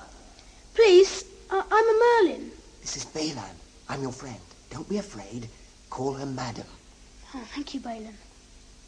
I'm a Merlin, madam, and it please you. A Merlin? That is good. And what branch of the Merlins do you stoop from? Madam, I am one of the Merlins of the Forest Sauvage. That is satisfactory. We will proceed with the catechism prior to swearing him in. Silence! Merlin of the Forest Sauvage. What is the beast of the foot? Oh, I learned that a long time ago. A beast of the foot is a horse, a hound, or a hawk. Quite right. And why are these called beasts of the foot? Because these beasts depend on the powers of their feet, and any damage to the feet of a hawk, hound, or horse is reckoned a damage to its life. A lamed horse is a murdered horse. Good. And now, what are your most important members? My wings? What? He said it's damn wings. Even a thrush has wings. Think. My talons. That will do. The answer ought to be feet, just as it is to all the other questions. But talons will do. And what is the first law of the foot? Think. Never let go? Good. 90% right. That is, if you give him a half of the talons. We will proceed to initiate a new officer.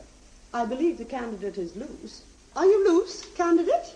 Yes, madam, I am, if you please. Then we will undertake the ordeal. Oh, madam, if you please, I don't think I want an ordeal. The ordeal is customary. Now let me see. What was the last ordeal we had? Can you remember, Captain Vela? My ordeal, madam, was to hang by my jesses during the third watch. If he's loose, he can't do that. Send him over to stand by Colonel Cully while we ring thrice. No! Oh, no! Oh, no, ladyship. I beg of you not to do that. I'm such a damn villain, your ladyship, that I don't answer for the consequences. Spare the poor boy, your ladyship. Lead me not into temptation. Colonel, control yourself. That ordeal will do very well. Oh, madam, I was warned not to stand by Colonel Cully. Warned? And by whom? I will stand by the Colonel, madam. It is well. But first we must have the ordeal hymn. Now, Padre. Let us sing ancient but not modern number 23, the Ordeal Hymn. Shame to the slothful and woe to the weak one, death to the dreadful who turn to flee, blood to the tearing, the taloned, the beaked one, timor mortis is me, timor mortis is me.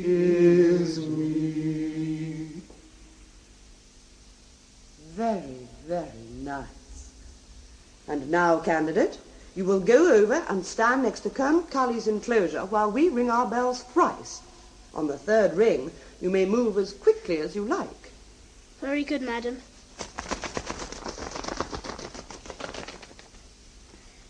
Good evening, Colonel Cully. Boy, don't come near me. Tempt not the foul fiend to his damnation. I don't fear you, sir. Don't vex yourself, for no harm will come to either of us. They have only to ring 3 times. And there's the first. Madam, have pity on a damned man of blood. Ring out the old, ring in the new. I can't hold off much longer. Be brave, sir. Be brave. For quietus for the bare bodkin. If to done when 'tis done, and well to done quickly. Who would have thought the young man had so much blood in him? Colonel! Boy, speak. Stop me. Nice. A cat! Look, behind you! Where? A chick.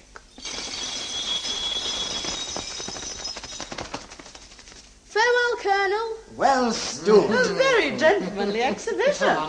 Brave heart. Damn fine show. Damn fine. Yes, Brave very boy. good Brave indeed. boy. Well done, Might sir. we give him the triumph song, madam? Oh, certainly.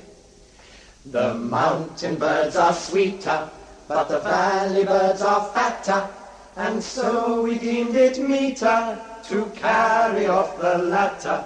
We met a cowering coney and struck him through the vitals.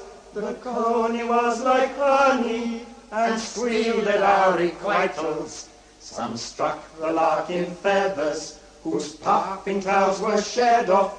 Some plucked the partridge's nethers, while others pulled his head off. But Wart, the king of Merlins, struck foot most far before us.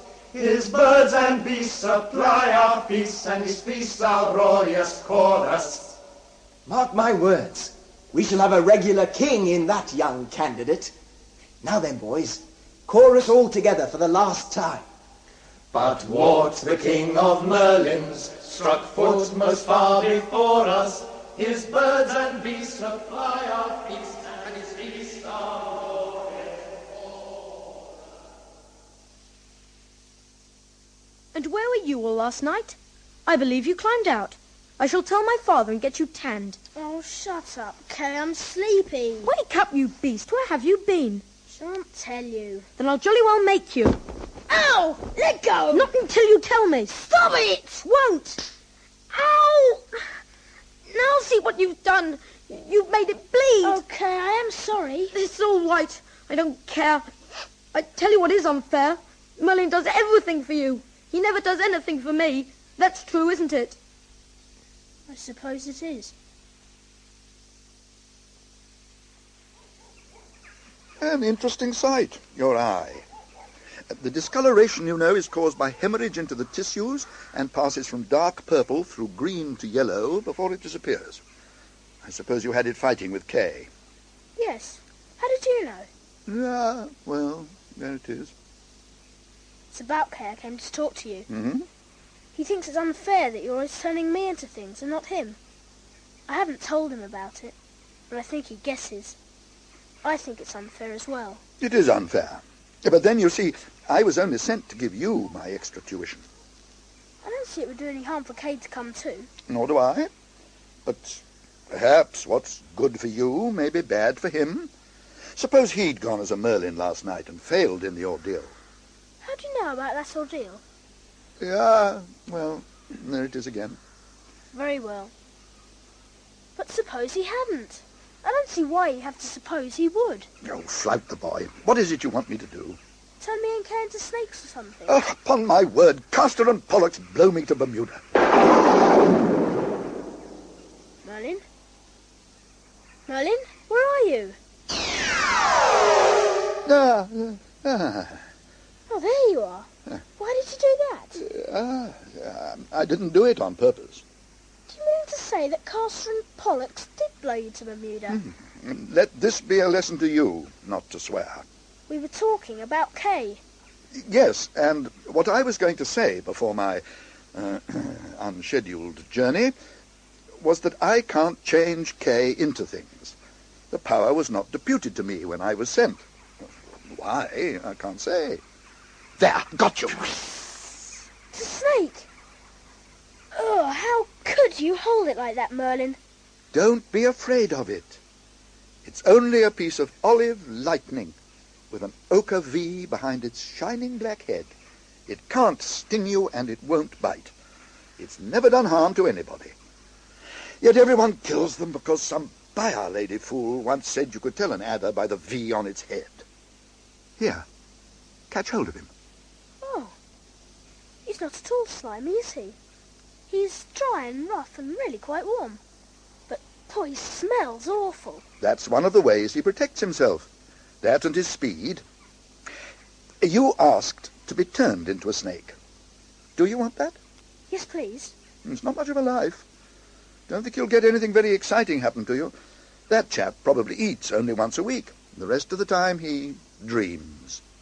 Still, if I turned you into one, you might get him to talk. It won't be much more than that. I should like it all the same. Well, let the snake go then.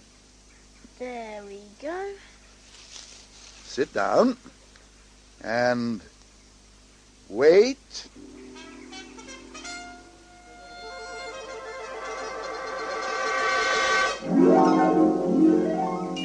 You can't talk to me now. The change has occurred. Pour off then. Go and search for your friend in the nettles. Goodbye.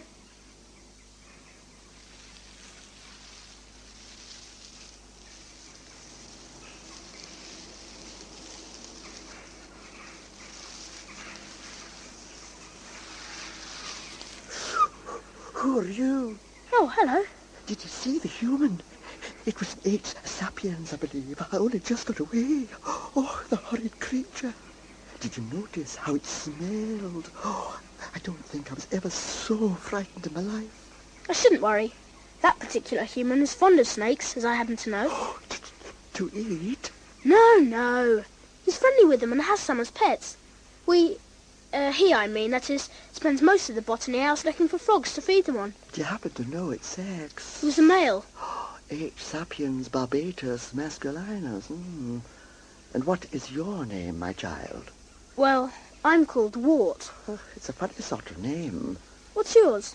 T. Natrix. Does the T stand for anything? Well, not Tommy, if that's what you mean. It's Tropidonatus in my family always. Didn't your mother teach you these things? I never had a mother. Oh, I am sorry. I hope I haven't hurt your feelings. Do you mean to say you never had anybody to teach you the legends and dreams and all that? Never. Oh, you poor Knute. What do you do when you hibernate then? I suppose I just go to sleep. And not dream? No, I don't think so. Not much. Tell me some of the things that you think about. That I will. I'll teach you the sort of thing that all snakes revolve in their small, slow, winter brains, while the snow shuffles down outside. Or, for that matter, in the summer, too, as they snooze beside the warm stones. Would you rather have history or legends? I think history. History. Well, you must forget about us. There is no history in me, or you.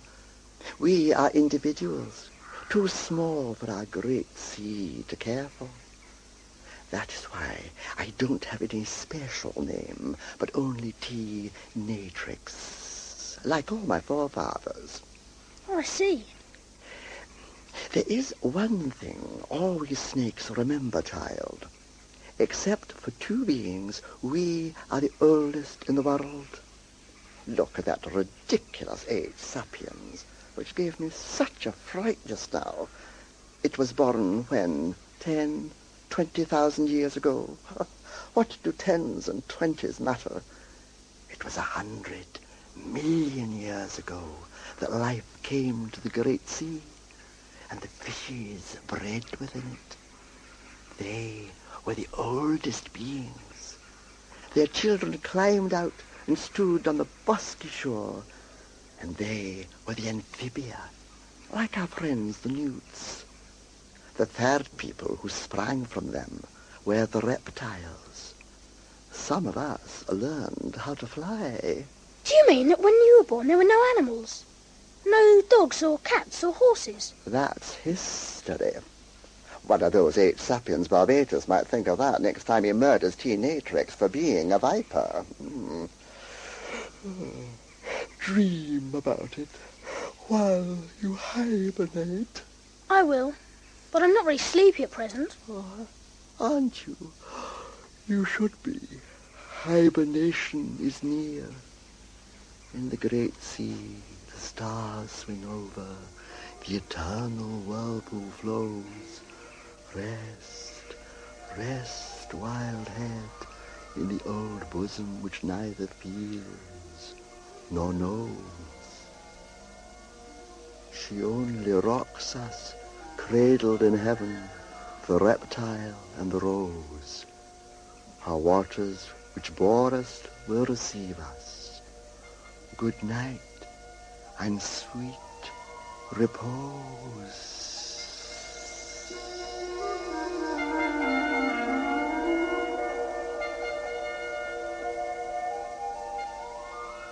Wake up. Wake up, I say. Look lively there. It's time for tea.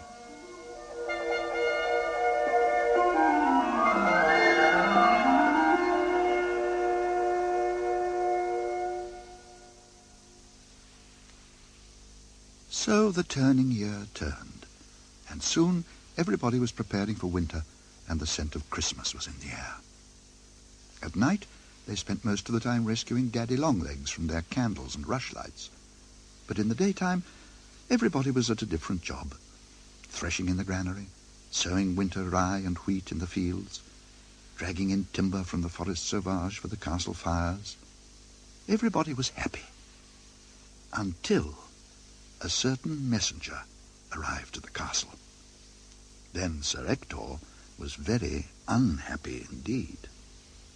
Hills, bells, and buckets of blood! A letter from His Majesty? And what a letter! I can scarcely believe me ears. Read it again, Master Secretary. The King to Sir Ector. Greetings, our well-beloved Lord of the Forest Sauvage. Well-beloved! We send you William Twitty, our huntsman, and his fellows to hunt in the Forest Sauvage with our boarhounds, in order to capture 2 or 3 boars.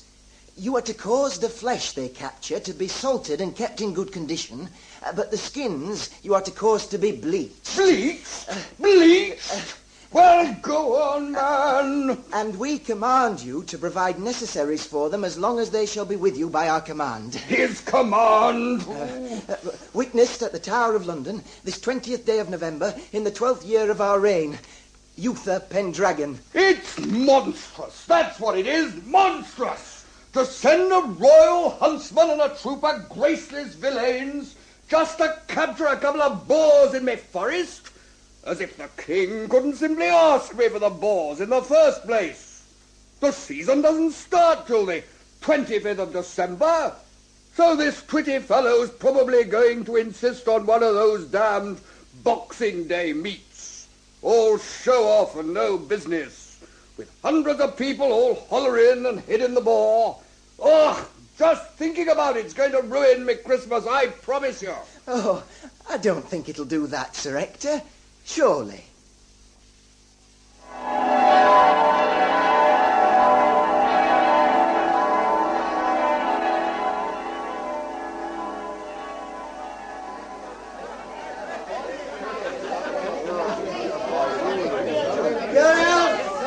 And yours, Will, down the hatch.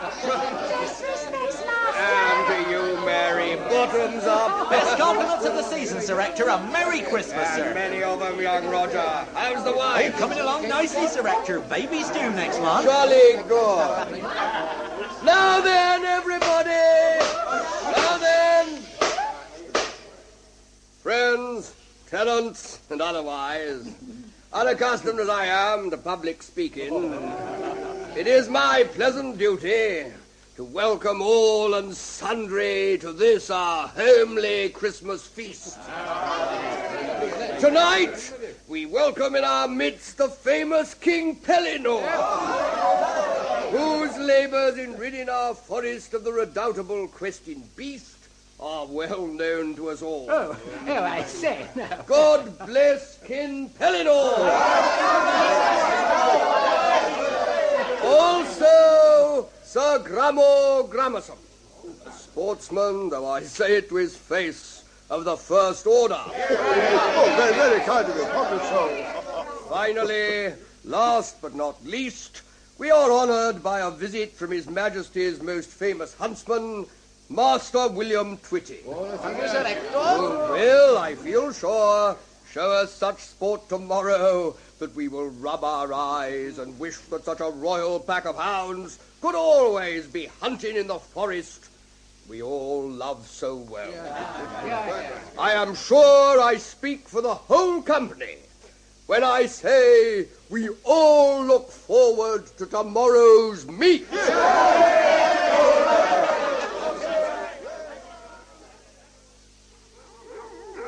Well, Master Twitty, we were all here on time, what? A creditable turnout, Master of Hounds. Shall we lead the way together? March on, Master Twitty.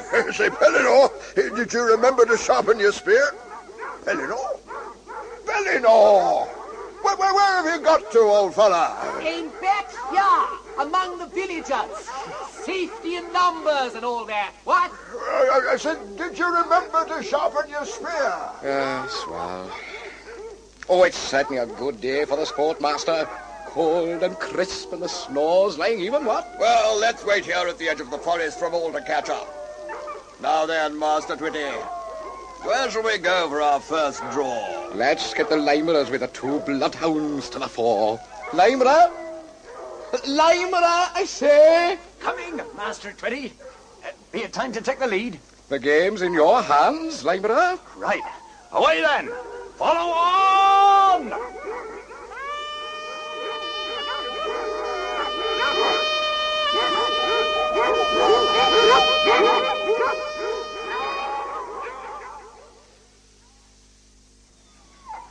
Well done, Twitty. Splendid hunt, very. Ah, thank you, Sir Hector. That's the way to chase a beast of venery, I will say. Easy! Easy! What is it, Pellinore? Oh, come quick!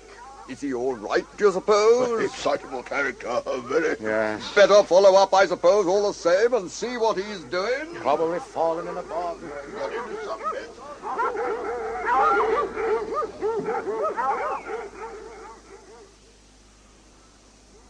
There, I didn't mean to leave you all together. It was only because I wanted to sleep in a feather bed. Just for a bit. I was coming back, honestly I was.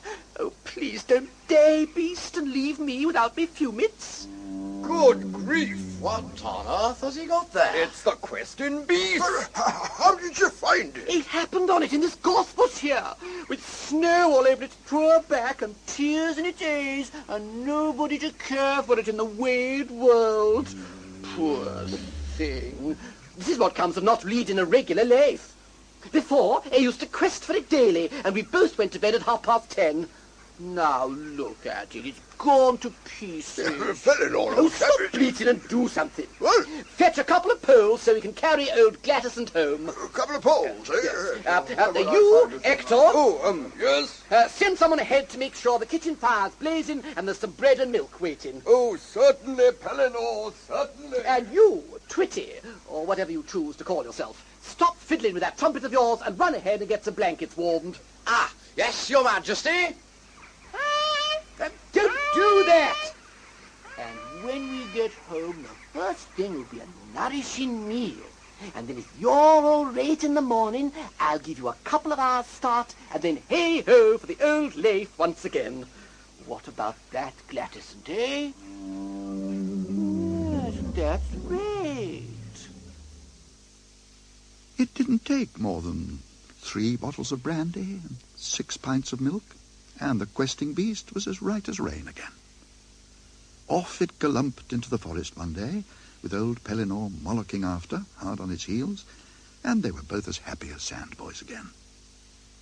Meanwhile, the festive season was soon forgotten. Spring had crept up on the forest sauvage, and it was time young Wart had another dose of education. And then, one of my brilliant ideas. I'd use my best magic to give him a lesson he'd never forget. Have you ever seen a giant? No, I never have.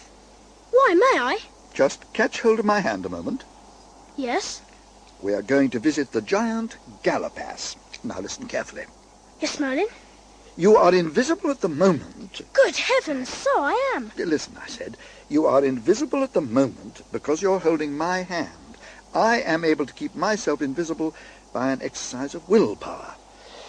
And exceedingly exhausting it is, too. I can keep you invisible only as long as you hold on to me. The moment you let go, you become visible. You understand? Yes. And if you do that, in the presence of Galapas, he'll munch you up in 2 bites. So, hold on. Very well, Merlin. Right then, hold tight, and we'll start.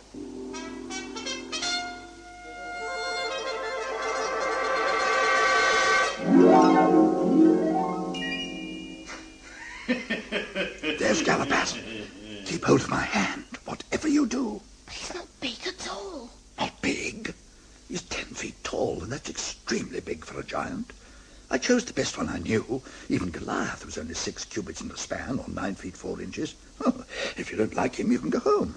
I'm sorry. I didn't mean to be ungrateful, Merlin. Yeah. Only I thought they were 60 feet long and that sort of thing. 60 feet. What's that noise?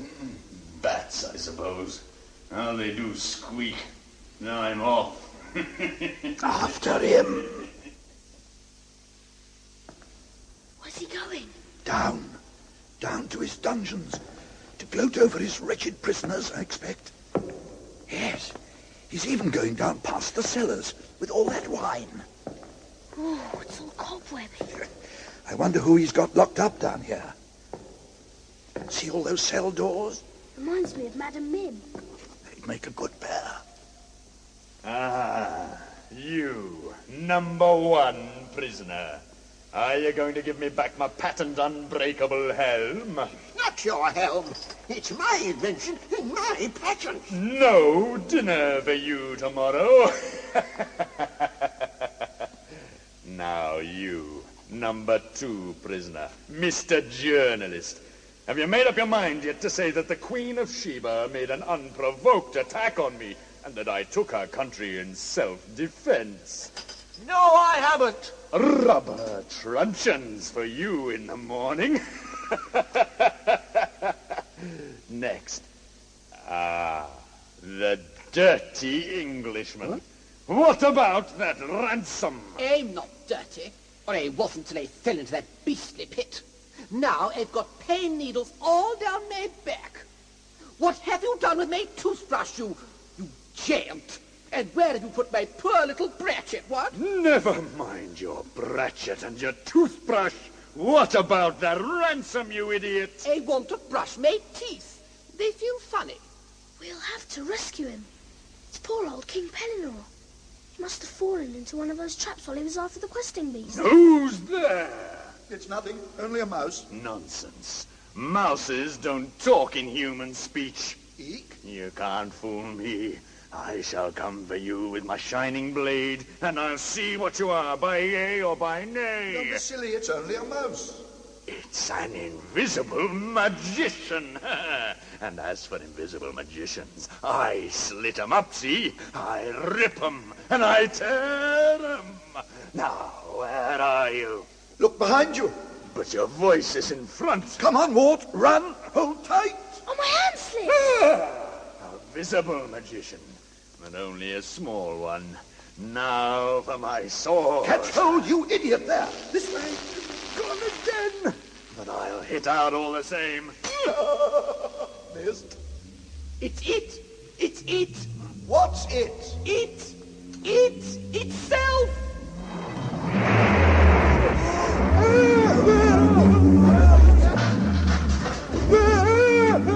Let go of the awful animal. Let go of the seat of my crown.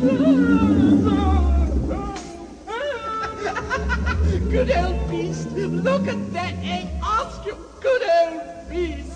Fetch him along then, old lady. Bring him on then, good old gal. Thank heavens he dropped his keys. Come on, Merlin, let's open all the cell doors. Out you come. Oh, isn't this a bit of all right? No more dungeons, no more stench, no more sitting on this hard stone bench. I wonder where he could have put my toothbrush. Good old Gladys. 3 cheers for Pellinore. And 3 cheers for everybody else. Hooray! Hooray! Hooray!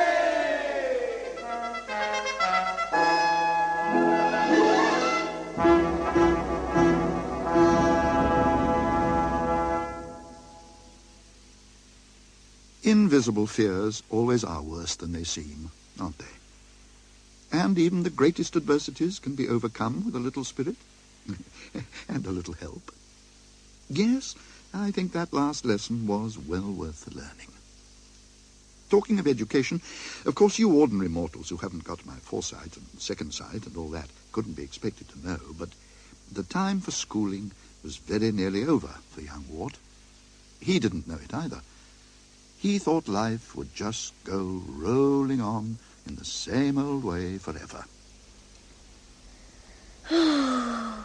Still sitting by the fire and sighing, Wart? You don't change much, do you? I remember catching you sighing away when I first came to the castle. What is it now? Same as it's always been, Merlin. I'm a bit sad that Kay's going to be a knight. Well, all I can be is his squire. But I don't really mind. I'm sure I'll make a better squire than old Kay would. What you need is something to take your mind off things. Learning's the thing for you. What do you suggest? Well, let me see. You've been many things. I don't know much about the animals and the earth. Ah, well, then the best thing is for you to meet my friend the Badger. You'll like him. Are you ready?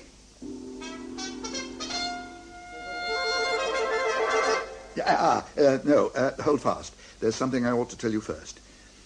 This is the last time I'll be able to turn you into anything. All the magic for that kind of thing has been used up. And this will be the end of your education. Oh. When Kay has been knighted, my labours will be over. You'll have to go away then to be his squire in the wide world, and I'll go elsewhere. Do you think you've learned anything? I have learned. And I've been happy. That's all right, then. Try to remember what you've learned. Now,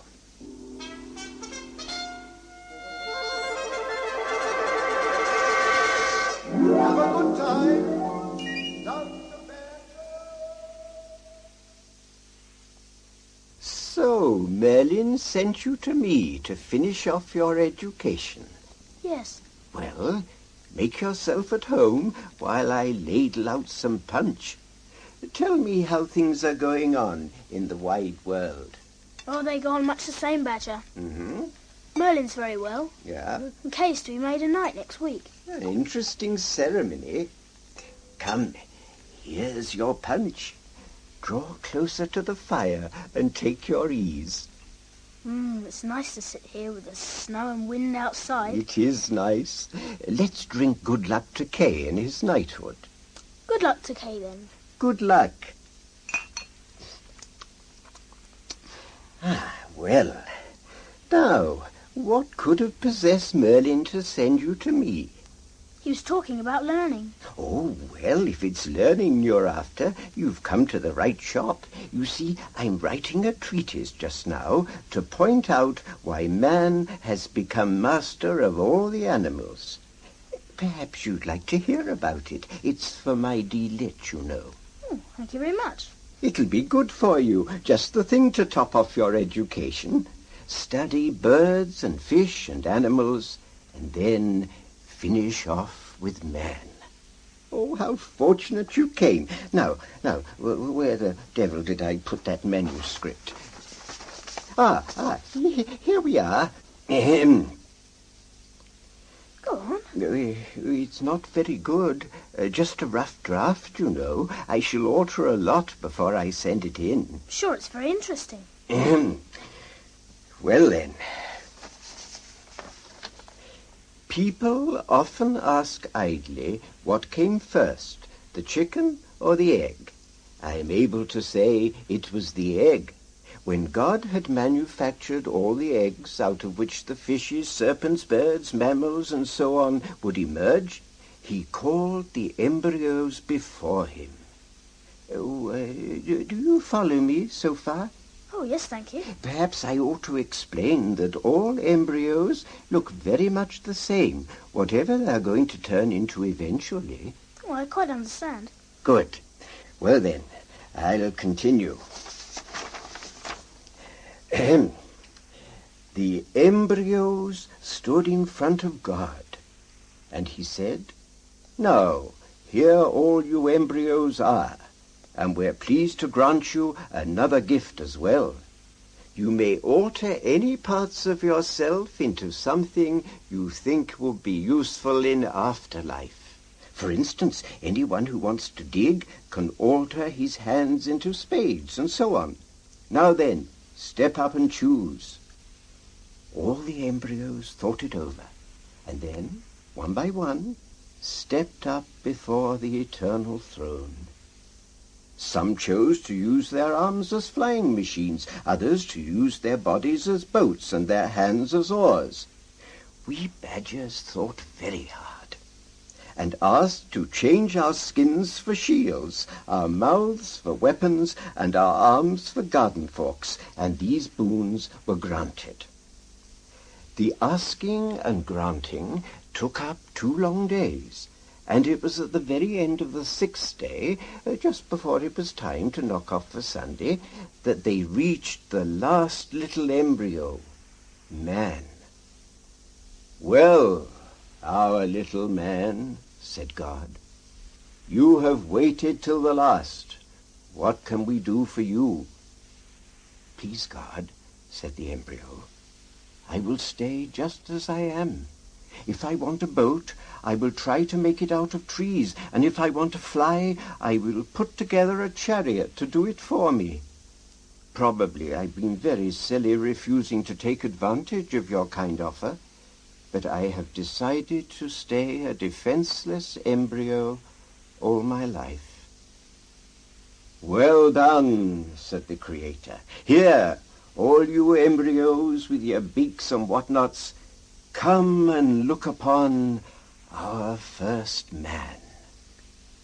He is the only one who has guessed our riddle, and we have great pleasure in conferring upon him the order of dominion over the fowls of the air, the beasts of the earth, and the fishes of the sea. As for you, man, you will look like an embryo till the day you die. Run along then, man, and do your best. And man—" "Yes," said Adam, turning back. "Oh," said God, "we were only going to say, God bless you."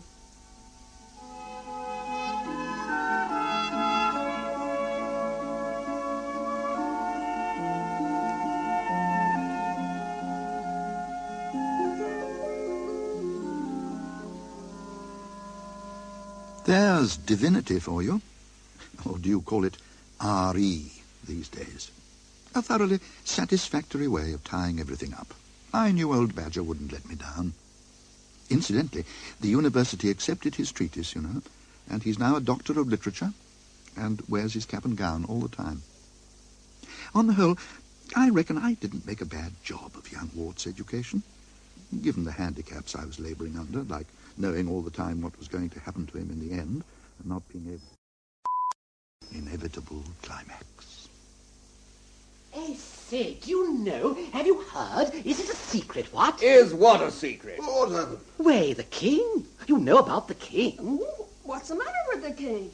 You don't say he's coming down to hunt with those damned hounds of his or anything like that, do you? He's dead.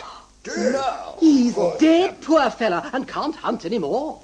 The king is dead. Long live the king. There.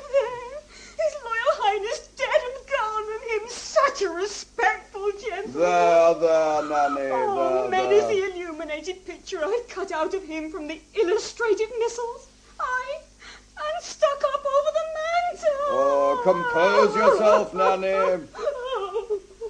It's solemn, isn't it? What? We ought to half-mast the banners. Quite right, Kay. Somebody go and tell the Sergeant at Arms. I'll go. Sergeant Major! Sergeant Major! Sergeant Major! Poor old Pendragon. The king is dead. Long live the king. It's all very well keeping on saying that, my dear Grummle, but who is the king who's to live so long, according to you? Well, his heir. Our blessed monarch never had no hair. Anybody that studied the royal family know that. Good gracious, but he must have had a next of kin. That's just it.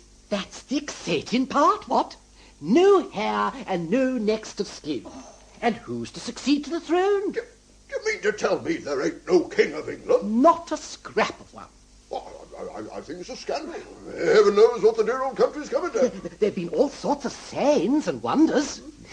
The Grey Friar who told me about the king says a sort of sword has appeared. A sword in a stone, what? In a sort of church. I don't know what the church is coming to. It's in an anvil. The church? No, the sword. The stone is outside the church and the sword is in the stone. Then what's all this about an anvil? I mean, look here, Pellinor, you have a bit of a rest, old man, and start again. Here, drink up this horn of mead and take it easy. Thank you. That's better. Now, the sword is stuck through an anvil which stands on a stone. It goes right through the anvil and into the stone. The anvil is stuck to the stone. The stone stands outside a church. Well, I don't think that's much of a wonder. My dear fella, it's not where the stone is that I'm trying to tell you, but the words written on it, in letters of gold. What's written on it? Whoso pulleth out this sword of this stone and anvil is rightways king born of all England. Oh, I say.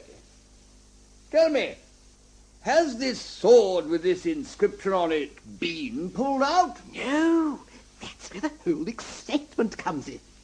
They can't pull this sword out at all. They've all been trying like fun. So they've had to proclaim a tournament for New Year's Day. so that the man who comes and pulls out the sword can be King of England forever. What? Say. Oh, Father, the man who pulls that sword out of the stone will be the King of England. Can't we go to this tournament, Father, and have a shot? Oh, couldn't think of it. I think anyone who doesn't go for a tournament like this will be proving he has no noble blood in his veins. Think what people will say about us if we don't go and have a shot at that sword. They'll say Sir Ector's family was too vulgar and knew it had no chance. We all know the family has no chance. For the sword, that is. A lot of people in London, so they say. And shops. Dang it! Let's all go to London then and see the new king. Hey! Oh, what? What do you think? We're all going to London for a great tournament on New Year's Day. I'm glad we're going to London, because Merlin's leaving us. Leaving us? I thought it was we that were leaving. He's going away from the Forest Sauvage. Oh, come now, Merlin, what's all this about? I don't understand all this a bit. I've come to say goodbye, Sir Ector. No. Tomorrow my pupil Kay will be knighted, and the next week my other pupil will go away as his squire. I've outlived my usefulness here. It's time to go. Oh, don't go, Merlin. We shall meet again. There's no cause to be sad. Come, Archimedes. Say goodbye to the company. Goodbye, company. Goodbye. But you can't go. Not without a month's notice. Can't I? By George. The fellow's vanishing right before our eyes. Yeah. Goodbye, Ward. Goodbye.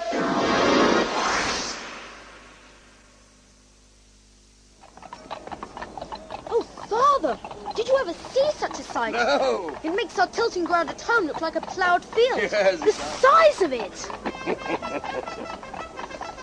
More and more knights are arriving by the minute. And the flags everywhere, all flapping in the breeze. What a sight. And can you imagine what it's going to be like when the knights start jousting? Good heavens, what is it? I've left my sword at the inn. Whoa! You can't joust without a sword. Quite irregular. Better go and fetch it. You've plenty of time. My squire will go. What a damn mistake to make. Here, squire, ride hard back to the inn and fetch my sword. You shall have a shilling if you fetch it in time. Bye! It shall be done, master. I'll be back as quick as I can.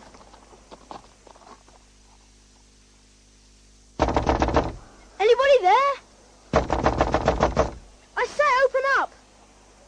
They must all have gone to the tournament. They've locked the place up like a fortress. Now what do I do to earn my shilling? Poor Kay. All that shilling stuff was only because he was scared and miserable, and now he has good cause to be. Well, he'll have a sword of some sort if I have to break into the Tower of London. How does one get hold of a sword? Wait a minute. What's this? What luck? I suppose it's some sort of war memorial, but it'll have to do. It looks like a proper sword, even though it's stuck through that anvil. I'm quite sure no one would grudge Kay a war memorial if they knew. Come, sword. I must cry your mercy and take you for a better cause. It's an extraordinary feeling. Everything's so clear. The beautiful gargoyles of this church. How splendidly all the banners are waving. How clean the snow is. I can smell sweet briar. Come, sword! Ooh, it's well fixed. Oh, Merlin, help me to get this sword! Remember me, the monarch at the moat. Well, put your back into it, like you did once when I was going to snap you up in my sharp pike's teeth. Don't forget that all power springs from the nape of the neck. Remember what you learned from me, the badger. Come along, my dear embryo. Use your willpower and your brain. And what about those forearms of yours? Now then, Captain Holt, don't forget your trial by ordeal. What is the first law of the foot? I thought there was something about never letting go. Now then, what? If you were once able to glide along the ground, using 300 ribs at once. Surely, as 8 sapiens, you can coordinate a few little muscles here and there. Fold your powers together with the spirit of your mind, and it will come out like butter. Come along, Homo sapiens. We are waiting to cheer you. Both hands together. Now. Here she comes. How smooth she draws out of the stone. Come, my beauty!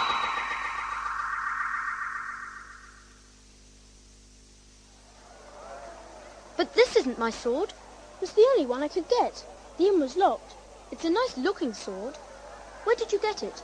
I found it, stuck in a stone outside a church. That's a funny place to find a sword. Yes, it was stuck through an anvil. What? Did you just say the sword was stuck in a stone? That's right. It was a sort of war memorial. Hey! Where are you off to? Kay, wait for me!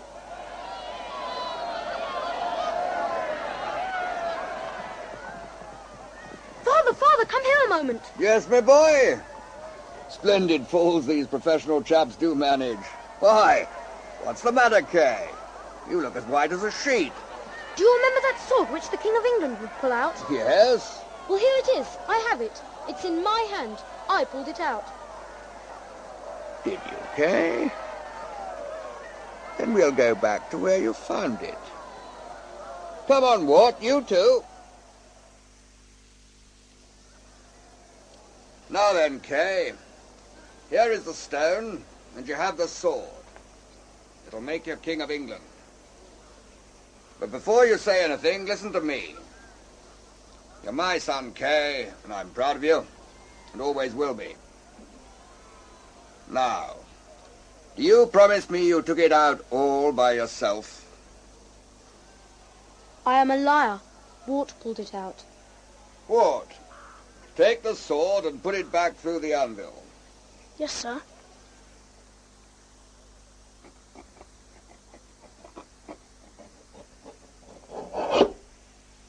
Well, that went in easily enough.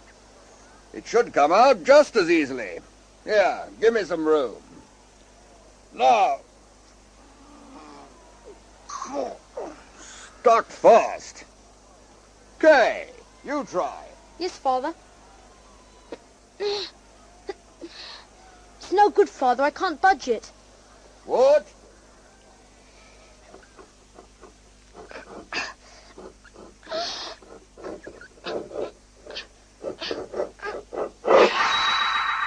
There! Isn't she beautiful? Look how she flashes in the sunlight. Sire, your majesty. Please don't kneel, Father, please. You're making me unhappy. Let me help you up. Nay, nay, my lord. I was never your father, nor of your blood. But I always knew you were of far better blood than I said you were. Plenty of people have told me you aren't my father, but it doesn't matter a bit. Please don't kneel down there like that. Oh dear, I wish I'd never seen that filthy sword at all.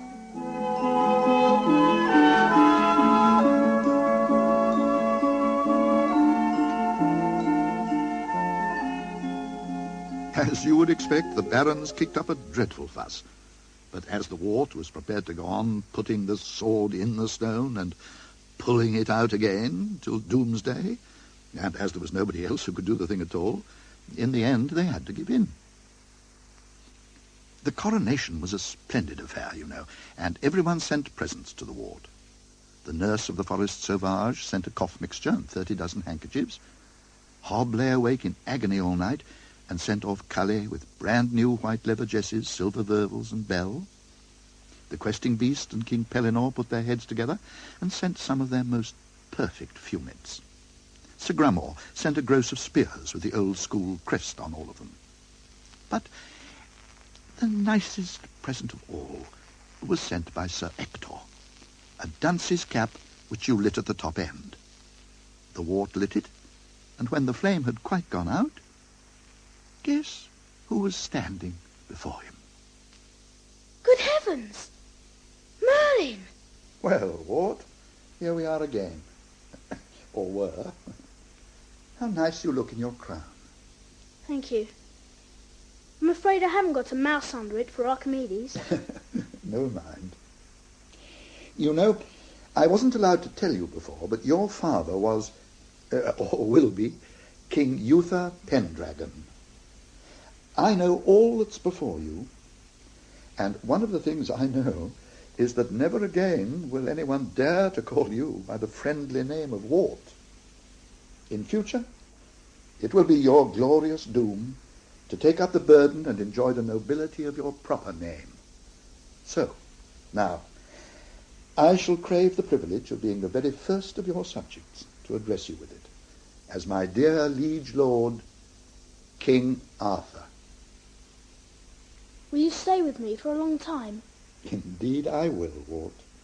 Or rather, as I should say, or as it have said, indeed I will, King Arthur.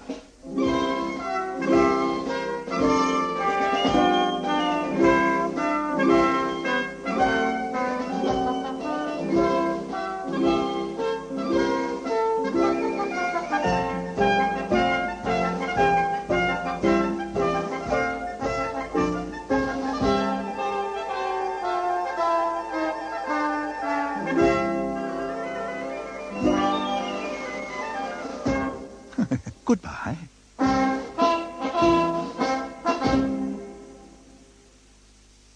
And that is the beginning of the story of King Arthur, though the end of The Sword in the Stone, which starred Michael Hordern as Merlin and Toby G. Robertson as Wart.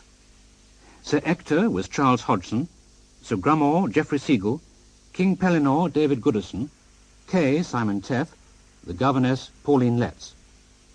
Archimedes and Cully were played by David Davis, Mr. M was Stephen Thorne, Madam Mim Josephine Gordon, the Goat and Twitty Steve Hodson, Hecate and the Crow Jill Lidston. The Falcon Stella Forge, Balan and the Secretary Gary Cady, the Snake John Warner, Gallopus Peter Wickham, and the Badger was Lewis Stringer. The original music by Benjamin Britten was played by a section of the English Sinfonia conducted by Stuart Bedford. The special sounds were by Stuart Robinson of the Radiophonic Workshop. Technical presentation was by Peter Novis, assisted by Diana Barkham and Paul Pearson. T.H. White's novel, The Sword in the Stone, was dramatized for radio by Neville Teller and directed by Graham Gould.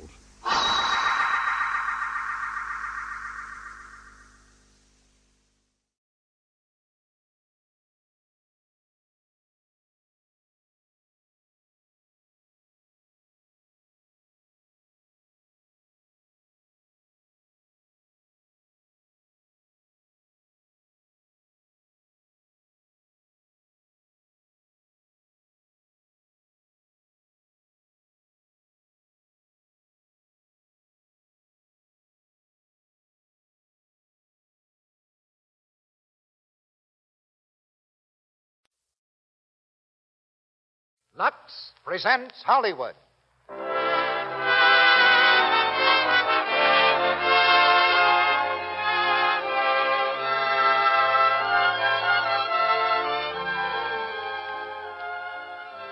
Lux Radio Theater brings you Pat O'Brien, Ronald Reagan, Donald Crisp, and Fay Ray in Knute Rockne, All-American. Ladies and gentlemen, your producer, Mr. Cecil B. DeMille.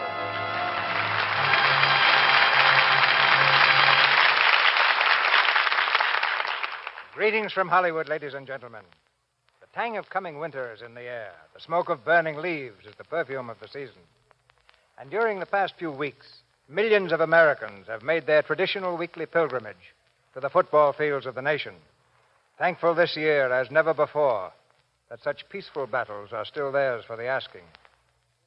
Every school and college in the land has its gridiron great, heroes of fact more thrilling than fiction. But the greatest of them all was Knute Rockne. His name is a symbol of the American will to win, but win or lose, to play the game the American way. Tonight in Knute Rockne All-American, you'll hear the true-life drama of the beloved Notre Dame coach, played by Pat O'Brien, who is starring in the same role in Warner Brothers' great screen success. Pat's performance in the picture is earning the combined cheers of screen and football fans. And with him tonight, we have Ronald Reagan and Donald Crisp, also of the picture cast, and Fay Ray. Knute Rockne was a good deal more than just a coach to his players, so there's a good deal more to his story than just football. It's the saga of a hard-driving fighter who made life always exciting, of the woman he loved and the adventures they shared. It's our answer to your many letters requesting this play. Letters we're glad to answer. We get a particular thrill out of letters like this one from a lady in Wisdom, Montana, a town of prophetic name.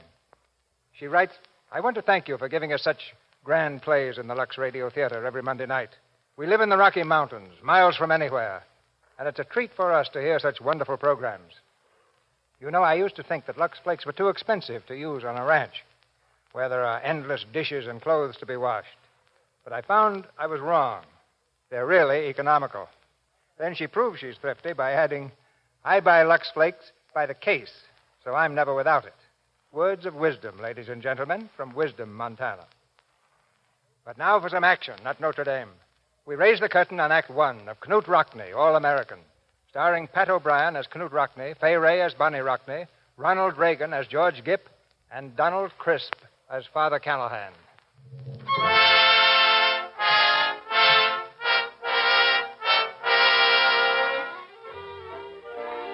In 1892, Lars Rockne and his family left their home in Voss, Norway.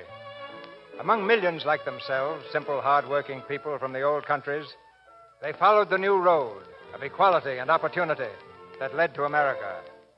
It was in the city of Chicago that Knute Rockne grew up.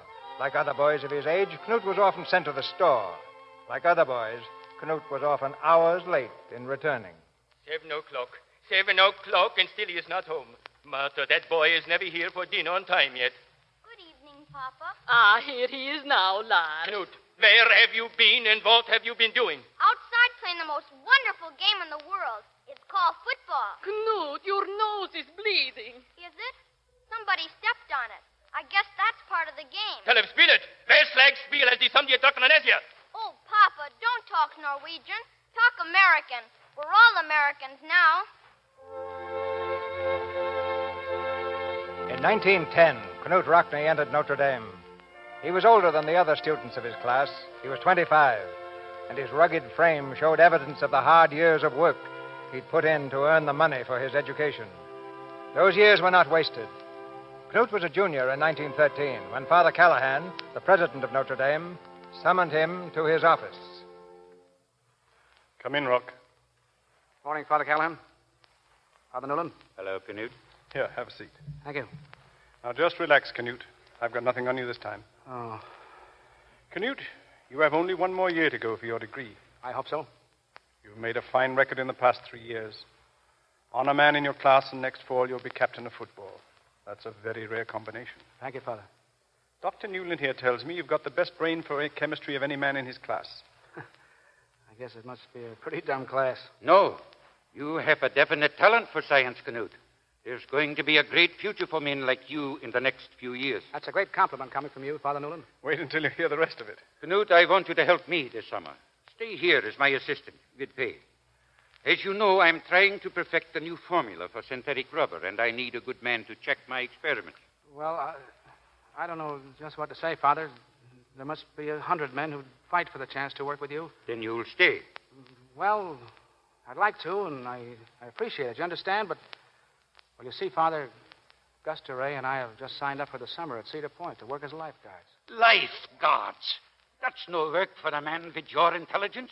You're passing up a great opportunity, Knute. No, I realize that, Father. Maybe next year... I'm not interested in next year. My work won't wait. I picked you out because I thought you had some brains. But you see, I promised Gus... He promised Gus. Knute, I could make a first-class scientist of you inside of 10 years. That's what you were born to be anyway. You big Swede. Who can say for certain what a man was really born to be, Father Newland? That's God's will, not ours. Someday Knute will find his right place in the world. And whether it be science or not, I have a feeling it would be the one thing he was meant to do. Of course, Knute, I don't suppose you and Dore would be taking a football along to Cedar Point by any chance? Well, we kind of figured we'd kick it around the beach a little. Yeah. And I'm trying to make a chemist out of him.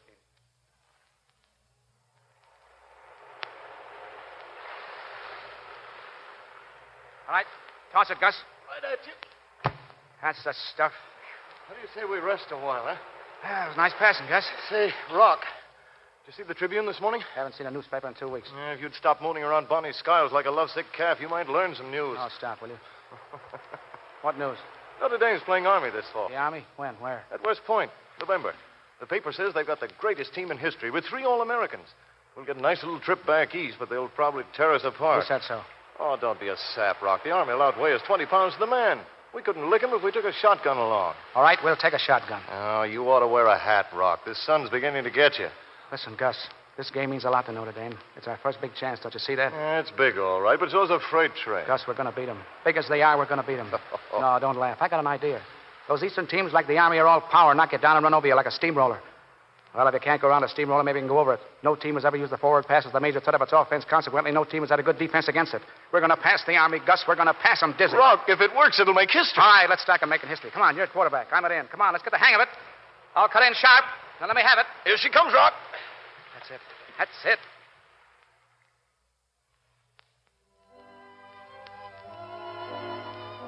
It's a beautiful night, isn't it? Yeah, great. We won't have many more like it, Knute. The summer's nearly over. That's right, Bonnie. You're going back to Notre Dame next week, and I'm going home, and... Yep. We won't be seeing each other again for a long time. That's right, Bonnie. Not until next Christmas vacation. I'll tell you what I'll do, Bonnie. I'll spend a week with the family in Chicago, and the rest of it with you folks. How's that? Well, that'll help. Till June. Oh, Bonnie, I don't know what we're going to do. What we're going to live on after we're married.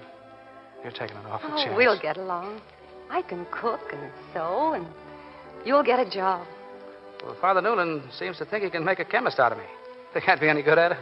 You'd be a success at anything you tried, Knute. Bonnie, I know I'm not what you'd call a romantic type. But I'll do everything on earth to make you happy. You know that, don't you? Yes, I know it.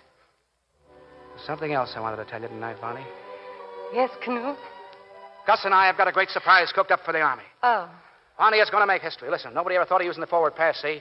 I mean, not the way Notre Dame's going to use it, you see. Gus takes the ball from center, like this. He fades back like this, and I run down the field, count 10, and now... Well, what's the matter, Bonnie? Well, go on, Knute.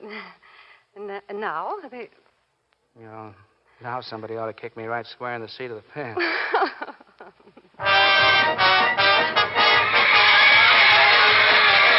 Final score, Army versus Notre Dame. Army 6, Notre Dame 7.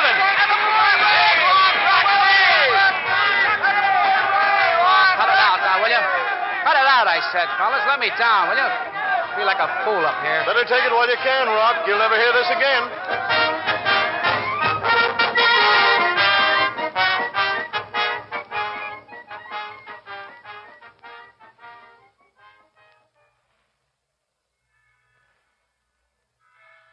Well, Knute, now that you've graduated with a magna cum laude, what are your plans for the future? Well, I haven't decided yet, Father. I've had a couple of offers, but... What kind of offers? They're not very definite. To coach football. Is that it? Oh, yes, in a sort of a way. I don't know why I'm dumb enough to offer you another job. Or why I bothered to look for synthetic rubber when you've got a solid head of it. Did you say a job, Father Newland? Maybe I've changed my mind. Dr. Newland wants you to stay here at Notre Dame and help him teach chemistry. The job doesn't pay very much to start, but he has great hopes for you later on. I'll take the job, and thank you, Father. Good, good. You'll start next term, Knute. There's just one more thing, Father. You don't have any objection to my sort of helping Harper with the football team this fall, do you? Yes, you're through with football. Get that into your head once and for all. Oh, but it won't take up much time, Father, and the extra money will be a great help to me. You see, I'm planning on getting married. I knew I should have picked a priest. I'll only work with the team until I get on my feet. You don't think I'm crazy enough to take up coaching as my life work, do you?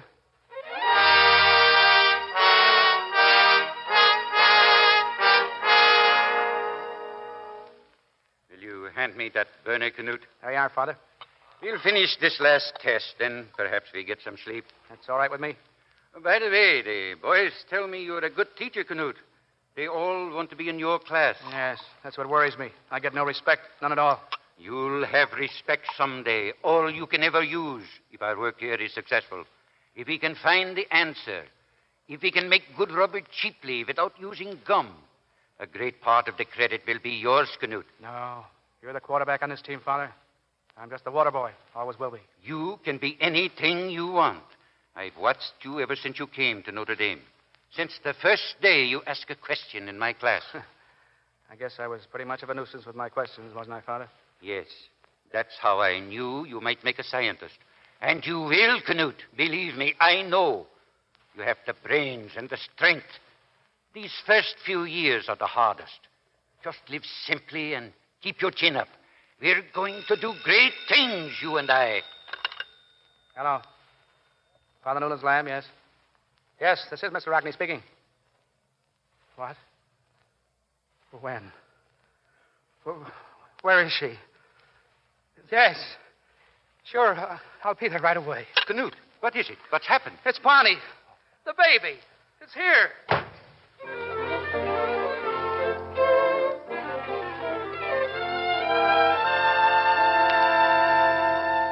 Bonnie. Oh, Bonnie. Honey. Don't yell. I just got Billy to sleep. Oh. You want to put this stuff on my hair, Bonnie? What is it now? Creosote.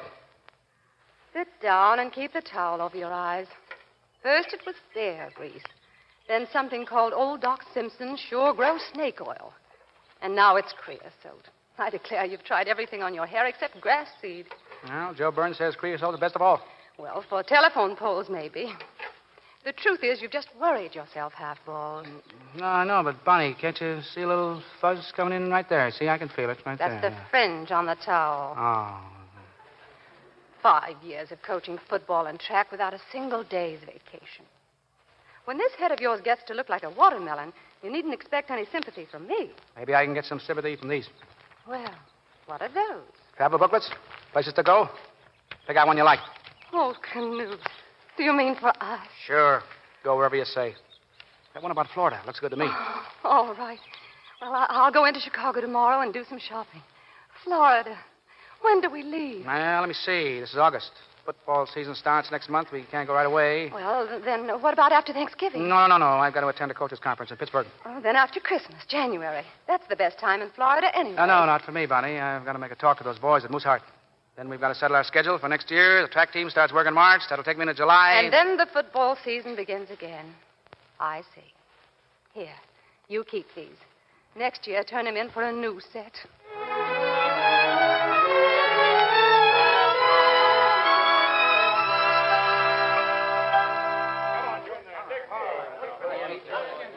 All right. Come on. Get going in there.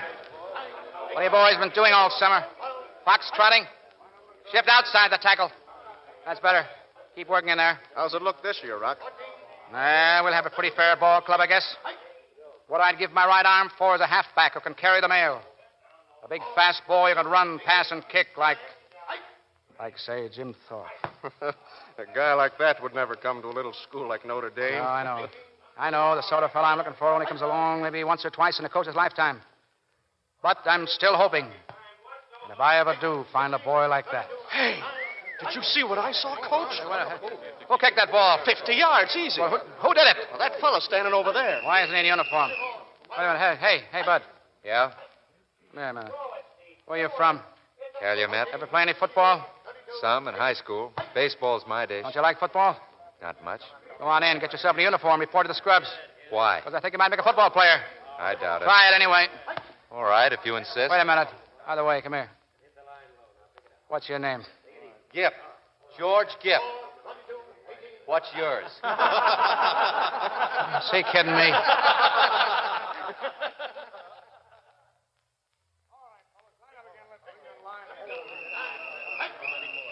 Wait a minute.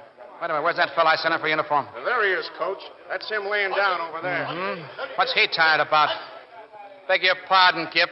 I don't mean to disturb your rest. Do we bore you? No, I got nothing better to do. Maybe I can fix that for you. Would you like to play? Well, I have been sort of wondering why they gave me this uniform. Get in there with the scrubs, the left half. I haven't learned your signals yet. They'll give you the ball. Just run with it. How far? You won't have to bother about that. Come on. Yes, sir. Hey, we're not quitting, are we? What's up over there? I don't know. All right, everybody up. Everybody up. All right, hold it, fellas. Boys, this is Mr. George Gipp, freshman from Calumet High School. Mr. Gipp has kindly consented to carry the ball for the scrubs. Just call any play, any at all. They're all the same to him, so it'll be good. Line up, you. All right, I'll take care of it. Straight goes. 8, 16, 21, 23, 9. Fight! Hey, look at that guy. They can't touch him. Go ahead, Gipp. Go ahead. Hey, Coach, that's the varsity he's walking through. Boy who can carry the mail. That's him. There he goes. He's in the clear, Rock. It's a touchdown.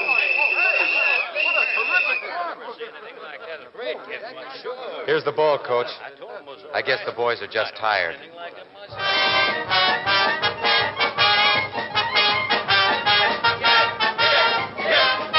Army, 17. Notre Dame, 27. Michigan State, 0. Notre Dame, 23. Nebraska, 9. Notre Dame, 14. Northwestern, 7. Notre Dame, 33.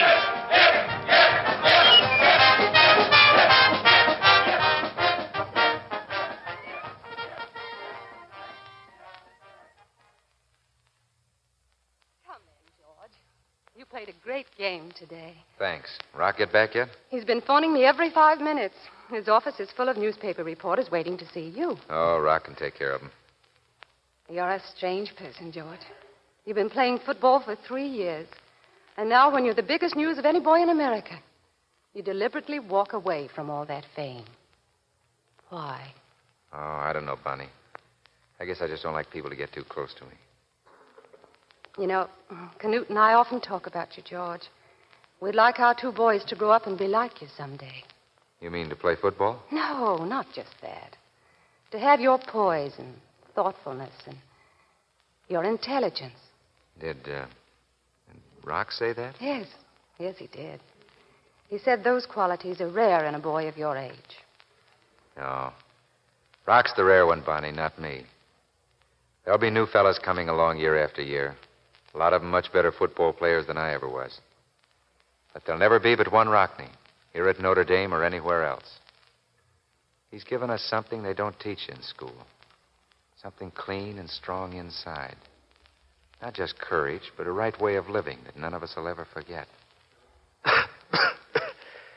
Don't tell Rock I said that, Bonnie. He'd think I was an awful sap. That's funny, George. He said the same thing about you. There'll never be but one Gipper. Here or anywhere else. I'm going to get you something for that cough. No, I'm all right. It's just a little sore throat, that's all. Don't you argue with me, George Gipp. I've taken care of babies and football players for years. Hello, Rock. Oh, so this is where you're hiding, huh? What's the matter? Too bashful to drop by and get your picture taken? Oh, I didn't want to horn in your party, Rock. They get one of your profile? Must be nice to read what a great fellow you are, on Saturdays anyway. I haven't gotten that far. This paper says you're a genius. So, let me see. There it is. Read it. Any coach can look like a genius when his team has a halfback like the Gipper. Oh, why, you... Well, they're right, George. They're right. As long as you're in there, I look pretty good. You've made a reputation for me. The team's going to miss you like a right arm next year. I'm going to miss you, too, George. Won't quite be the same house without him hanging around, will it, Bonnie? No, it won't. Here, George, you take this. Lie down now. Thanks, Bonnie. Wait a minute, what is this? What's going on here? George is a sore throat and a very bad cough. So, let me see. Come over here to the light. Oh, it's nothing serious, Rock. Season's over anyway. Who said anything about the season? Open your mouth. Wide. Mm-hmm. You're all right. Come on, get your hat. Hey, anybody think you were still in the Army? I saw enough of the Army to know what's wrong with you. Bonnie, we're going to the hospital. This is a sick boy.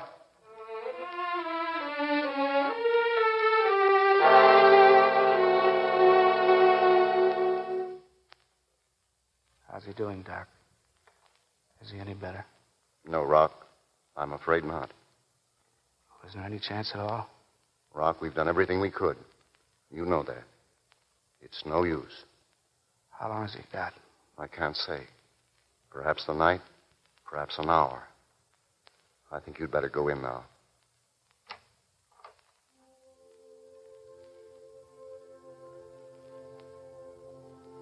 George. Yes, Rock. George, this telegram just came from Walter Camp. You were named as fullback on the All-American team. Me? You wouldn't kid me, Rock. No. No, I wouldn't kid you. I'm on the level. You're going to be all right, fella.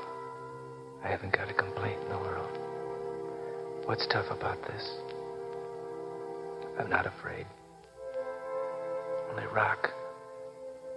Someday, when the team's up against it, things are wrong, and the brakes are beating the boys, will you ask them to go in there with everything they got and win just one for the Gipper? I don't know where I'll be then, but I'll know it, and I'll be happy.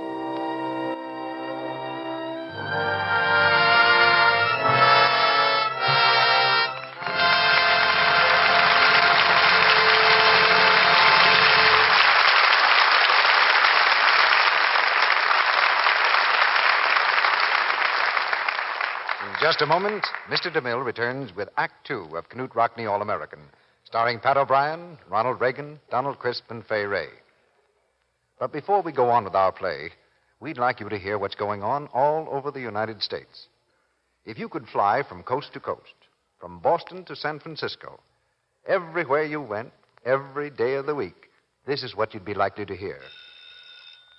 Send me a large box of new Quick Lux, please. Right away, Mrs. Brown. I need some Lux Flakes. Better make it 2 boxes. Yes, Mrs. Smith. A large size Lux, please. Yes, Mrs. Jones. New Quick Lux, please. Yes, Mrs. Blake. Lux, please. Lux, please. Lux, Lux. Well, that's the way it goes. In hundreds of stores all over the country, women keep asking for new Quick Lux. American women certainly know what they want. Yes, sir, Mr. Ruick. We want new Quick Lux. You certainly do. You've proved it. You've made new Quick Lux the most popular soap for nice things in the whole United States by a vote of 2 to 1. Well, what's so amazing about that? It doesn't surprise me one bit. Well, Sally, isn't it pretty wonderful that twice as many women use Lux for underthings, stockings, and other nice things as use any other flakes, chips, or beads? Yes, ma'am, it's new Quick Lux 2 to 1. But I'm not a bit surprised. You know, Mr. Ruick, sometimes I think you men don't give us women credit for having any brains. Of course we choose new Quick Lux. Well, think of what it does for us. How much it saves us. First of all, it saves our pretty things. Undies, sheer stockings, fluffy sweaters. Yes, with Lux, they stay lovely looking longer. It's so gentle, safe for anything safe in water alone. And it saves us time. Because it's faster.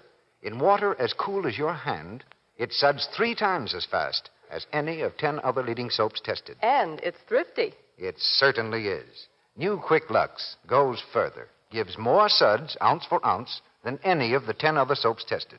That's true even in hard water. Fast, safe, thrifty. No wonder New Quick Lux has become the favorite American way to care for nice things. The choice of women all over the United States. And now, our producer, Mr. DeMille. Act Two of Knute Rockne, All-American, starring Pat O'Brien as Knute Rockne, Donald Crisp as Father Callahan, and Fay Ray as Bonnie Rockne.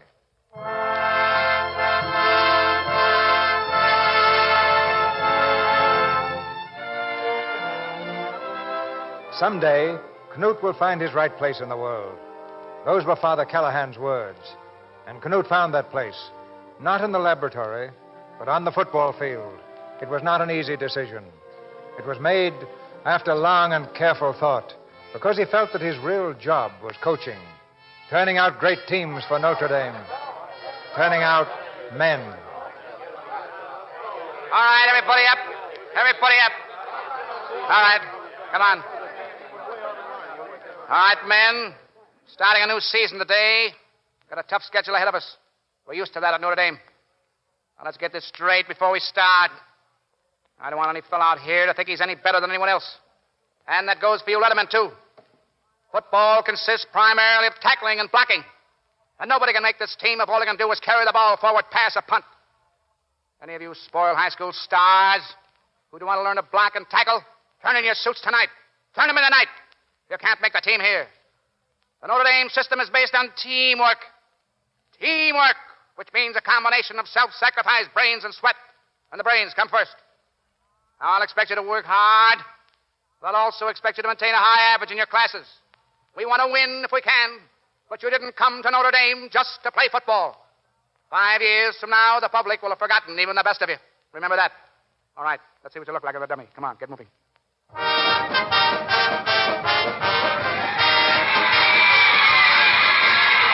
0. Notre Dame, 28. Rutgers, 0. Notre Dame, 48. Carnegie Tech, 0. Notre Dame, 19.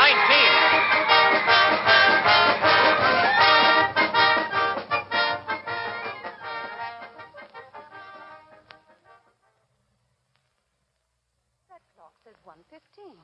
Is that right, Doctor?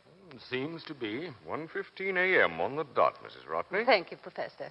It was very nice of you both to come and sit up with me, but I'm sure Knute will be back soon.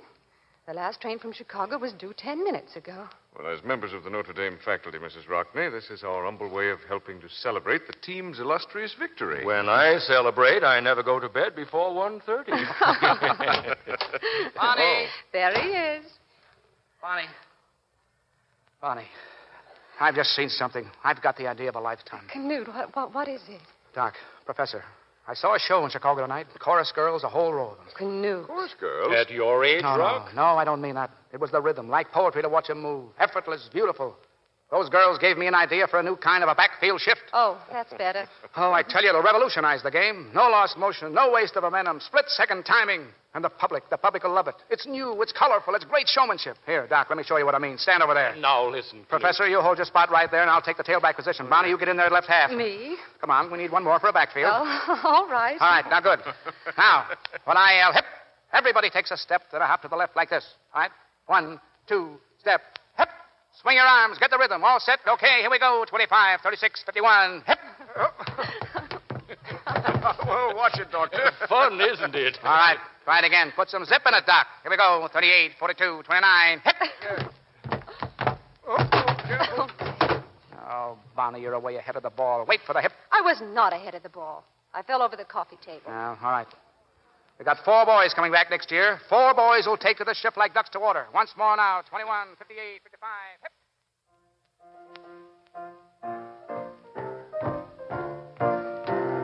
One, two, step, hip. 1, 2, step, hip. No. All right, hold it. Hold it, boys. Hold it, Mike. Hold it. Oh, you're all out of step. Swing your arms wide like this. Get the rhythm. You look like a brakeman flagging a train. Oh, and you, Miller. You know, you've only got 2 feet. Do they have to step on each other? Stilder, you're moving too slow. Whole point of the shift is to catch the opponents by surprise, off balance. Oh, yes, Crowley. I hope I'm not being too personal, but did you ever learn to dance? Well, I can waltz a little. Yeah, I kind of thought that's what you were doing. All right. Now listen, boys, listen. We've got a great thing in this shift, if we do it right. And I selected you four, because I know you can do it right. It's made to order for you. I know it's tricky. That's the beauty of it. If it works the way I figure, it'll revolutionize football. All right, let's try it again. All right, Mike, put another nickel slot. Here we go. 1, 2, 3, hip. 1,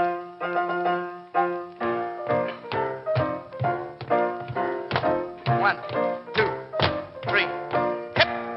1, 2, 3, hip. Come on. Faster.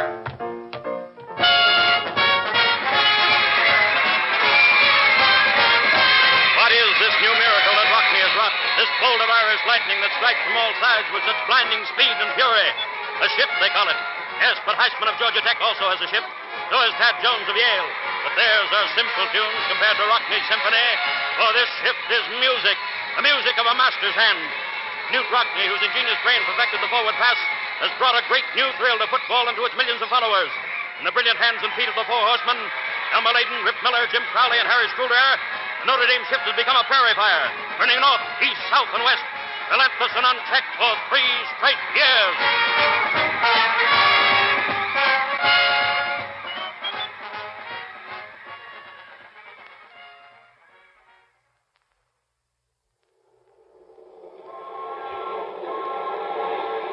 All right. That's settled, Bonnie. After the game tomorrow, we leave for Florida on a nice long vacation. Yes, dear. Just sit on the sand of Miami Beach and do nothing all day long. Absolutely nothing. Yes, dear. All day. Oh, Bonnie, I hope you didn't forget to pack my flannels. I've packed them every fall for 12 years. Even the moths are beginning to lose hope. Oh, now, Bonnie, that's not fair. Who is it? Hiya, Rock. Oh, yeah. What are you doing, Mr. Rock? Come on in, boys. Come on in. Well, what's on your mind? I'd like to get a statement, Rock. What's the dope on the Army game tomorrow? Notre Dame and 13 points. The cadets are plenty tough this year. They think they can break the 16-game winning streak of Notre Dame. That's what they say. That's right, Coach. Boys, this is off the record. But nobody can stop our team. They said we'd miss the four horsemen. We'd fold up like a bridge table without them. If anything, we're even better. We've been undefeated for 3 straight years. And tomorrow we'll take the Army into camp just like we took the rest of them.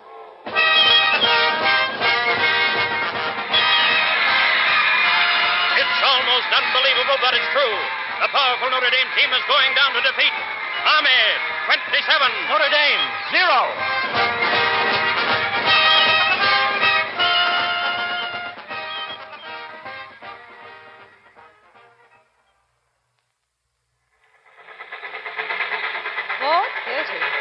Well, I still can't figure why we couldn't wait in New York for a later train. Well, I wanted to slip into town before daylight. The students usually like to come down to the station and welcome the team back, don't they, Knute? Sure, when we win. For 3 years, they've met every train. We lost this game. I lost it. Oh, I was too cocky, had a swell head, thought I could outsmart everybody. I don't blame the folks in South Bend, whatever they think of me, because I let them down. Don't take it so to heart, Knute. There's always next year. Bonnie, I don't even want to get off the train. We'll face them tomorrow. Can't. No, we won't get off, Bonnie. Let's go straight on through to Chicago and then down to Florida the way we always planned. Maybe in 2 or 3 months they won't feel so badly about it, and then I can come home. That's what we'll do. South Bend. South Bend. This is it, Knute. South Bend, Mr. Rockne. Rush off, sir? Well, Knute, All right, Bonnie. Go and face it. I think that's best. Listen. What is it? Well, it sounds like... Come on.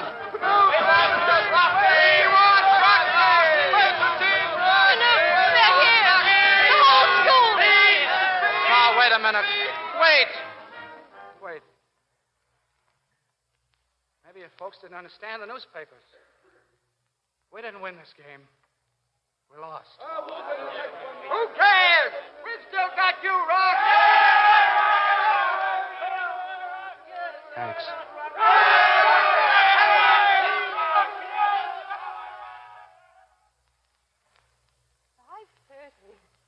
Ma, you shouldn't have stayed up for us, Father. If the rest of Notre Dame can, I guess I can. Father, I never had anything like this happen to me before. All those boys down at the station. Didn't you hear what they said? Who cares if we did lose? We've still got you, Rock. And have we still got you, Knute? There's been a lot of talk these last few months about large offers to you from different colleges. None of us would blame you if you did leave. Any man must better himself if he can. We've just wondered what you'd do. That's all. How could any man better himself with friends like mine? No, I'll never leave Notre Dame, Father. I'll never leave Notre Dame. Thank you, Knute. Thank you.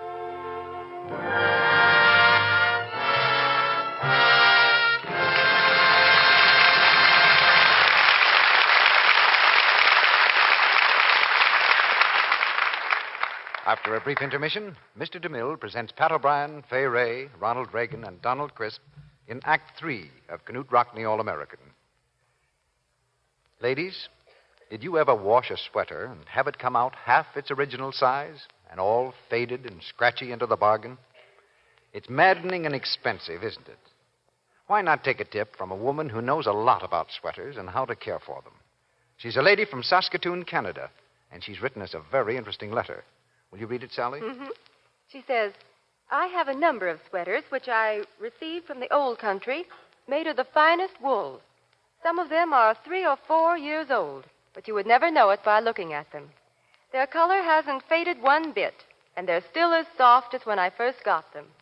Yet I can truthfully say that I've washed them between 40 and 50 times, always in lukewarm Lux suds.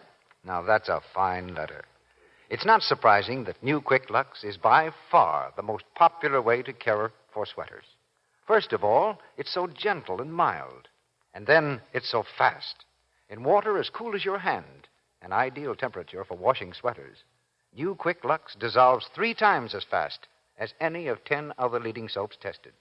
Finally, it's thrifty. A little Lux goes a long way. You know, I think you ought to warn women about 2 things that are very hard on sweaters, Mr. Ruick. 2 things that may shrink them badly. Hot water is one, and the other is cake soap rubbing. You're right, Sally. With Lux, you don't need hot water, and there's no rubbing either. So you can see why woolens stay lovely looking longer with Lux Care. Oh, now, Sally, how about giving the ladies of our audience the Lux method for washing a sweater? Well, first you draw the outline of your sweater on a piece of heavy paper for a pattern. Then whip up some nice, rich, cool Lux suds and just squeeze them through the sweater. Don't rub. Rinse in water as cool as the suds. Press out the moisture in a Turkish towel. Then lay the sweater flat on your paper pattern and ease it into its original shape. Pin with rust-proof pins and leave it to dry. After it's dry and you've taken the pins out, press the edges gently with a warm iron over a damp cloth to take the pin marks out. Thanks, Sally. Remember, New Quick Lux is safe for everything, safe in water alone. It comes in the same familiar box, and it doesn't cost you a cent more. We pause now for station identification. This is the Columbia Broadcasting System.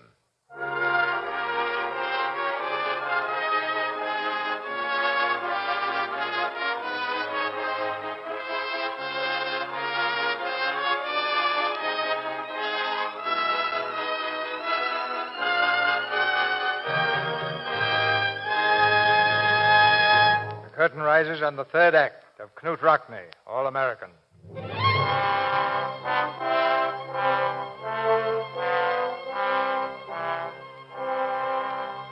They still like to talk in football circles of the famous Knute Rockne system. But his success was based on more than system. It was based on patience and good sportsmanship, on a deep understanding of the boys who worked with him. One afternoon before the Navy game, Rockne received a letter from the father of one of these boys. Listen to this, hunk. Now, Rock, I have waited 3 years to see my son play for Notre Dame. But you've never given him a chance. Unless you dislike the boy personally, why don't you give him a square deal? I promise you he'll tear that Navy line to pieces. Signed, John O'Flaherty, class of 1906.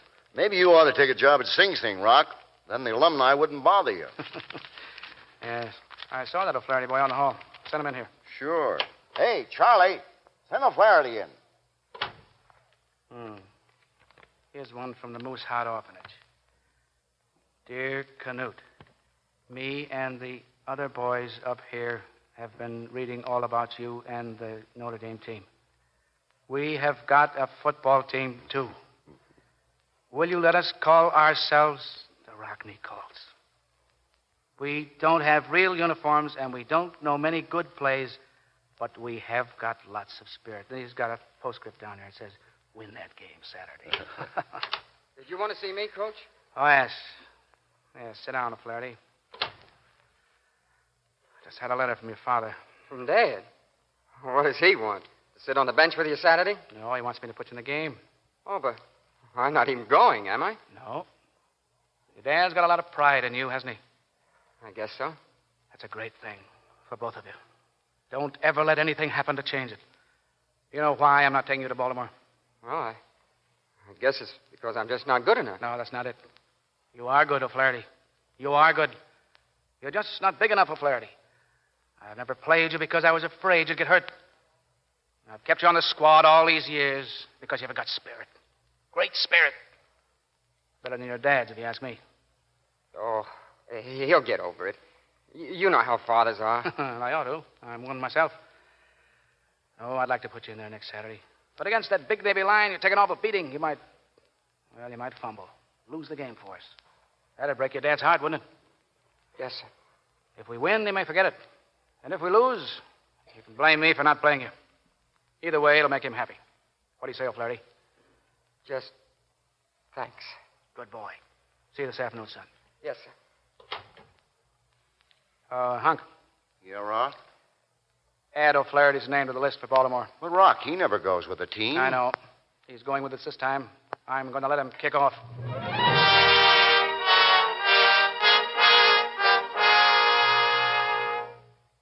Hello? Yes, this is Mrs. Rockne. Yes, it is serious. No, I'm sorry. Mr. Rockne can't see anyone. Doctor's orders. Yes, I'll let you know. Now you're crazy, Doc. My leg, isn't it? Yeah, sure, it's your leg. But you're my patient, you stubborn Norwegian. And you're a very sick man. The veins of your legs are swollen up like manila ropes. You've got phlebitis, and you've got it bad. I could get up and walk right now. What is phlebitis, Doc? It's an inflammation of the veins. And if you move around, there's a strong possibility of forming a blood clot that would travel up to your heart. What did that do? Well, your insurance company wouldn't like it.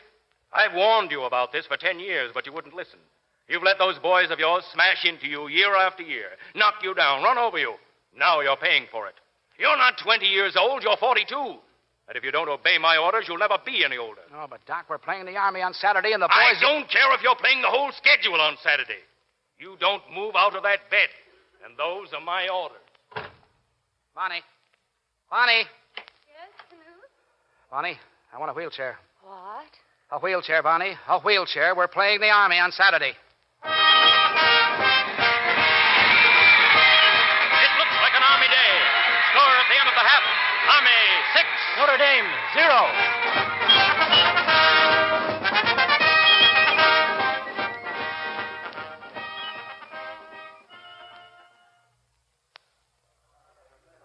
Here's Rock, fellas. Well, boys, I haven't a thing to say. You played a great game this first half. All of you. I guess we just can't win them all. Boys, I'm going to tell you something I've kept to myself for years. None of you here ever knew George Gipper. It was long before your time. But you all do know what his tradition stands for at Notre Dame.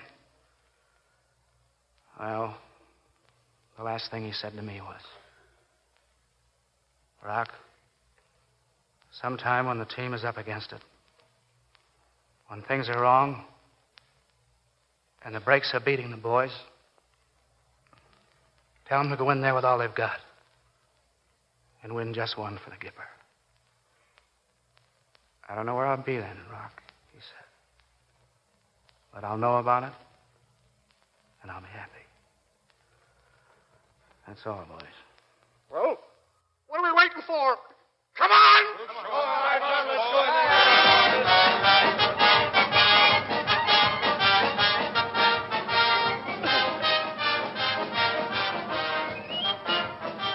Army 6, Notre Dame 7.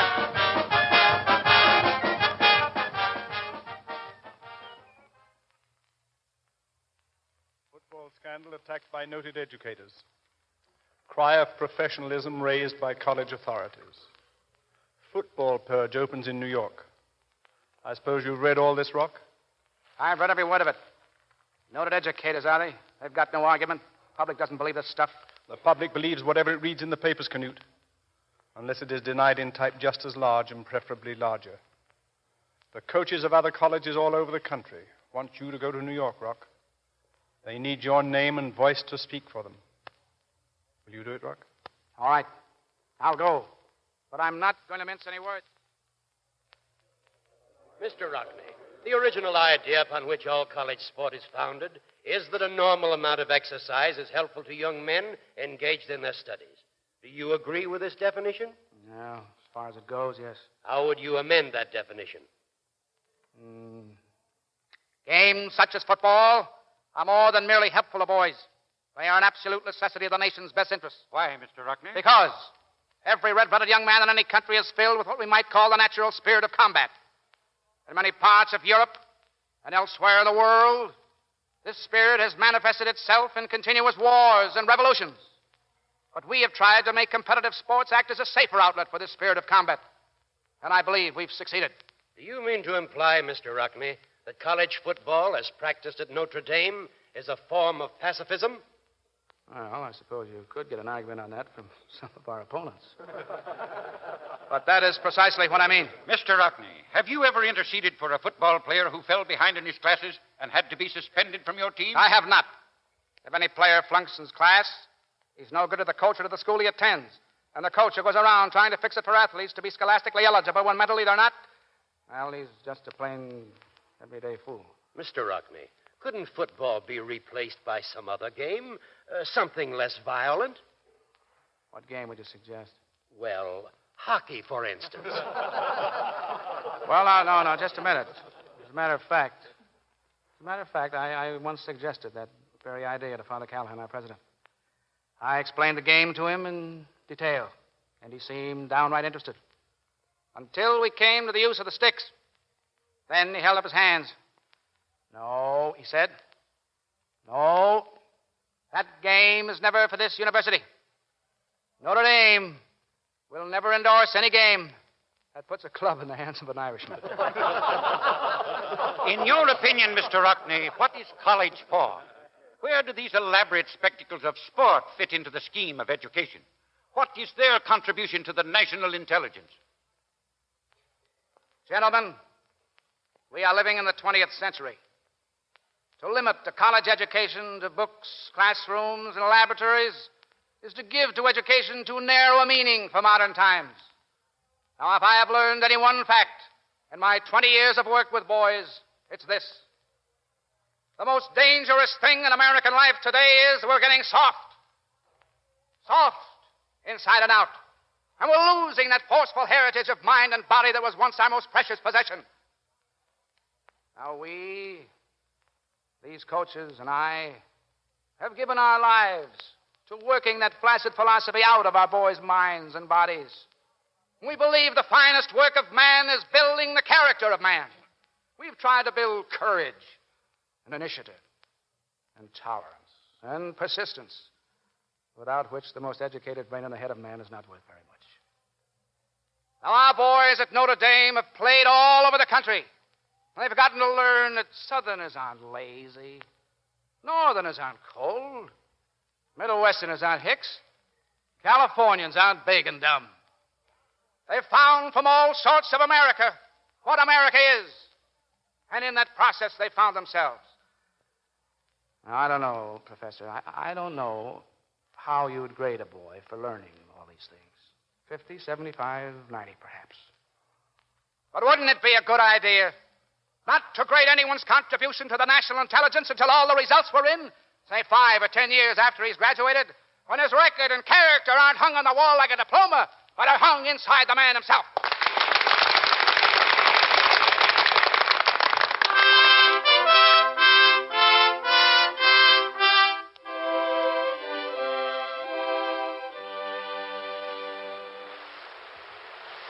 Oh, Knute, this sun is wonderful. And so good for the children. Why, of course, Bonnie. Didn't I promise you we'd come to Florida? Yes, dear. 17 years ago. Oh, no, 70. Couldn't be that long. Oh, don't worry about it now. Just relax. Well, Bonnie, I promise you it won't be 17 years before we're here again. Every winter from now on, we'll take the kids and go south and really get some fun of our life. That's never been much trouble for you. You know, the day we left South Bend, Father Callahan said to me, if Rock ever loses that laugh of his, I hope he doesn't outlive it long. Mr. Rockne? Yeah, something for me, son? Yes, sir. Telegram, sir. Oh, thanks. Here. Thank you, sir. What is it, Knute? Well, I've got to go to California. But not right away. Yes. See, I promised those fellas I'd come whenever they needed me.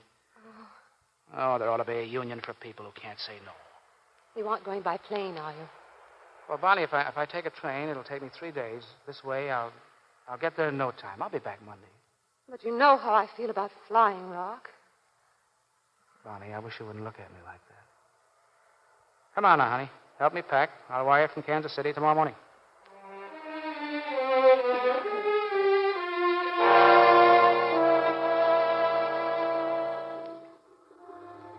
When will this telegram reach Florida? Within half an hour, Mr. Rockne. I'll send it right away. They say there may be a storm ahead of you, Rock. Why don't you wait over here till the next plane? Haven't any time to waste. I want to be back in Florida by next Monday. I'm on a vacation. Passengers for the Los Angeles plane. Los Angeles plane. So long. Soft landing, Rock. Thanks, fella. You mean happy landing, don't you? A transcontinental plane flying from Kansas City to Los Angeles crashed this morning on a hilltop 3 miles from this town, carrying to instant death the 6 passengers and 2 pilots. Among the identified dead is Knute Rockne.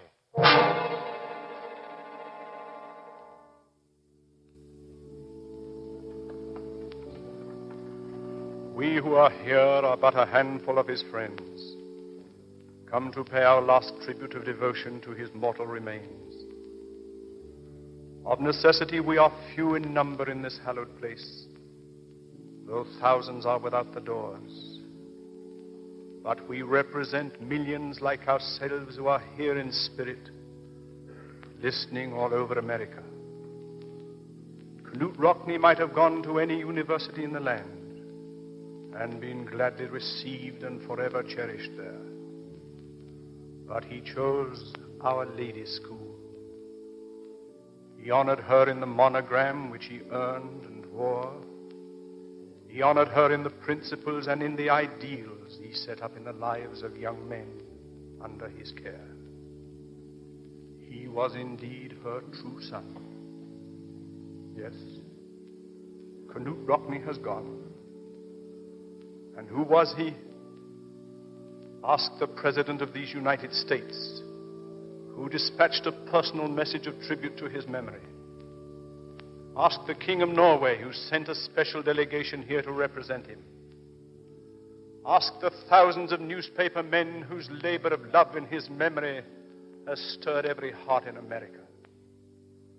But above all, ask the men and women from every walk of life. Ask the children, the boys of America. Ask any and all of these. Who was this man whose death has struck a nation with dismay and has everywhere bowed heads in grief? Knute Rockne, born 1888, died 1931. He'll never be forgotten, for his doctrines live on in men he knew as boys. Men who now carry aloft his standard of fair, clean play and sportsmanship. Among them, Rip Miller, Navy, James Crowley, Fordham, Harry Stuhldreher, Wisconsin, Frank Thomas, Alabama, Eddie Anderson and Frank Corridio, Iowa, Charlie Bachman, Michigan State, Noble Kaiser and Mal Elvin, Purdue, Jim Palin, Washington, Buck Shaw, Santa Clara, Adam Walsh, Bowdoin, Gus Doré, Detroit, Clipper Smith, Villanova, Jack Mayer, Auburn, Marty Brill, Loyola, and Elmer Layton, Notre Dame.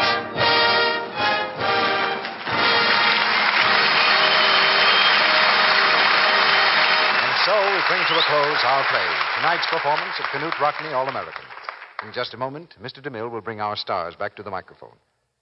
But first, it looks to me as though Sally here had something to say, something rather complicated from the way she's figuring with that pencil and paper. Almost an hour a day, 7 days a week. What on earth are you doing, Sally? I'm figuring out how much time a housewife spends washing dishes every year. What's the answer? Oh, wait till I finish figuring.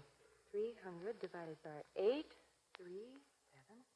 Well, just imagine. Why, that'd be 8 hours a day for 5 weeks out of the year. That's a long time to have your hands in dishwater at the mercy of the soap you use.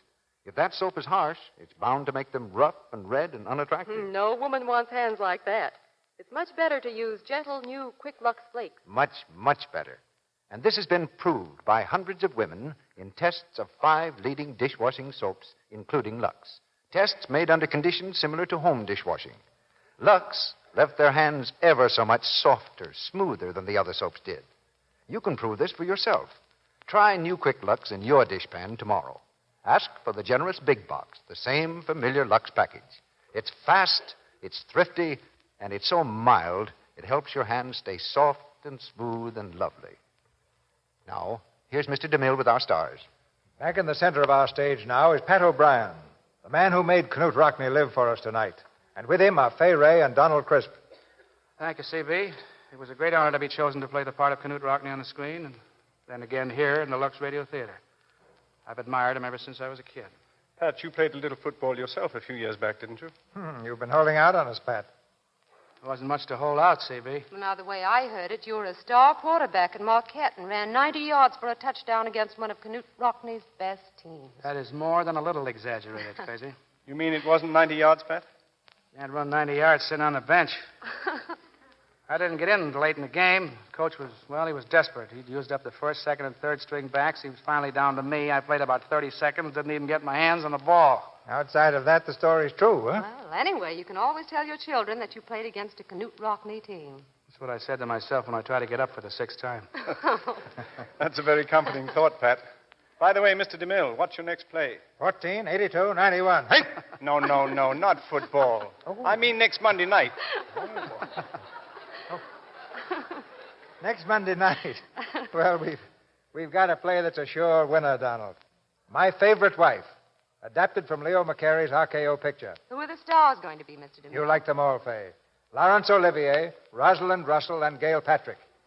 3 of everybody's favorites. My Favorite Wife is a gay mix-up. It was one of the hits of the year on the screen, the story of a lady who returned from being shipwrecked on a lonely island to find her husband married again. It's a situation with great possibilities for Laurence Olivier, Rosalind Russell, and Gail Patrick next Monday night. And a swell time for the audience, CB. Good night. Good night. Good night. Good night. Good night. If acting were football, you 3 would be a cinch for the Rose Bowl.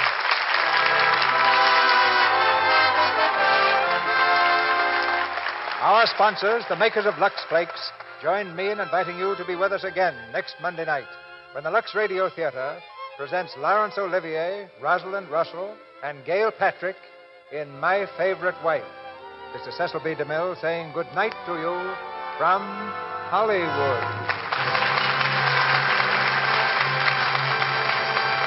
Heard in tonight's play were Griff Barnett as Father Newland, Ted Bliss as Doré, Charles Seal as Doctor, Earl Ross as Chairman of Investigating Committee, Lou Merrill and Arthur Q. Bryan as announcers, Edwin Max as a reporter, James Eagles as O'Flaherty, Fred Shields as a professor, and Harold Daniels, Forrest Taylor, Bob Burleson, Joe Panario, and Celeste Rush.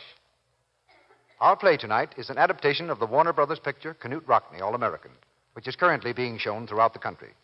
Ronald Reagan will soon be seen in the Warner Brothers picture Santa Fe Trail. Donald Crisp is currently appearing in the Warner Brothers picture City for Conquest, and Fay Ray's forthcoming picture is the Columbia production Legacy. Our music is directed by Louis Silvers, and your announcer has been Melville Ruick. This is the Columbia Broadcasting System.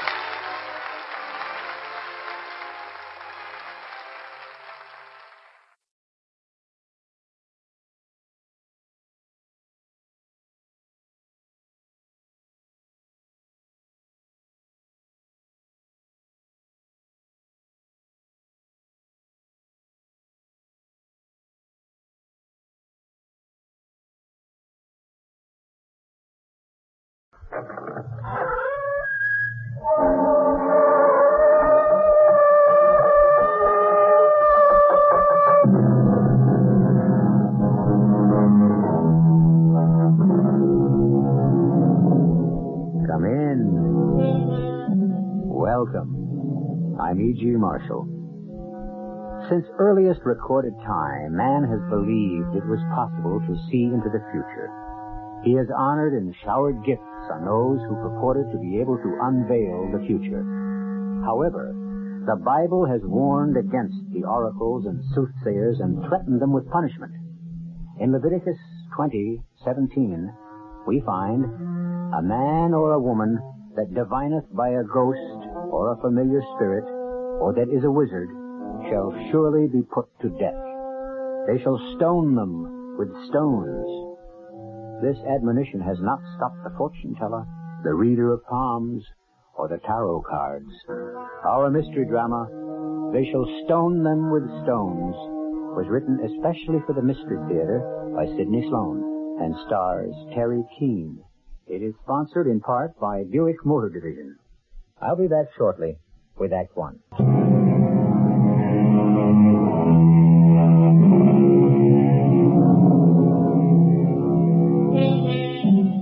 It is is a gloomy, rainy day in March. A small, poorly dressed woman makes her way down a debris-cluttered street in the poor section of town. Clutched to her breast is a newspaper package, which she holds as though it contains all that she holds sacred in this world. Suddenly she stops, realizing that she had passed the entrance she seeks. She turns back and retraces her steps until she sees the garish red-on-black sign in a first-floor window. Madame Darazum, readings, palms, tarot cards, phrenology, help in business, love, and life. She eagerly mounts the few stone steps to the entrance and rings the bell. Welcome, Mrs. Fielding. Welcome to my humble house of repose and meditation. Oh, Madame Darazum, I'm a little late. I'm sorry. Please, no excuses. I foresaw that you would be tardy. Come in, please. This way, into my tent. Tent? I am from a nomadic tribe. My ancestors have always moved over the surface of this earth. Now, sit down. Oh, yes. I see you have brought with you the objects I requested, the newly ironed handkerchief. Oh, yes, and the orange. Now, I want your mind to accept completely what I have to tell you. Mm-hmm. If you should doubt but the slightest, all will be lost. And I will not be able to help you. Oh, I don't doubt for a second. That's why I'm here, for you to help me. That's good. I feel the serene elements of the other world seeping into my being. They will guide me in my quest. You are here, Mrs. Fielding, because in our last meeting, I felt you were in the thrall of an evil presence. Now, you will follow my instructions to the letter. Yes. Oh, yes. Remember, everything depends on it. I remember. Hand me the orange and the handkerchief. Here.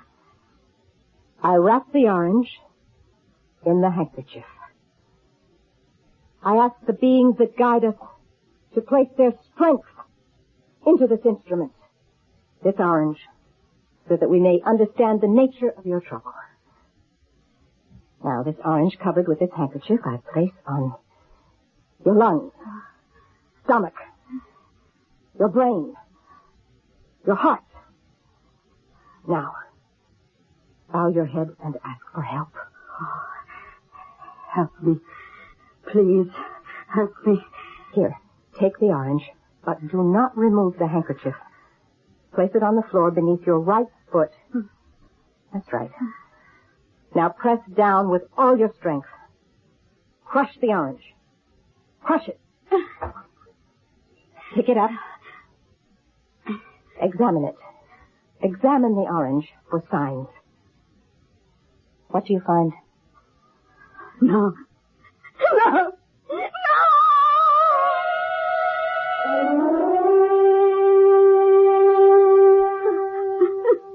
That thing, that ugly thing in the orange, what was it?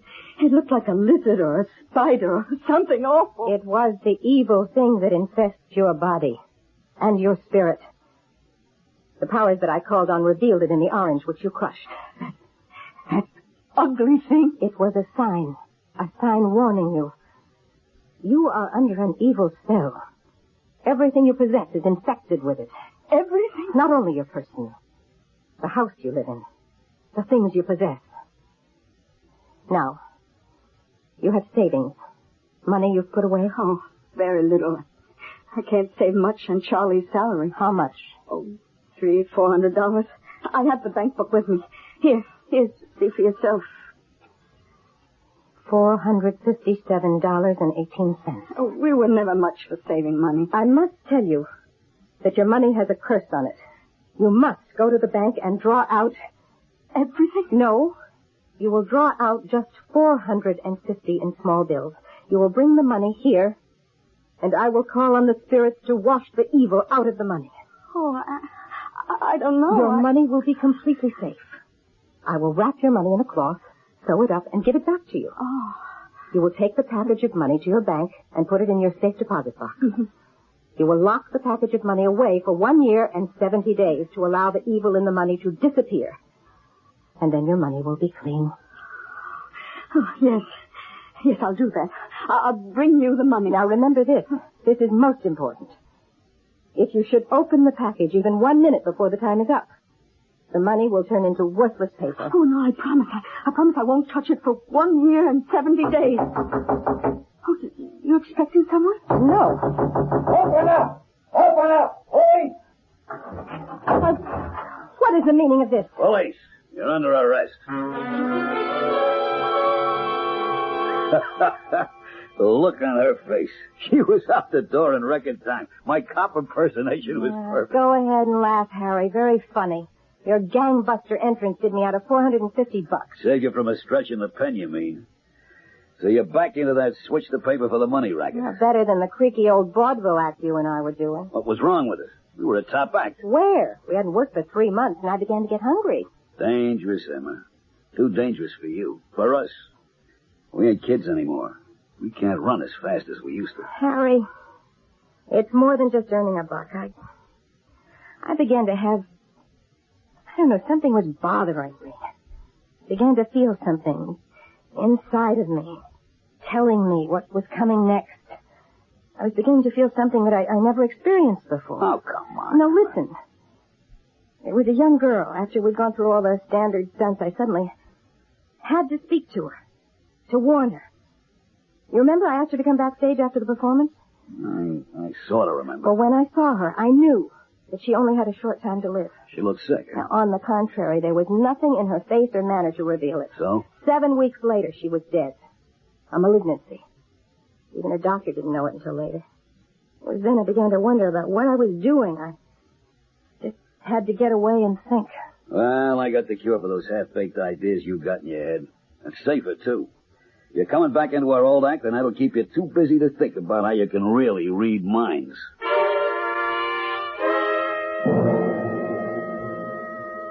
Harry, if I'd have known what you were going to try and sell me, I would have locked the door. Madame Dora Zoom and Harry Murchison.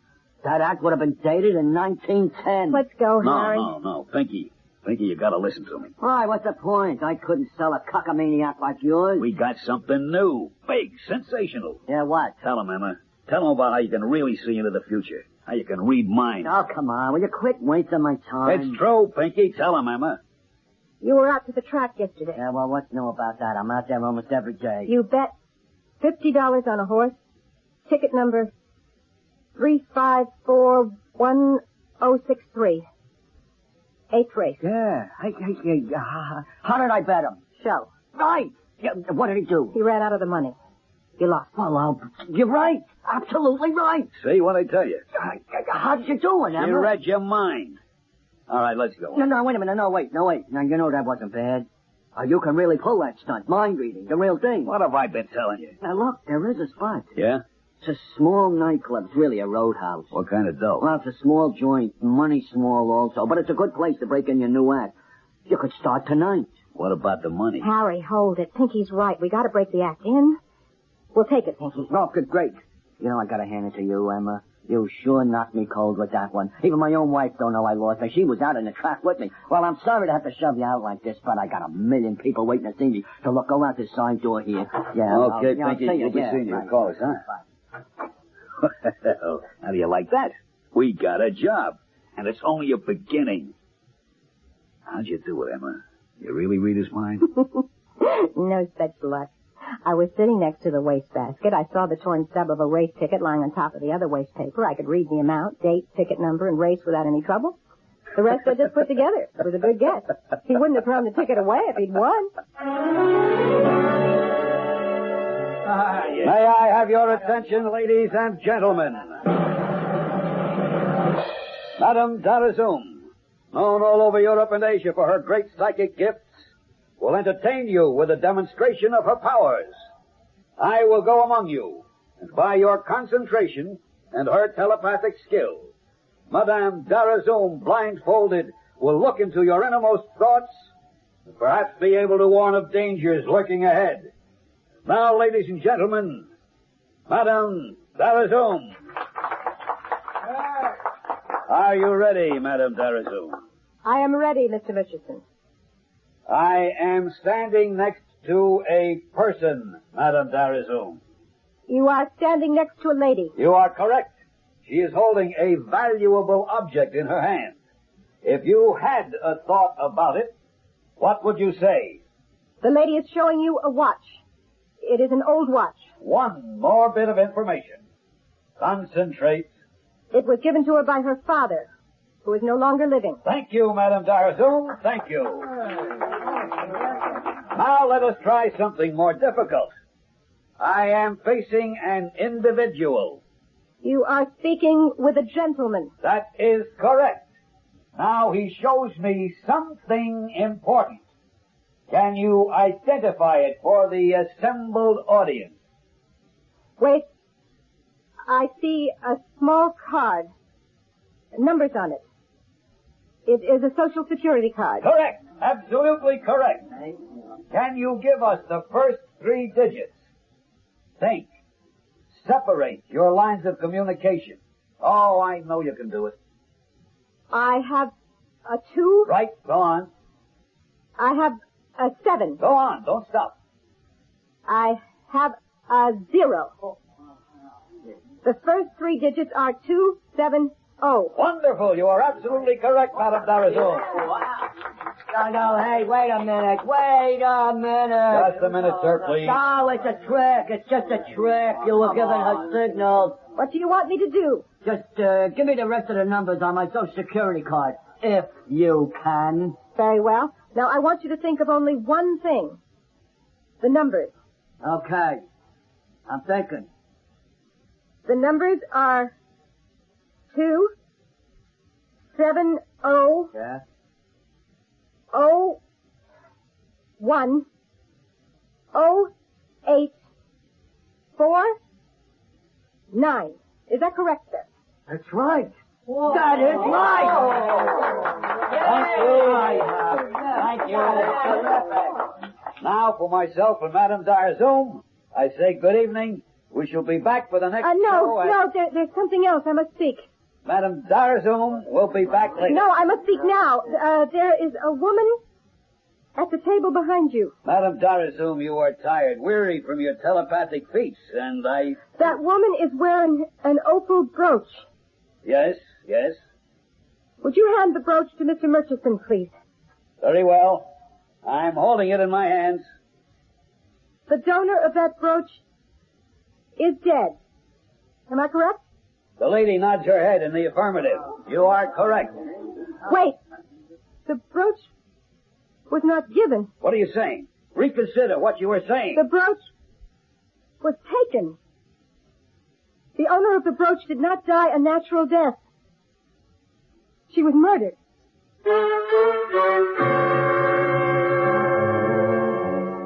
A flash, a momentary revelation. The dark curtain that veils the future and covers the secrets of the heart and mind is flung aside. If only our fortune teller could know what this sudden stab of light in the darkness would do to her own life, she might have hesitated, might have kept the secret suddenly opened to her closed forever. I'll be back shortly with Act 2.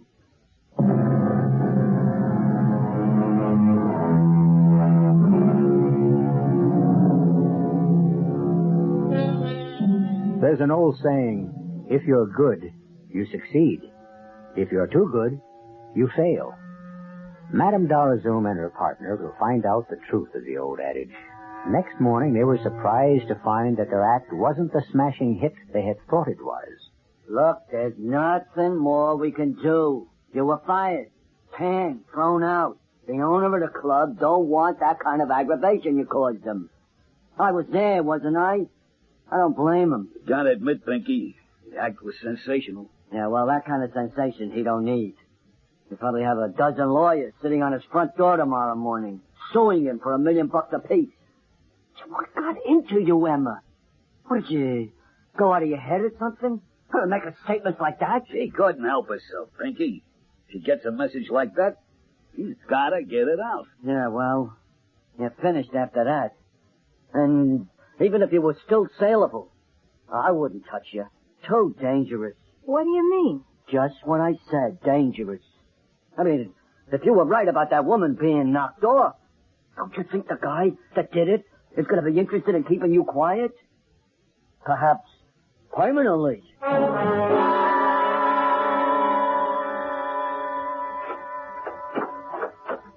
Well, our return to show business had a very short life. Who are you blaming, Emma? Oh, Harry, I'm sorry. I know how much you wanted to get the old act going. You went too far. Could have been a real moneymaker. Now, no use crying. Better get our clothes packed and get out of this hotel. Out of work, we can't afford it. I can always go back to the old fortune-telling racket. Me's the shoe? No, thank you. Well, you suggest something. Oh, I'm all out of suggestions, Emma. Yeah? Someone asked for us? Please his name? Oh. Strange. Okay, if he comes in again, call me. Don't tell him we're in. Just get his name and where we can reach him. Thanks, Eddie. What is it? I don't know. It's kind of got me nervous. Someone looking for us. Why should that make you nervous? Well, you know what Pink said about the guy wanting to keep us quiet. Oh, Harry, come on. You're going to make our lives miserable if we have to keep looking over our shoulders to see who's following us all the time. Well, you're the mind reader. You ought to be able to see what's coming and avoid it. Well, that's the trouble, Harry. It's in and out. Most of the time, I can't see a thing. Oh, what is this? Hello. Harry, this is Pinky. Oh, Pinky. What's up? I just want to tell you, you got more lives than a cat. What are you talking about? The act, it's on again. You mean someone wants us? You're right. Big job. BCB Hotel Syndicate. They got places all over the country, all over the world. Well, they're always looking for acts they can send around to all their spots. Emma, good news. We're working. When do we start? Tonight, the big shot Gaxton, Wilton Gaxton, head man for the hotel chain, is giving a party out on the island. Car and chauffeur will be sent for you. Can you do it? Can we? Pinky, I don't know what to say. Oh, don't say nothing. Just send money. Oh, well, do me a favor. Yeah? Tell Madame Darazoum, just a regular act tonight. Stick to the routine, and for goodness sakes, don't ad-lib. Welcome to Weatherwell. I've been looking forward to this meeting. Well, thank you, Mr. Jackson. Oh, please, no formalities. My name is Wilton, Harry. Well, that's great, Wilton. That's the way I like things. Easy, relaxing. That's the way we're going to have them, Harry. And, you are? Emma. Emma?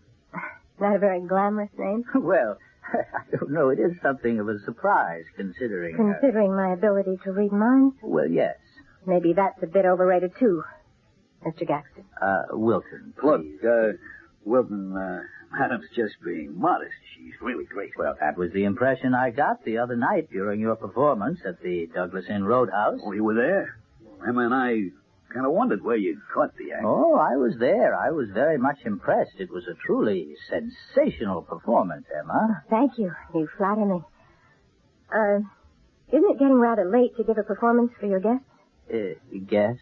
Yeah, Pinky said you wanted us to come out here and entertain your guests and get another look at the act yourself. Oh, I don't know where your agent got that idea. But he told me you had a big party going, and you... Well, I'm certain that you misunderstood him. Well, what did you bring us out here for, Mr. Gaxton? Let us say that I'm enchanted with your performance, Madame Darazoum, and I would like to see it again. Just for you alone? Why not? I am paying you. You will be signing a contract in the next day or so. Why shouldn't I request a command performance? You have another reason, haven't you? Is this part of your mind-reading act, madam? Are you reading my mind? No. Well, then, let's get on with it, shall we? Yeah. Showtime. Come on, Madame Darazoum. That's our cue. Thank you for your kind applause. Now, Madame Darazoum, known all over Europe and Asia for her psychic gifts, will entertain you.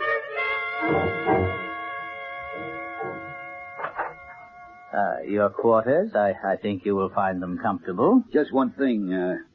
Tomorrow morning, we'll be wanting to get back to the city. You will be driven back, Harry, the way you came.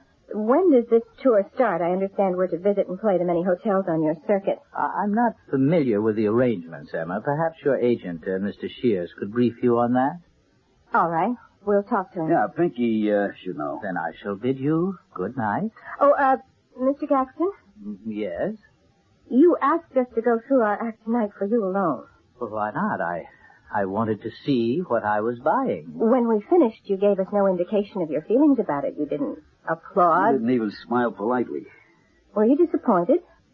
Well... You were disappointed. Frankly, madam, yes. Now, look, how can we be expected to do a decent job with no audience? You know, to a performer, an audience is all important. It makes all the difference. Wait a minute, wait. You're being too defensive, Harry. I wasn't too disappointed in the act. I was just a bit put off that Madame Darazum didn't pull any surprises. Like she did the other night? Yes. I'm glad she did. Pinky, he specifically warned her not to pull any surprises. Oh, I see. But it was that which sold me on your act. It was the part I found attractive and fascinating. Well, now, good night. How do you like that? Pinky wants us to keep the act under control. Gaxton only buys the act because you nearly caused a riot. And you guess it. I don't believe Mr. Gaxton is saying everything that's on his mind. I'm not absolutely certain. But he's concealing something. Yes. It has something to do with the opal brooch. He's mixed up in that business. Or it could be... I'm not completely sure, but why don't you say it, Harry? Murder.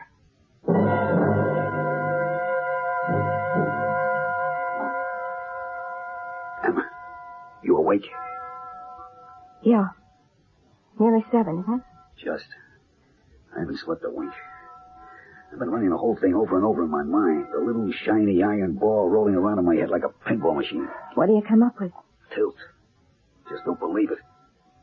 What I've been wondering about is what relationship was the woman with the brooch to Gaxton? Look, let's stop playing cops. We're only a couple of performers trying to make up the buck. development. You're not the police. We have nothing to gain and plenty to lose by kicking this out into the open. Yeah, I agree. What's more, it'll kill the job. The contractor working the hotels he heads up. We'd be crazy to burn up our own music. You're right, Harry. We'd be crazy to do it, but something tells me we have no choice. What do you mean, no choice? We keep out of it. No nothing. Somebody asks. Harry, if Gaxton is implicated, he won't wait. He won't give us a chance to play it anyway, but his way. His way? Look, we know something, or he thinks we do. We're in trouble. Yeah. Better get dressed. We're getting out of here. How? We're supposed to get a ride back, aren't we? We're not waiting. Hello? Hello? Who are you calling? Going to get a taxi. There must be a local taxi company out here. Start packing. Hello? Hello? Phone's dead. Look, let's not pack. Let's just leave. I'm with you. Come on. Door won't open, Emma. Well, turn the key. No key. You're so upset you can't even... Here, let me try. I told you, the door's locked. The window. 3-story drop, not even a vine or a tree near enough. Someone at the door. Who is it? Good morning. Everything all right? Yeah, fine. Just fine. Let him in. Can't. Door's locked. Mr. Gaxton, we can't open the door. It's locked. Locked? Well, it doesn't seem to be locked. Why did you lock us in, Gaxton? What? Well, what are you saying? The door isn't locked. We tried the door. We couldn't open it. Well, it's open now. Because you opened it. From the tone of your voice, you are accusing me of having locked you in. And cutting off our phone. Cutting off your... Oh, yes. Oh, the phone was off. Charles always cuts all the phones after midnight. You see, I suffer from insomnia. And if the phone should wake me, I have great difficulty getting back to sleep. You have an answer for everything, don't you? I assure you that it is the truth. Charles always puts it on again by 7 a.m. Well, happens to be 5 after 7 right now. Let's just see how efficient Charles is. It's working.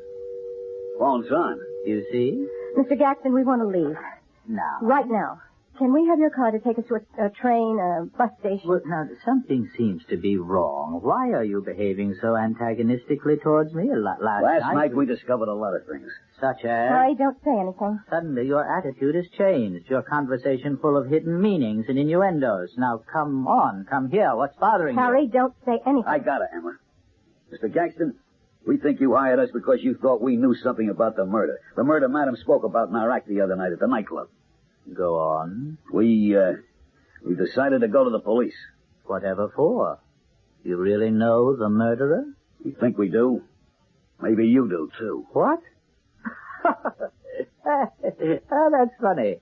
That's very funny. It sounds as though you're accusing me of murder.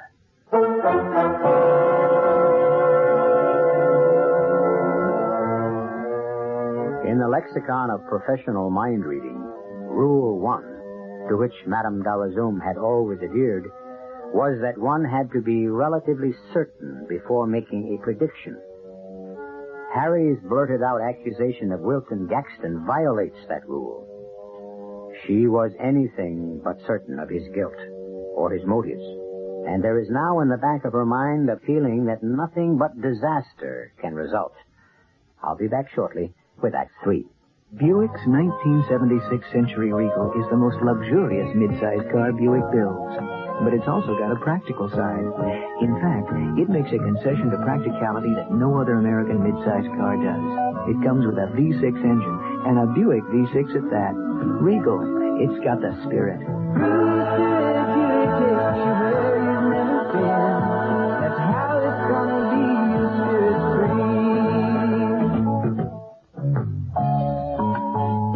free. Even these days, there are ways to save money.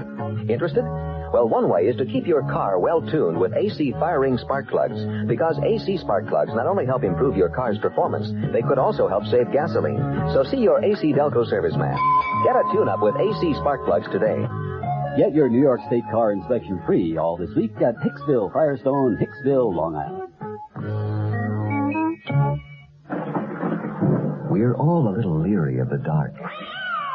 That's why some lonely night, you'll be glad you bought a Delco battery. A Delco quality battery with instant starting power.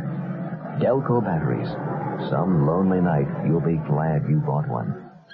See the 76 Pontiac Grand Prix at Wides Pontiac, Far Rockaway for $4,350. Includes Hydromatic, power steering, power disc brakes, radial tires, only at Wides Pontiac, Far Rockaway. The first AMCO transmission place opened back in the 50s. Today, they've got over 500 places throughout Canada and the United States. I think these guys are here to stay. You're going to be surprised, but don't be surprised by the nice little extras at AMCO. They've serviced 4 million transmissions. They do things right. AMCO, AA, MCO. When your car's transmission needs repair and you want it back fast, take it to one of the AMCO centers in the greater New York area. WOR News, 15 minutes of the latest complete news on the hour, every hour throughout the day and evening, with special half-hourly reports during morning and afternoon drive time. All the news you need to know. National, international, state, and local, with updated weather forecasts, stock market reports, and traffic information from Helicopter 710 during the rush hours. This is Henry Gladstone. Join us right here for all the news over WOR Radio, the talk of New York.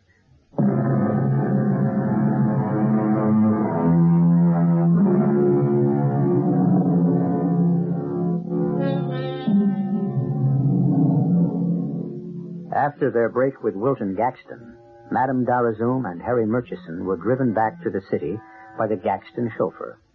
Harry was troubled by the situation which he felt he had caused by his ill-considered accusation of the man who at first had been so kind to them and then seemed so threatening. The question in Madame Darazoum's mind was equally unanswerable.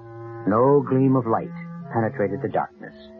With great reluctance, they both decided to present the matter to the police. Now, what you're saying could be very damaging, Mr. Murchison, and consequently could bounce back and cause you and your wife a lot of trouble. We told you what happened, Lieutenant, exactly as it happened. Yeah, your story is very interesting, but unsubstantiated. I mean, you've got to have facts, not a hocus-pocus vaudeville performance. Madame Darazoum can read minds. I'm familiar with your act, and also with your records. I don't think anything you two would say in court would cause too much excitement. You're saying we're lying, that this whole business is just a stunt. Publicity, that's what you want, isn't it? I mean, it's good for the act. Oh, Harry, come on. The only thing that would get this cop off the seat of his chair is to find us both shot through the head on the front steps of the precinct station. Well, that would make it simpler for me. But seriously, let me lay it out for you. You are accusing Wilton Gaxton, a prominent man. Rich, powerful, with a license to kill. That's what you mean, isn't it? No. Now, damn it, you've wasted enough of the department's time. And I've been very patient with you. You haven't a shred of evidence. All you have is what Madame cooks up in her mind-reading act. And with your past police records, do you think anyone would give the slightest credibility to anything you could say? Sorry to have wasted so much of your valuable time, Lieutenant. Come on, Harry. Well, that was a waste of time. You wanted to go to the police, Harry. I knew what the answer would be. Let's grab a taxi and get back to the hotel. We gotta check out before 1 o'clock or we're stuck for an extra day. With our bankroll, don't you think a bus would be more sensible? Taxi! We haven't got time for the bus. Taxi! Taxi! Get in, Emma. Shelburne hotel driver. What's our next move, Harry? We gotta get lost. Run. Hide. Anything. I'm not the mind-reading half of the act, but I can feel something. I don't like the way it feels. Where? Where can we go? We gotta make a buck. If only we could have gotten in advance on the job with Gaxton. Yeah, if... Maybe Pinky was smart enough to get in advance. No good. He'd have to give it back to Gaxton if we weren't going to take the job. Job? What job? There never was one. It was only Gaxton's way of getting us, setting us up for the knockout. That car, alongside. Look out, there's a gun! Hey! Stop! Stop! He's been shot! Oh, help me! Help me! My husband's been shot!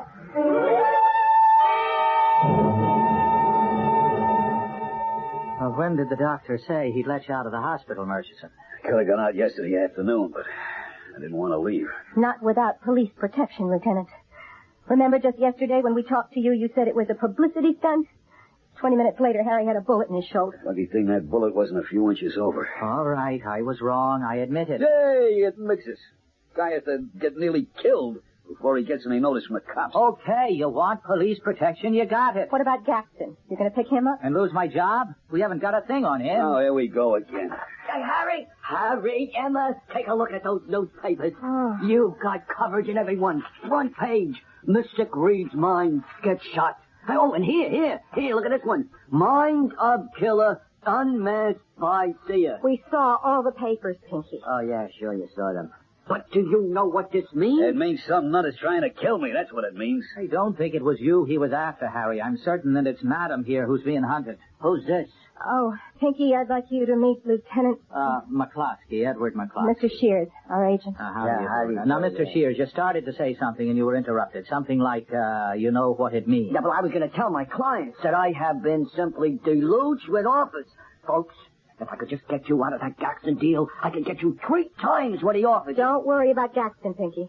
We wouldn't work for him if he gave us Fort Knox. We haven't signed anything and we won't. Oh, great. Then I've got a job for you. Start tonight. Pinky, hold it. What? We're not working for anyone. We just want to get away. I don't get it. Look, just say we're allergic to getting killed. Someone's out to get us. We missed the first time. Maybe the second time his aim will improve. With police protection, what could hurt you? And the fact that there are cops around makes it even better. They're authentic. It's a natural. No. Wait a minute. I want you to take the job. What? Take it. It's the best thing you could do. The killer, if there is a killer... we have to go through all this all over again. Okay. The killer will want to have another chance at you. He must be worried that you know something about him. I'll give you complete coverage, and when he makes his try, we'll be there to nab him. So I'm to be the bait in your mousetrap, Lieutenant. Can you give me a better plan? Oh, do it, Emma. Harry, I tell you, it's a great idea. Oh, spoken like a true agent, Pinky. You've got nothing to lose, not even your 10%. Well... what do you say, Harry? Well, all right. Good. Why not? Better than going around wondering when it was going to happen. This way, it'll force it. When do we start, Pinky? Tonight. The bait is ready for the trap, Lieutenant. Better be sure you're ready to capture the rat. Ladies and gentlemen. Ladies and gentlemen. There is an element of danger lurking here tonight. The great Madame Darazome has, through her incredible psychic vision, uncovered a killer. This killer has not been apprehended. Madame Darazome is the only one in the world who can point the finger at him. And he will try to prevent this at any cost. Please notice that my right arm is in a sling. The killer fired at Madame in a moving taxi just 36 hours ago. Fortunately, I was able to keep Madame Darazome from harm. And now, friends, the one, the only, the incomparable Madame Darazome.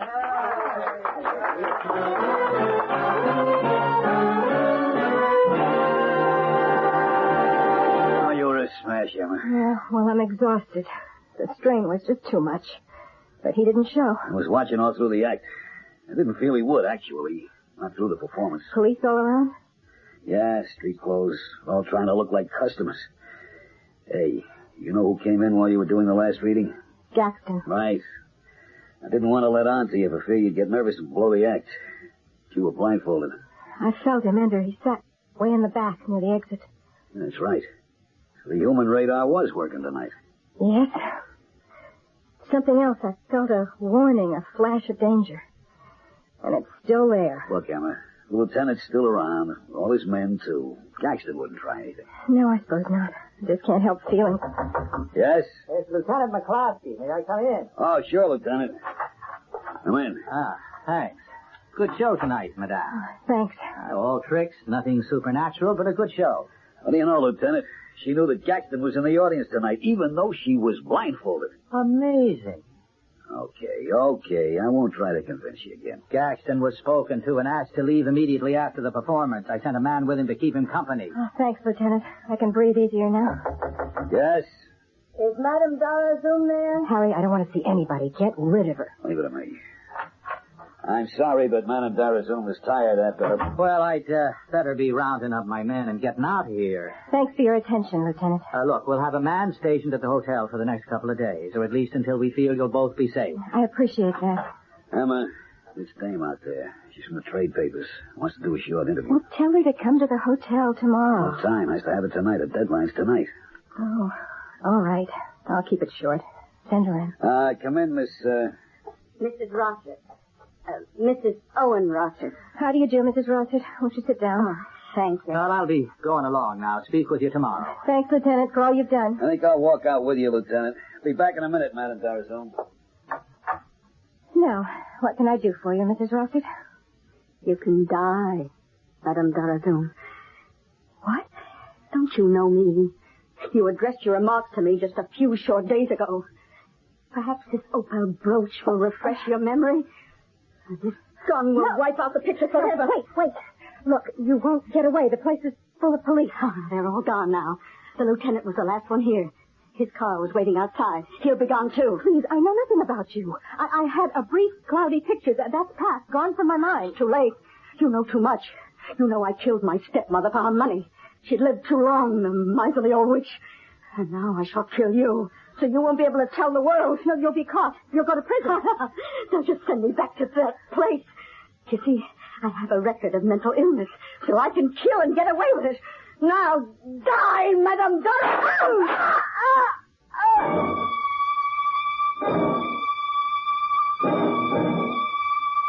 The doctor says the wounds were both superficial. You'll be out of here inside of a week. Looks like you and I are spending more time in hospitals and on the boards. Oh, I think our trouble is over. They got that Rossett dame and she's back in the sanitarium. For good this time. Oh, and I didn't tell you. What? We're out of the job again. Seems we caused too much excitement. Sounds like the story of our lives. That must be the doctor. Said he'd be around to see me. Come in. Mr. Gaxton. Still afraid of me? No.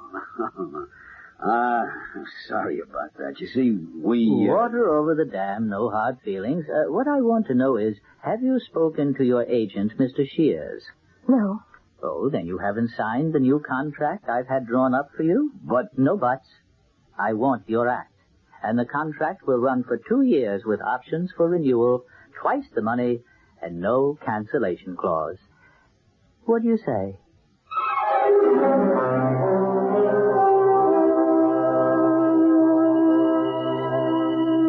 In all her predictions, her projections into the future, Madame Darazoum had not seen even the hazy outlines of her own life and future career.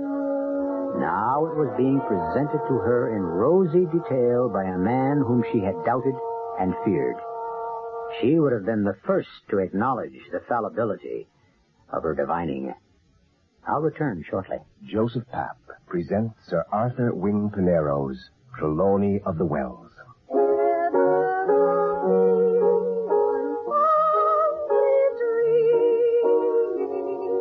The song that made Arthur fall in love with me. Oh, but don't believe that because I shall have married a swell, you and the old Wells will have become nothing to me. My grandson. Where is he? Lured away, I suspect, by one of these harridans. My dear Rose, this is quite out of place. Young ladies do not crouch and huddle up on the ground. Poor Rose. If they tell her she can't act now. No, she lost the trick of it. The happiest moments in my life will be when they're saying, that was Trelawney. You remember? Trelawney of the Wells. Laugh and cry with Rose Trelawney at the Beaumont Theater, Lincoln Center. Check the New York Times theater listings for details. A New York Shakespeare Festival production. Hi, this is Al Ward, General Manager of the New York Jets, reminding you that now's the time to order your copy of the New York Jets 1975 yearbook. This all-new edition is filled with that important information that helps you follow our team. It has pictures and stories on all of your favorite Jets and has complete statistics and a special records section. There's a scouting report on all the 1975 opponents, and this year there are special feature stories on all-pro tight end Rich Castor and up-and-coming defensive star Carl Barzalauskas. Reserve your copy now by sending a check or money order. Do not send cash for $1.75 to Jets Yearbook, 598 Madison Avenue, New York, New York, 10022. Order your copy now, and remember, send $1.75, that's check or money order, to Jets Yearbook, 598 Madison Avenue, New York, New York, 10022. Thank you.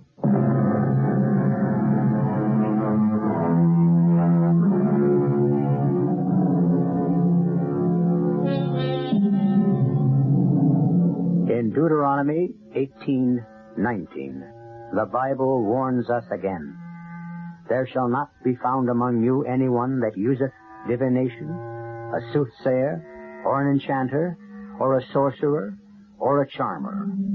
For all that do these things are an abomination unto the Lord. But, despite these warnings, there are many in the world who cannot resist the temptation to delve into the unknown. Our cast included Terry Keane, Jackson Beck, Arnold Stang, Bryna Rayburn, and William Redfield. The entire production was under the direction of Hyman Brown. This is E.G. Marshall inviting you to return to our Mystery Theater for another adventure in the macabre. Until next time, pleasant dreams.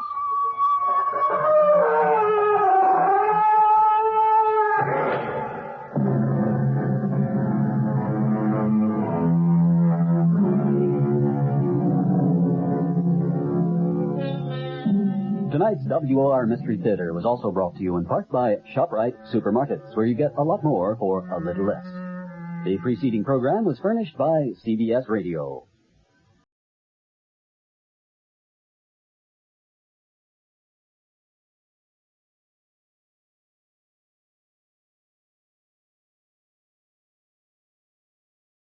This is Chesterton Radio, your home for podcasts of works by G.K. Chesterton, plus drama, comedy, mystery, science fiction, big bands, and much more. The soundtrack to your Chesterton day at chestertonradio.com.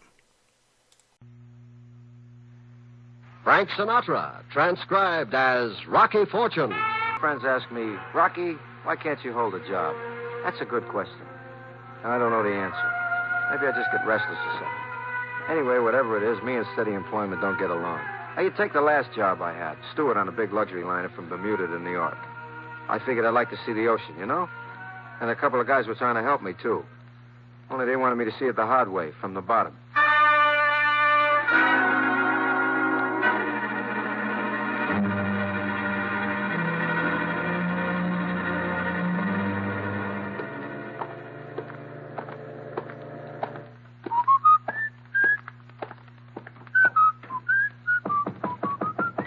Come in.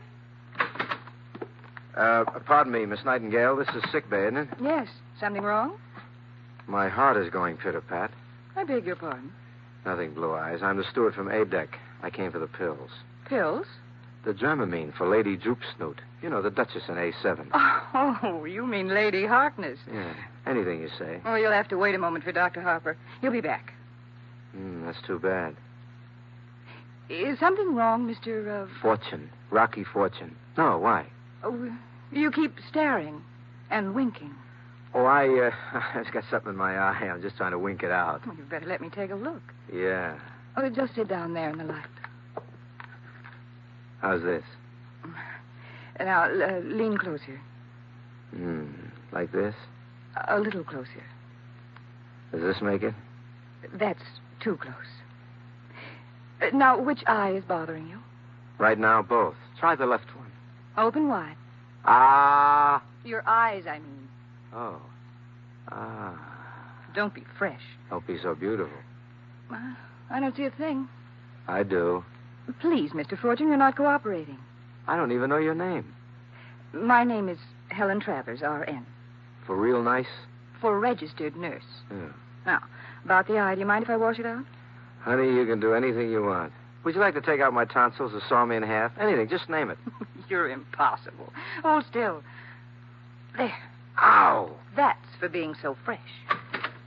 Something wrong, Miss Travers? Oh, hello, Doctor. The steward would like some Dramamine. Oh, seasick? You don't look well. I haven't looked well since I was 9. It's for a passenger in A7. A7? That's Lady Harkness, isn't it? That's right. I'm afraid I can't give you any more. What's wrong, Doc? The chief steward was up less than an hour ago to get some Dramamine for Lady Harkness. Stuff isn't candy, you know. The chief? He just sent me up. There must be some confusion here. I think you'd better check. All right, Doc. Sorry. Not at all. It was a pleasure. I hope your eye improves. Yeah, the wash seemed to help it a little bit. Say, maybe I could come back later on for another eyeful, I'm afraid my boyfriend wouldn't approve. Anybody I know? Yes. Yes, the chief steward. Goodbye, Mr. Fortune.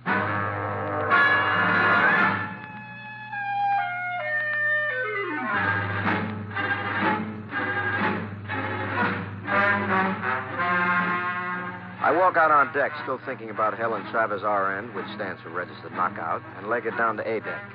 I get my hand on the doorknob of A7 when I hear something which ain't exactly music. Lady Harkness! Lady Harkness! Open up! Open up!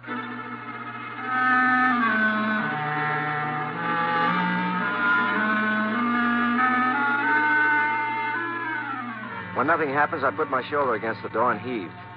When nothing happens, I try the knob, and it opens. I practically fall into the cabin, which is dark in the inside of a coal miner's boot. The reason I fall is quite simple. Lady Harkness is stretched out on the broad loom like a dead lizard. I take one look and reach for the phone. Give me the ship's doctor, honey. Hurry. Hello, Doc. This is Rocko Fortunato. I'm in cabin A7, and the place looks like Act 2 of Arsenic and Old Lace. You better get down here before... Oop.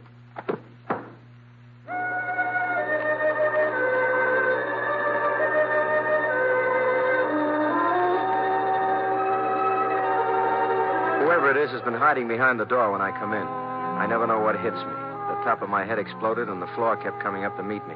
Only it took a long time to fall, and I must have had some crazy dreams on the way down. Rocky! Huh?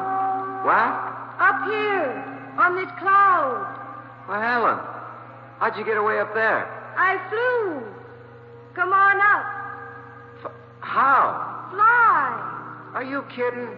Try it. You can fly. Spread your wings. Holy mackerel, I got wings. Flap harder. I can't make it. Maybe I've been grounded. Try again. That's it. Flap harder. I'm off the ground. Hey, I'm falling. Helen, I'm falling. Helen, I'm falling. Helen. Take it easy, Rocky. My wing, I can't fly. Who can? Come on, snap out of it. Hey, where am I? In sick bay. What happened? My arm? Your arm is in a cast. How come? You must have fallen and sprained it. Dr. Harper told me to put a temporary cast on it, just in case it's badly hurt. Gee, it feels like lead. What hit me? I don't know. We found you stretched out on the floor of Lady Harkness' cabin. Well, how's the patient? I'll say, you look awful. We've been through that already. Oh. How do you feel? Arm hurt? Not bad. Yeah, let's have a look, huh? Well, it's a nice job, Miss Travers. Thank you, Doctor. Oh, Fortune, if you can make it, the captain would like to see you. What's on his mind? Well, I don't know for sure, Mr. Fortune, but I'd guess it's the $50,000 worth of jewelry that was stolen from Lady Harkness. I staggered down to the old man's cabin, feeling like somebody left me in one of those fancy washing machines with the dial set on rinse dry. When I get there, the reception committee included Lady Harkness, who is about 60, wears a tweed suit, and talks like an English Tallulah. The chief steward, who looks like a clothing dummy, and the old man. 350 pounds of human meanness. Close the door, steward. Aye.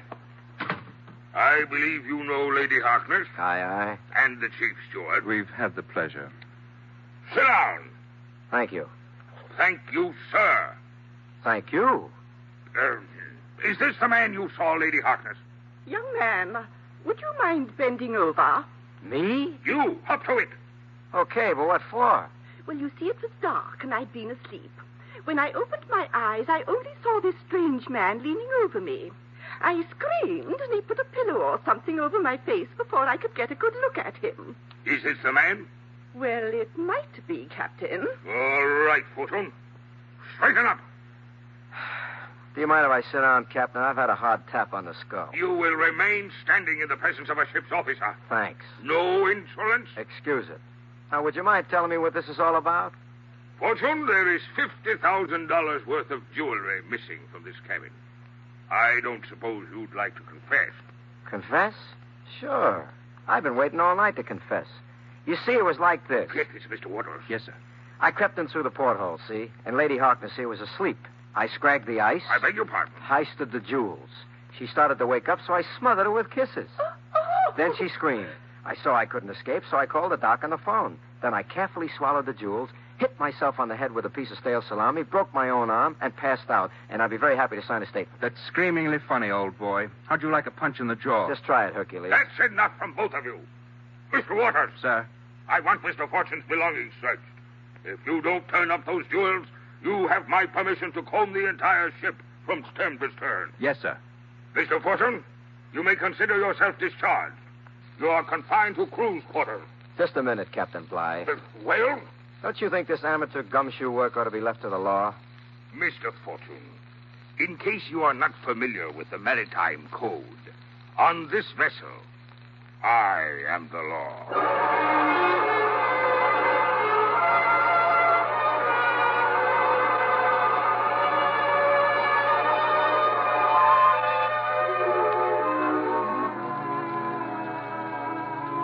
I execute a very unflattering salute with my good wing and stagger back to my bunk where I fall into the sack like a dead man. Only trouble is I can't sleep. My head aches, my arm aches, and my heart aches.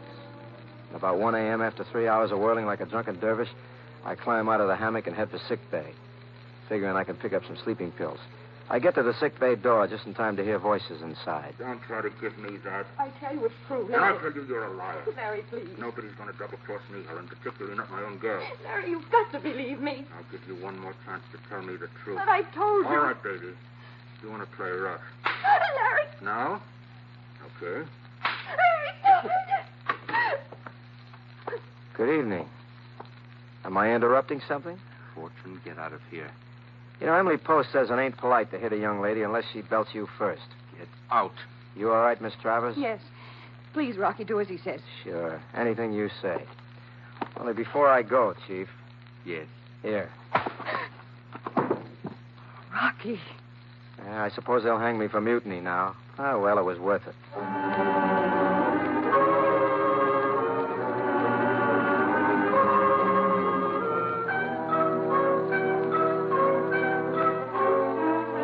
I go back to my pad and spend a few more restless hours trying to figure out what goes between Larry the steward and Helen Travers.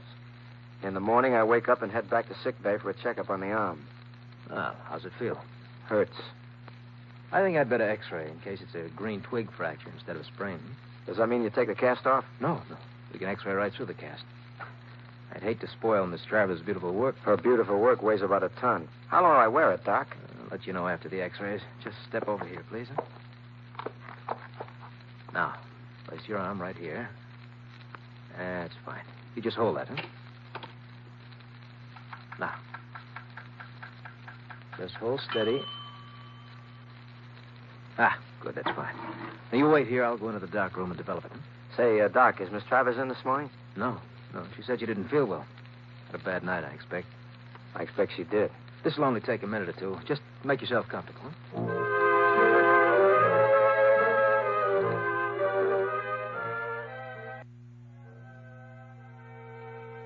I sit down and slop my way through a couple of issues of National Geographic while the doc steps into the dark room. After a little while, I have a visitor. Oh, it's you. Come on in, Chief. Looking for a little medical aid? I'm looking for Helen. Oh, that's a lovely mouse you got under your eye. Did you bump into a door? Very funny. Have a seat. The doc's in the closet developing some x-rays. Is she here? Haven't seen her. Say, they find the missing jewels yet? You know darn well they haven't found them. Did you look in the captain's cabin? You know, I don't trust him. He's a sneaky character. Fortune, when we get into New York tomorrow, the police are going to have a little talk with you, and frankly, I wouldn't want to be in your shoes. Chief, I'm going to level with you. If you were in my shoes, I'd throw them away. What's that? It came from the darkroom. Try that door there. Locked. There's another door that leads to the office. Come on. Here. Helen. Doctor! Holy smokes. Is he... Stone dead. Dr. Harper. Take it easy, baby. You can't do him any good now. What happened? I don't know. I came in late. I wasn't feeling too good. I remember that he wanted me to change the developing solution because he was going to x-ray Rocky's arm. So I went right into the dark room. First I thought I was alone. It was so dark. And then I saw him. I saw him on the floor with his scissors and his bag. Larry, he's been murdered. Take it easy, honey. Come on, Chief. You better notify the skipper. You also better radio the New York Harbor Police to meet us.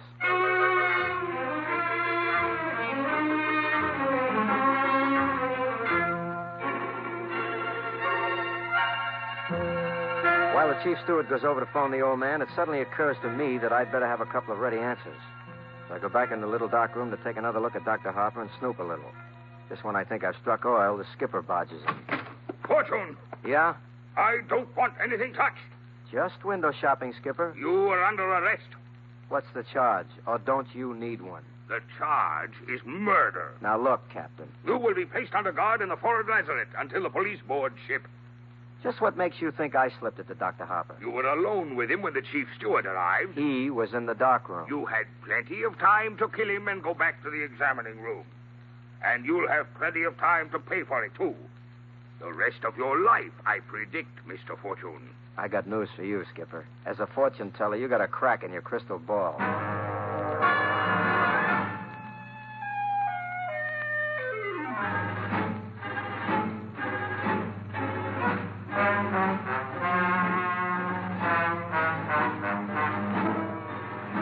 The lazarette is a small iron box down in the hold of the ship, just big enough for me, a couple of mice, and a few hundred feet of anchor chain.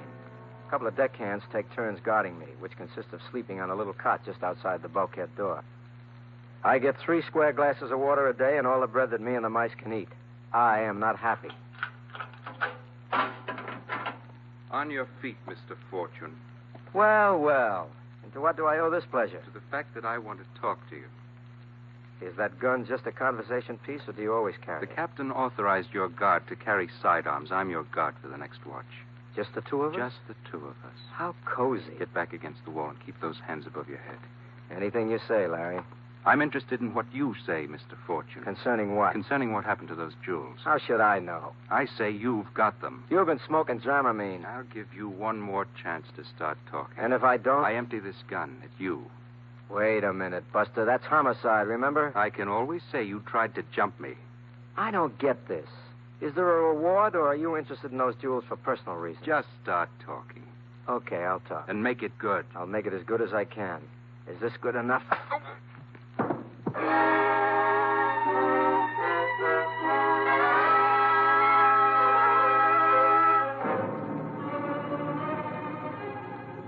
I had my hands up in the air, and I brought the arm with the cast down on the top of his skull as hard as I could. He went out like a wet candle, and I cracked the plastic cast right down the middle. I was still trying to figure out my next move when I discovered we were not alone. Put up your hand. Sure, it's getting to be a permanent position. Hand me that gun. Help yourself. Robbery, murder, assaulting a ship's officer. You know, Fortune, we can make trouble for you. I suspected as much. You could save yourself some heartache by confessing where you hid the jewels. Why don't you ask the guy who heisted them? I suppose you can identify him. Your chief steward, sir. That's an interesting bit of information. Can you prove it? No. All right, Mr. Fortune. Back in the lazarette. Will you listen to what I have to say, at least? Save it for the homicide boys. They'll be coming aboard when we reach quarantine in the morning.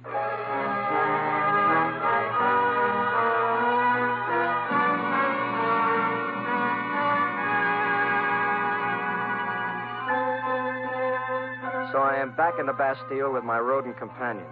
I spend the rest of the night trying to imagine what it's going to feel like when they sit me down in the Sing Sing Chippendale with wiring by Con Edison. Trouble?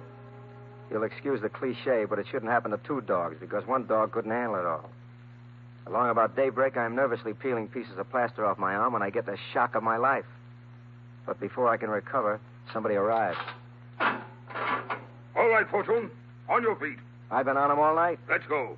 The police cutter should be here in 15 minutes. Now, look, Captain, before the gendarmes start working me over, I think I can crack this case. Uh-huh. I'm serious. I can trap the Doc's murder in just 10 minutes. Will you listen to me? No. Well, can I at least get some medical attention? What for? This cast is falling off. And I'd hate to appear in the police lineup with a crummy cast.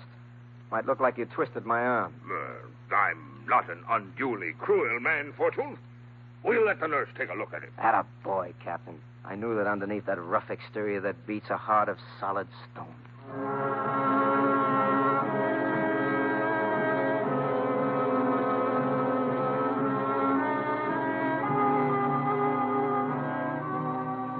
Ten minutes later, I am in the sick bay, feeling like an oyster which has just escaped from 6 months in an undersized shell and is about to be eaten alive. Rocky, I was so worried about you. Hi, baby. When the captain told me you'd broken the cast on Larry's head, How is he? He's sleeping it off in the captain's cabin. Let's get that new cast on your arm. How about a new arm while you're at it? Let's get the old one off. The arm or the cast? Hey, take it easy. This won't hurt. Here, I'll just tap it a few times with this mallet. And there. What's the matter, honey?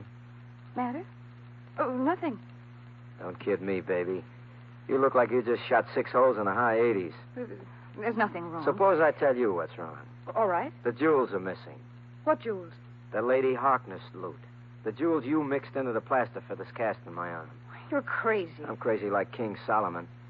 You and Larry, boy, heisted those jewels. Larry did the muscle work and conked me when I came into the cabin at the wrong moment. Then he got scared and passed the jewels to you. But you knew that they'd searched the ship, so you put them into that plastic cast on my arm, figuring you'd get them back after the ship made port and we were all ashore. That's why you were so nice and sweet to me. I was worth plenty to you. You've got it all figured out, haven't you? All figured out. I even figured out why you knocked off the good doctor. Tell me. I'd be interested to know. You didn't plan on us taking any x-rays of my arm in the cast. And you knew the x-rays would show those jewels and they would fix your cute little wagon, but good. So you knocked him off and ruined the plates. I noticed the ruined plates in the dark room. Finished? I ran out of gas. You can save your breath and just put up your hands. You too? I'm going to need a special game warden if this keeps up. Get over there against the wall. My favorite position. All right. Where are they? Where are which? The jewels you took out of the plaster cast. That's an interesting question. I'll give you just 5 seconds to provide an interesting answer. I don't hear you, baby. 1, I can always say you tried to escape. Such a pretty girl, too. 2, I'm ready to pull this trigger, Rocky. Young and tender. 3, I mean it. Too young to have to die. 4. In the electric chair. All right. 5. Hold it! Grab her! All right. Quiet down, miss. You okay, Fortune? Okay, Skipper. Except for a slight heart attack. You heard what she said? I was listening through the porthole. So, what kept you? Well, I just wanted to give her enough rope to hang herself. You nearly gave her enough to include me. Oh, sorry. You know, I must apologize, Fortune. Until you showed me how the jewels had been hidden in your cast, I really didn't believe a word you said. Forget it. I got a dishonest face. Well, naturally, if there's anything I can do to make up for it now... Just one thing, Skipper. About my job. You remember how you threatened to fire me? Yes. Well, fire when ready, Gridley, because if you don't, I quit.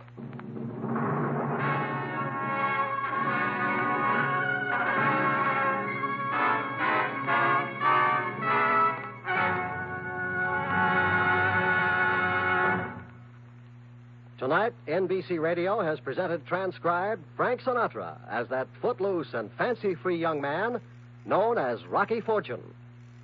Others in the cast included Tony Barrett, Lynn Allen, Marvin Miller, Norma Varden, and Shep Menken. Tonight's script was written by George Lefferts and Andrew C. Love directed.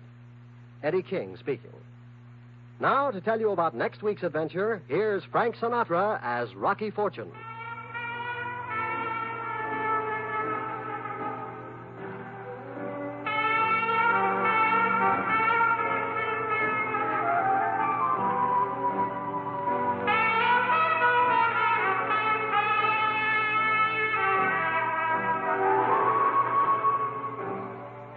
sometimes I don't know what this younger generation is coming to. Did I ever tell you about the 10-year-old cowboy who held up the stagecoach with a water pistol and got away with 50 grand? Of course, I thought the kid was only kidding. But as the man in the hot seat said, brother, was I in for a shock. I'll tell you about it next week. See you around.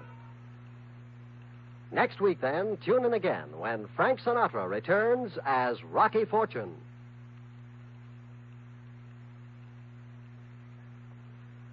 One of the finest things anyone can say about you is that you're a good neighbor. That spirit has been a tradition in American life all through the years.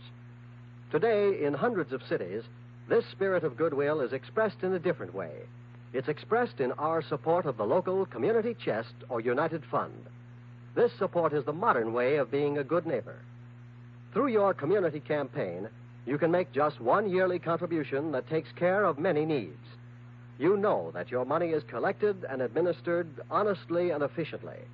So make sure that your campaign pledge is large enough to cover these needed services for an entire year. This is your chance to be a good neighbor. So give to your community chest or your local United Fund. Enjoy Fibber McGee and Molly tonight on the NBC Radio Network. Now, Frank Sinatra, transcribed as Rocky Fortune. This is Chesterton Radio, the true, good, and beautiful at chestertonradio.com.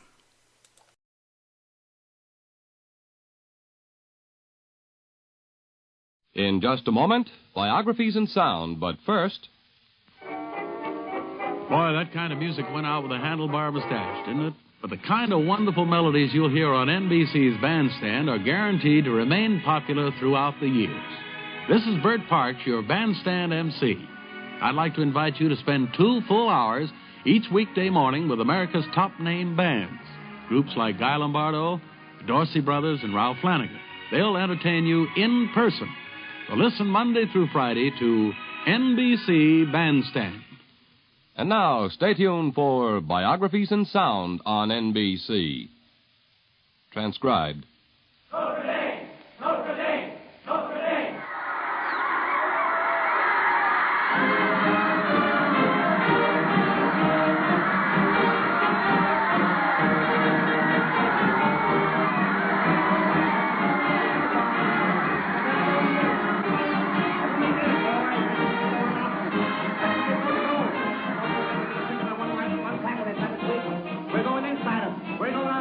Inside him, outside him, and we get him on the run once, we're going to keep him on the run. And we're not going to pass unless our secondary comes up too close. But don't forget, man, we're going to get him on the run. We're going to go, go, go, go. And we aren't going to stop until we go to that goal line. And don't forget, man, today is the day we're going to win. They can't lick us, and that's out of the goal. The first whistle, man, we're going to fight, fight, fight, fight, fight.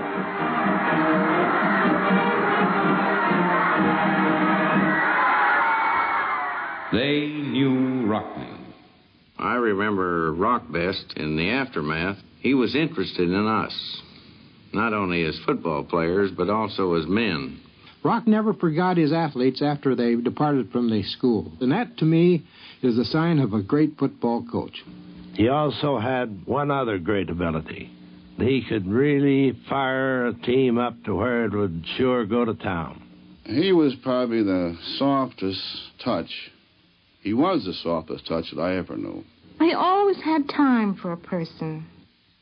Rock was gone, and with him had gone a part of every life his had touched. In 1893, an immigrant family left the little mountain town of Voss in Norway and moved to Chicago. There was the father and mother, 3 daughters, and a 5-year-old boy named Knute Rockne, who later was more often called Knute Rockne. That boy became one of the most famous figures of his time, and he left a legend and a tradition that lives on even 25 years after his death in 1931. This is a biography in sound. They Knew Rockne, an impression of an unforgettable personality created by the voices of those who knew him.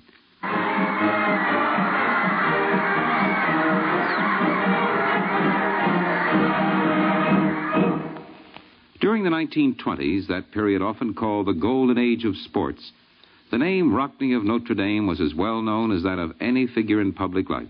and yet he was merely a football coach at a comparatively small school, the University of Notre Dame at South Bend, Indiana. But the play of his teams and his own personality captured the imagination of an entire country. He produced more championship teams and All-American players than any man of his generation. Yet that isn't why he's still so well remembered after a quarter of a century. He's remembered because of the sort of person he was. The echoes of the bands playing, the cheers of the crowds have died away, but the memory of this short, stocky, bald-headed Scandinavian remains bright and clear. Well, as a neighbor, Knute Rockne, or Rock, as we always called him, and as his friends and neighbors called him, was a true neighbor in every sense of the word.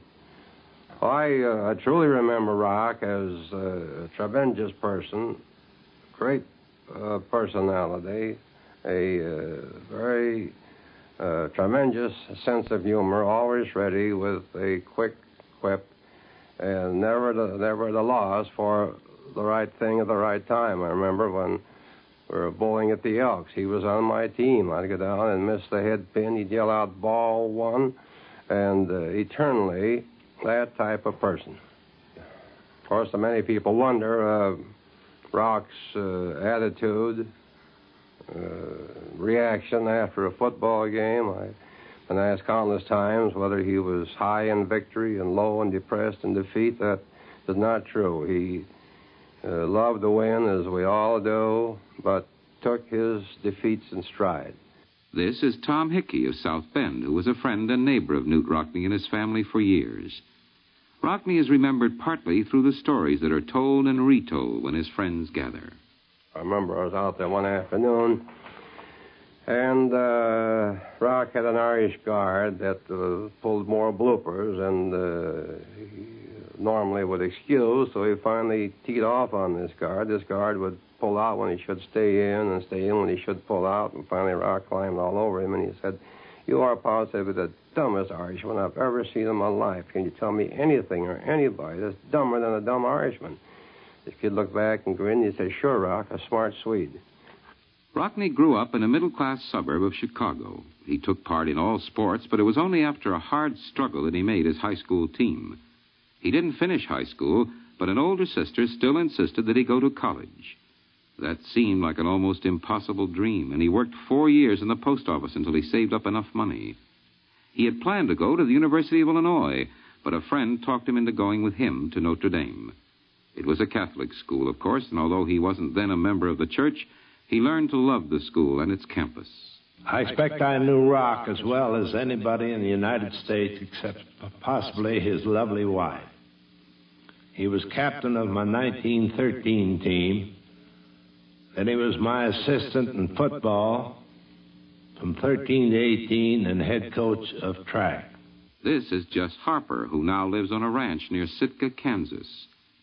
Looking back over more than 40 years, he recalls when he was athletic director at Notre Dame and Knute Rockne's football coach. The point I want to bring out that so often we think of men that are great like Rock was, that he always was great. Rock was not. He made himself. He came to Notre Dame as a freshman and only weighed 135 pounds. He was a plunging fullback on his high school team in Chicago. He, by hard work, developed himself into one of the greatest ends that I ever saw play, even though he only weighed 156 pounds. He still could play end on any of the ball clubs that are playing today. Yes, Rockne was a football coach, but something more than that. Part of that something more was rare determination. In track, when he came to Notre Dame as a pole vaulter, he could vault 10 feet. In his senior year, he went over 12 feet and for a short time held the world's indoor record. When Rockne took over as head football coach in 1918, he succeeded a man whose teams had attracted national attention. But it was Rockne and his fighting Irish teams that made Notre Dame famous on the gridiron. We had a very good football field, a very good turf, but we only had a seating capacity of about 3,000 people. And about half of that was made up of temporary bleachers, compared to today with our fine stadium that seats 57,000 people. It was in 1913, as a player under Jess Harper, that Rockne helped to make football history. He was an end, and along with Gus Doré, the quarterback, he helped develop the forward pass in a way that revolutionized football. There's been lots of stories about that summer practice on forward passing. The truth of it was that Rock had always caught the ball in his stomach. And I told him he had to learn to catch it in his hands. So he and Gus Doré, our great quarterback, went down to Cedar Point, took a football with him, and practiced the art of catching the ball in their hands, which proved out so successfully in the Army game. In that game, the half ended 14-13. Between halves, I said to Doré, you've got to go throwing that ball because they're playing an old-style defense. Backs up close. And he said, I've tried to, and they didn't go. Well, I said, just keep throwing. He went back there and completed 13 straight forward passes. Notre Dame won that game over a powerful Army team, 35-13. Later, as a coach, Rockne made many other changes that helped to make football a faster, more exciting game. Along with his other abilities, he was a student of the game. Yes, Rockne had something extra, something special, something that perhaps no other coaches had to the same degree. He was a wonderful teacher. He went into every detail, and he had the ability to teach the boys on the field to do what he wanted them to do in exactly the way he wanted it done.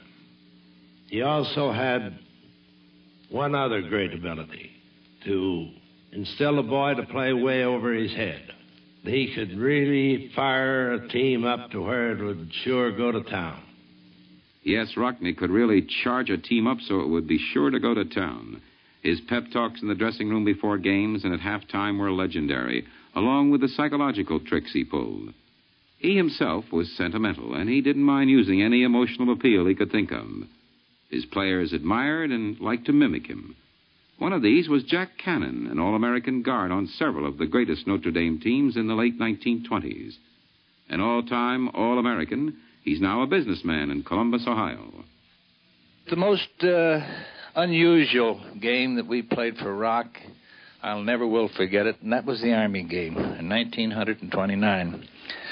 And I'll give you a scene of what Rock brought out. We left Rockne back at South Bend because he had this phlebitis trouble. And if you recall, back in 29, he was a pretty sick man. So we didn't see Rock all the time we were in New York. And so the telephone rang. For some reason, we have never seen a telephone in a dressing room. But Hunk Anderson answered the phone, and he said, it's Rock from South Bend. And Rock was talking to each and every one of us on this long-distance telephone call, which we thought. And we said, yes, sir, we'll do the best we can, Mr. Rockne. Okay, yes, sir, yes, sir. And he gave us our plays and things of that nature. Well, by goodness alive, we got out there in the field, and the first quarter, 0-0. Second quarter, 0-0. And we came in with our heads pretty well down. Everything was very quiet in the room. And the door opens up, and they wheel Rock in. It was electrifying to us. And there Rock was in the wheelchair with his leg propped up, and his hat was down over his head. He had a cigar in his hand and a handkerchief in another. Now, imagine I am Rockne. Well, men, here I am. Yes, I called to you from North Bend. I was worried. They flew me up here against the doctor's wishes. I've tried everything I possibly could to instill this football game in your minds. And yet, you've gone out. And what have you done? Just think. 30 minutes have gone, this ball game. And you want to become national champions. Now, I'm going to ask you a question. I've never asked too much of you. But This I do. I want this ball game. I've tried awfully hard all season long. And now the time has come where I'm in this wheelchair. And when the doctor told me it'd be either life or death for me, I can't carry it on, boys. It's too much of a strain, too much. I've never asked for anything yet, but I'm asking for this one particular game. And boys, if you can just win this ball game and give it to me, I'll be the most pleased coach in America. I've never said this to anybody before, but I'm telling you, men, the doctor mentioned before I came into this dressing room, Rock, this is your last ball game. Your heart can't stand it. And boys, I'm asking of you. I'm turning in my resignation. And with that resignation, I hope that I might have this victory from you. Boys, the best of wishes to you now. I know that you'll go out and do the best. And with that, we went out that door so fast, there was an officer standing in front, and I think he went 15 feet. And we played that ball game nick and tuck to the last, I think it was a minute and 2 seconds.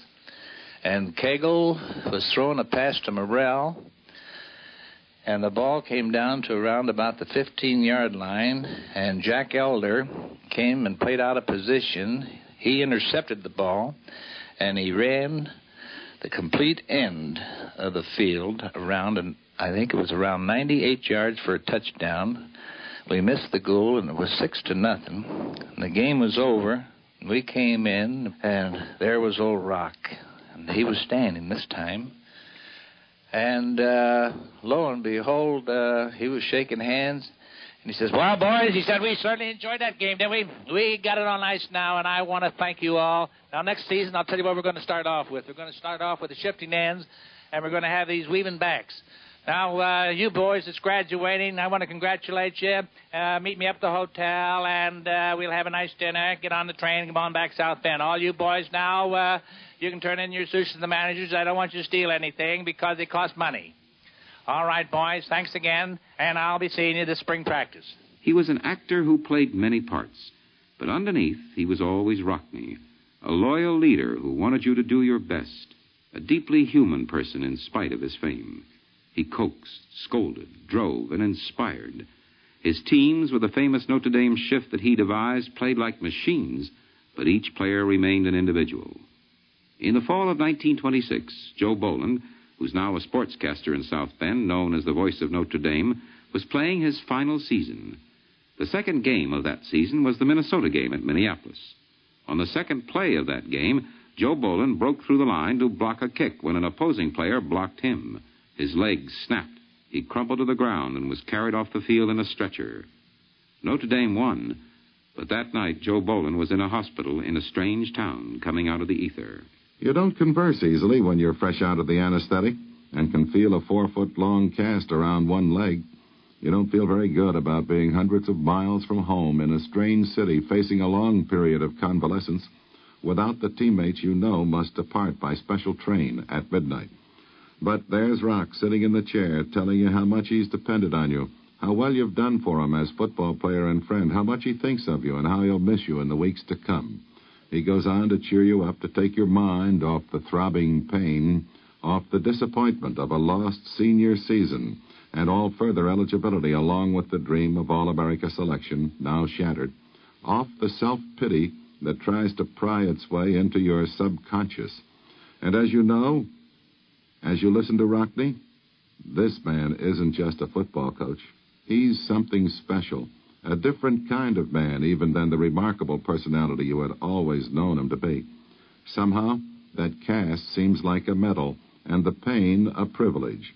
In a few short weeks, you'll be back on that campus, back with your teammates, back with the man now sitting in the shadows of that hospital room, whose presence through those hours of a heartbreaking Saturday night I'll never forget. The boys would do anything for him. They idolized him, even in life. because he was just a fine person. This is Mrs. H. Watts Eicher, now of Washington, D.C. As Ruth Faulkner, before her marriage, she was Knute Rockne's secretary from 1925 until his death in 1931. And she recalls how she felt when she first met him. It was a pretty awe-inspiring experience for a young girl. I was pretty terrified because I'd heard so much about him and what an important person he was. The driving energy of Knute Rockne was demonstrated by the schedule of his working day. During a football season, a typical morning would be to start to take dictation. And there would probably be 15 or 20 interruptions with people coming to see him and telephone calls. So there wouldn't be much work there. And noontime, he always had a lecture. The boys got the football team together and had a lecture noontime. And he'd come back in the afternoon hoping to get to his dictation. And there would be the same thing. There'd be students, outside people, officials. Of course, he had the administrative work of the Athletic Association to handle. And, of course, 3 o'clock when school was out, he went out on the field. And there was always an accumulation of things to be done. And football season, in the evening, is when we got our dictation done. And yet, in spite of his busy schedule, there's something else that Mrs. Eicher remembers most about Rockne. He always had time for a person. As perfect strangers would come in the office, he had time for them. Because he figured if they had taken the time to bother to drive maybe 500 miles or 200 miles to come out there to pay their respects to him, he owed them the courtesy. This is Kenneth Banghart, and this biography in sound, They Knew Rockne, will continue after a pause for station identification. This is a biography in sound, They Knew Rockne, an impression of Knute Rockne created by the voices of those who knew him. After Rockne was graduated from Notre Dame, he became a chemistry instructor and assistant football coach. He stayed partly because he had met and married Bonnie Skiles, with whom he shared the rest of the years of his life, along with a growing family, and partly because he loved the thrills and excitement of those golden Saturday afternoons in autumn. In the early 1920s, Rockne and Notre Dame went on to the years of their greatest triumphs, led by the most famous backfield of all time, the Four Horsemen. Jimmy Crowley was at left halfback, Elmer Layden at fullback, and Don Miller at right half. And by the way, we got that name given us by Grantland Rice, and it came in his write-up of our game with Army in New York in October 1924. He started out his lead by saying, outlined against a blue-gray October sky, the Four Horsemen rode again. This is Harry Stuhldreher, the quarterback of the Four Horsemen, and now an industrial executive in Pittsburgh, Pennsylvania. You know, Rock always worked on the theory that if he couldn't do a good enough coaching job during the week, he didn't deserve to be coaching. Now, he spent a lot of time with quarterbacks. That's why it was a rare privilege for me to have known and worked with him, because we spent a lot of time together. And he would go over the game so thoroughly that the game was in our hands when we were on the field. As you recall, and so will a lot of the old-timers, we used the direct system of calling play. There was no huddle, and we had to stand up and call them as we saw them. But with such a good background and a good rehearsal beforehand of the opponent's weaknesses and developments as the game went on, you couldn't miss. On the most part, we were on our own, and it was a great training. Every former Notre Dame player has one favorite story about Rockne. This is one that Harry Stuhldreher tells. In 1923, when we played Princeton, as a matter of fact, that was the first time Notre Dame had ever played Princeton. And it was the week after our Army game in New York, and Princeton had an awfully good ball club. Rock was most anxious to not only make a good showing against Princeton, but to beat them. Down at outside of Palmer Stadium, they had, not a makeshift, but not too sturdily built, locker room. And in this locker house, there were only 2 rooms, one for Princeton and one for the visiting team. Just as Rock was ready to go to work, and give us a charge, a pep talk before this game and this big intersectional battle. Bill Roper, who was the coach of Princeton and a great psychologist and a great talker, went to work on his Princeton squad. Went on to say that these so-called hayshakers out of the Middle West were coming down into the upbeat East to show us how to play football. And they're not going to pull anything on us. We'll show them how this game is to be played. And all that went on in that vein. And when Roper completed this wonderful charge to his team, Rock just turned to us and said, "There you are, fellas." And we went out and played the game on Bill Roper's pep talk. To those who lived through them, the years of the Four Horsemen were probably the most memorable, even though there have been many other great Notre Dame teams. Certainly the team of the Four Horsemen and the Seven Mules, as the line was called, was the greatest up until that time. But as they look back over more than 30 years to their playing days with Rockne, they remember something more than the newspaper headlines, the exciting trips, and the victories. Rock had the unusual ability, I would say, to know a boy. There were many boys that he would never say a word to and get the most out of. Other boys he would encourage. And other boys he would be on all the time to get the most out of. And it would only take Rock about 2 weeks to find out what type of a boy he had to deal with. But there's one great thing about Rock. Rock never forgot his athletes after they departed from the school. And that to me, is the sign of a great football coach. This is Donald C. Miller, the right halfback of the Four Horsemen, now an attorney in Cleveland, Ohio. All through that time, he got the spirit of Notre Dame that's on the campus. There's no difference between a freshman and a senior. There's no difference between a wealthy boy and a poor boy. And there, as you know, there's all nationalities. It's getting so you can't have an Irish name to play on Notre Dame anymore. But it's true that you get a certain spirit down there that you find in very few campuses throughout the United States. And I say at Notre Dame, there is a chance for a boy. It's an all-boys school. For a boy to get that spirit of Notre Dame, and it's truly a great spirit, because afterwards it's just like one big fraternity. They all stick together pretty well the rest of their life. Rockne left behind a great deal more than a remarkable record of victories and championships. All over the country there are successful men in all walks of life who feel they owe their success partly to Rockne. Well, I think anyone that ever played under Rock has the spirit of aggressiveness and sincerity, and I believe that the majority of his men have been more or less successful throughout the country over the period of years that played under Rock. He certainly left a great impression on each man that ever was on that squad, that ever was under him. Elmer Layden, the fullback of the Four Horsemen team for 3 years, later became coach at Notre Dame, and he's now a business executive in Chicago. I remember Rock best, of course, in the aftermath, and he was interested in us, not only as football players, but also as men. I think he gave to me more than I can ever repay, because he was not only a coach, he was a friend. I remember him particularly because one day he was down at one end of the field working with the line, and we were running signals as a backfield, and he called to us something we were doing because we weren't putting all of our best efforts. And we thought he had eyes in the back of his head. Jim Crowley, who was known as Sleepy Jim in his playing days, was the left halfback of the Four Horsemen and is now a radio and television executive in Scranton, Pennsylvania. Rockne was a highly intelligent man.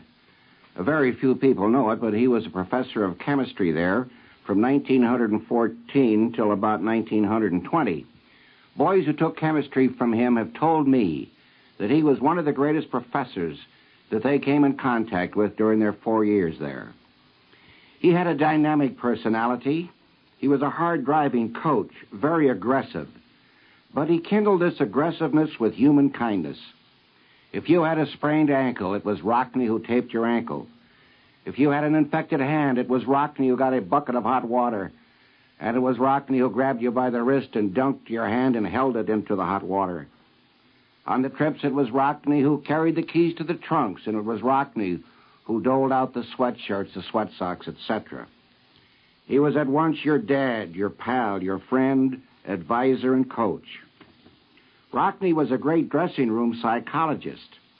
And the two factors that made him a great dressing room psychologist, in my opinion, were these. First, he was a great orator, and secondly, he was a marvelous actor. Yes, a great actor. He could get a lump in his throat and could make his lips tremble at the proper time. Let me give you a little example. In 1922, our team was decimated by graduation. We had 9 sophomores on the first team. In fact, we were so young-looking that one sports writer said that he bet there weren't 2 safety razors in all that luggage that we had. We went down to play a great Georgia Tech team who hadn't been defeated on their home field in 9 years. We were to be defeated by 35 points because of our inexperience. It was our first big game. We were boys just out of high school. But Rockne came into that dressing room before game time, and he had a great number of telegrams in his right hand. He said they were from prominent alumni. In his left hand, he held a lone wire. He said it was from his poor, sick little boy, Billy, who was critically ill back in the hospital in South Bend. And then he read the wire. The lips began to tremble. A lump came to his throat. He says, I want Daddy's team to win. Well, we loved Rockne so much that we didn't let him finish his talk. We knocked him down. We went through a bolted door. We got out into the field 10 minutes before game time, waiting for Georgia Tech to give us this terrific licking, which they did. We made 20 goal line stands that afternoon, but we took a terrific physical beating from this heavier, older Georgia Tech team. But we won the game 13-3. I remember going to the depot that night from the hotel where we stayed.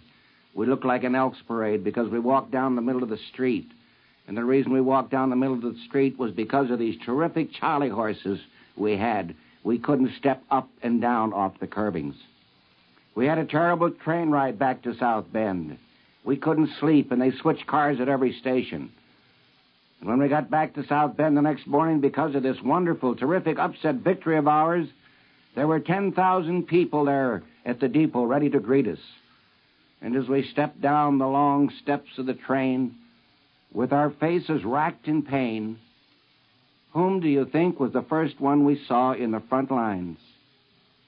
You're absolutely correct. It was that poor, sick little boy, Billy, looking like an ad for some breakfast food, and we were all basket cases. Not all of Rockne's friends were great athletic stars. He liked and helped boys for what they were, not for the use he might make of their athletic ability. Patrick Canny, now an attorney for a railroad in Cleveland, was just a boy who wanted an education. Knute Rockne encouraged him to go to Notre Dame and gave him a job as custodian of athletic equipment. He was with Rockne on the great teams of the middle 1920s. He had the quickest brain, I think, of any man I ever saw, and I've been trying lawsuits for 25 years, and he was good in anything he undertook. It wasn't just football. It was speech-making. For instance, before he became a coach, he stuttered a little bit. He couldn't speak. Nobody listened to him. He'd put you to sleep. But he worked hard and studied hard himself and learned to be a great orator. And on the field, he was a great man for detail. I've seen him when I was out there. We'd have 4 scrimmages going on at the same time. I mean, that'd be 8 teams. Say, in the 4 corners of the field, we had a big practice field then, bigger than it is now. And he'd stand in sort of the center and watch, say, teams A and B playing down in the northeast corner. And he would watch a play and pick out 4 or 5 defects of 4 different players in just one play. That'd be over, and he'd turn his head around, and he'd see the fellows in the other corner. He'd watch a play, and he'd pick out 3 or 4 there. And the same thing with the teams on the south end of the field. I've seen him call these teams out for practice. And he would start at the center. And he'd pick these boys by name, either their first name or their last name.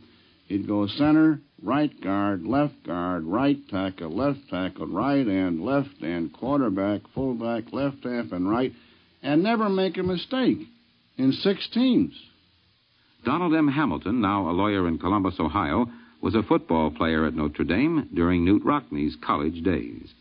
As an undergraduate, he was also an assistant coach in 1912, some 44 years ago, and remembers Rockne throughout his career.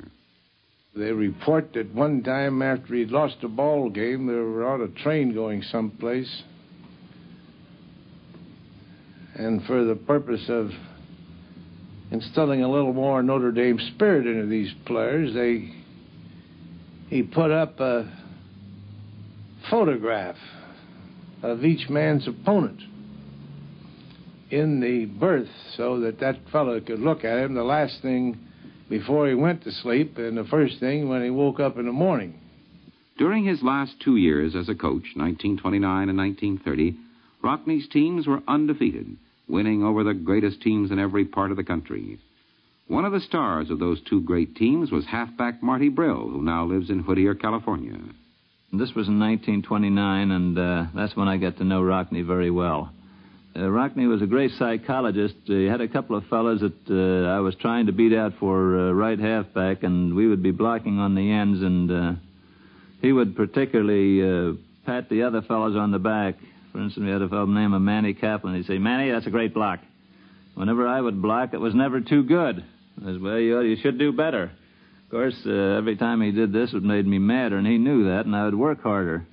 So finally, anyway, I made the team in 1929 and played varsity, started and finished most of the games in 29, and also played in the 1930 team. And I've often been asked, how did Rockne get the team in such a mental condition that they'd go out and win all their games? As a matter of fact, Rockne used to tell us that he wasn't a psychologist, that it was just a matter of common sense. For instance, we were playing Carnegie Tech in 1929 at Pittsburgh. That was the year Rockne had the blood clot in his leg, and he was forbidden by the doctors to be at that game. But against the physician's orders, he got on the train and came to Pittsburgh. Of course, when we were in the dressing room before the game, we didn't even know that Rockne would be there. And just a minute before the game, we were sitting around, as before every game, and everybody was quiet and just sitting on the bench waiting for Tom Lee, the assistant coach, to come in and tell us, name the starting lineup and tell us what he wanted us to do. At that moment, they wheeled Rockne in a wheelchair, and you can imagine the effect it had on we players, not even expecting him there, and a minute before the game, they wheeled Rockne in. And to give you an example of the psychology that he used, he didn't go into a long speech about do this and do that and do the other thing. All he said was, "I didn't come down here with this bad leg to see you lose. Get out there."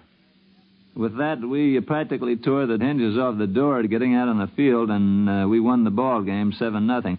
It was during Rockne's regime that the Fighting Irish became the favorite team not only of Notre Dame students and alumni, but of people in all walks of life everywhere.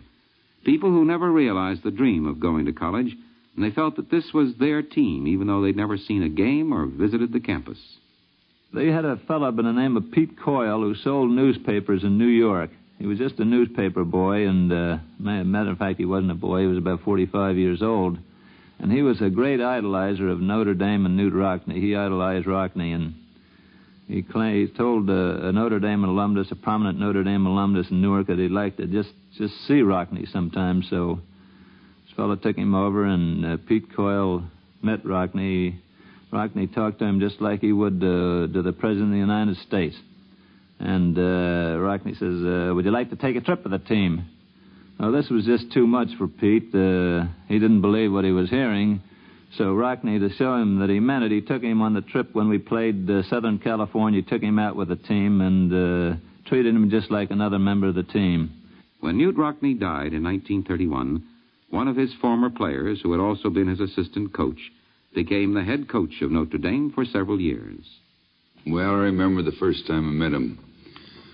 I come from Calumet, Michigan, which is the copper country, and hadn't been in Chicago before, and changed trains and got on the Grand Trunk and went to South Bend. I got off the train that night, and I met George Gipp and Larson, and we walked down in front of Hully and Mike's, where all the coaches and the players used to stay. And Gipper and Larson introduced me to Rock, and he says, "What do you play, Hunk?" I says, "I play fullback." He says, "Oh," he says, "I've got a lot of fullbacks. I need a guard." I said, "You're looking at the best guard you ever had." So I started playing guard the next day, and I played 4 years for him. This is Hartley Anderson, more often called Hunk Anderson, who played on Rockne's first team and helped coach his last team. He's heard or taken part in almost every story about Rockne.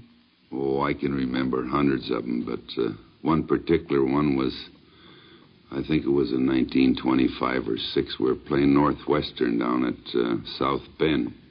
And at the halftime, they had us 10-0, and we didn't look very good. So Rock came in the dressing room at the half, and he says, "Well, if you fellas are going to play those panty wastes unless you push them out of the park, I'm not going to coach you anymore." And he walked out of the dressing room, and all the boys started crying and saying, "Did Rock really quit? Did he really quit?" So he went out and hit out, and we started the second half. I took care of him the rest of the time and got him charged up a little bit more, which wasn't necessary, and come out, and after they took the kick off, he would come back on the bench from someplace. Nobody knows where he was hiding. And they went out there, and they took the kick off, and they didn't throw a pass, and they marched for 7 points, and they held Northwestern on the kickoff, and they went right back down for another 7 points. So it just inspired them that they thought that Rock was going to quit, that they really went out and put out for him. Joseph M. Byrne, Jr., an attorney in Newark, New Jersey, went to school with Rockne, was graduated in the class of 1915, and is a member of the Board of Trustees of Notre Dame. He and Rockne were friends practically from the first day he stepped on the Notre Dame campus. About 45 years ago, my father brought me to the campus at Notre Dame.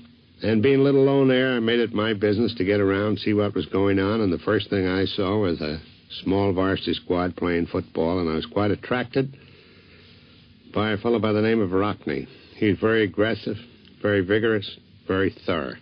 At that time, his great play was the onside kick, in which he became an expert in recovery.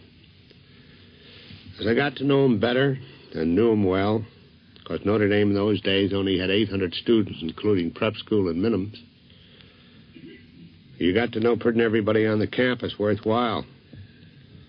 And I was amazed that as soon as the football season was over, that he went into varsity track on the 220, the 440, the broad jump, the relay, and the pole vault. And some of his records still stand there. But he was never too big for sport because he participated in inter-hall athletics and baseball at Notre Dame. But when I got a real good look at him was when he played in the band. He played the flute, working his way through the university. A lot of people don't know about that, but he was also very active in dramatics, particularly portraying the girl of the Golden West. Absolutely miscast, but still a good ham. As regards his real mentality, he was assistant of professor of chemistry to Father Newland, who was the discoverer of synthetic rubber. Later, when he became head coach at Notre Dame and also director of athletics, I don't know of any fellow that arranged a greater schedule and played everybody, every place, everywhere, to the extent that we were nicknamed the Ramblers, which was not very popular with the university. And today and forever we'll be known as the Fighting Irish. A lot of people don't seem to remember that he was the producer of the only Rose Bowl team we had when we won in 1924 with the Four Horsemen.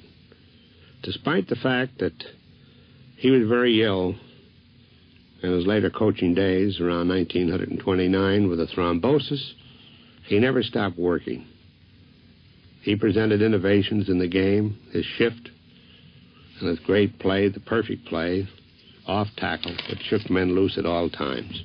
He was a great man in my book, great copy to the press. He went out of his way to give games to other coaches that couldn't make up their schedules, and he helped all his old varsity players get jobs, and some of the biggest men in business today. He was a perfectionist. He was marvelous in timing and everything that he did. That was the Knute Rockne that I knew, one of the finest men it's ever been my privilege to be associated with. It was in 1924, after 14 years of association with the traditions of Notre Dame, that Knute Rockne joined the Roman Catholic Church. One of his friends in those days was the Reverend Vincent Mooney, now of the Immaculate Conception Church in Kenton, Ohio. The Rockne I knew was delightfully different. Someone very, very special. He loved good books, good music, and he enjoyed the theater. Definitely dynamic, but extremely sensitive, he was nevertheless delightfully human, manifesting in many ways a charming childlike simplicity, despite the publicity and the honors which came to him. Rock overcame a speech defect which militated against him on the platform.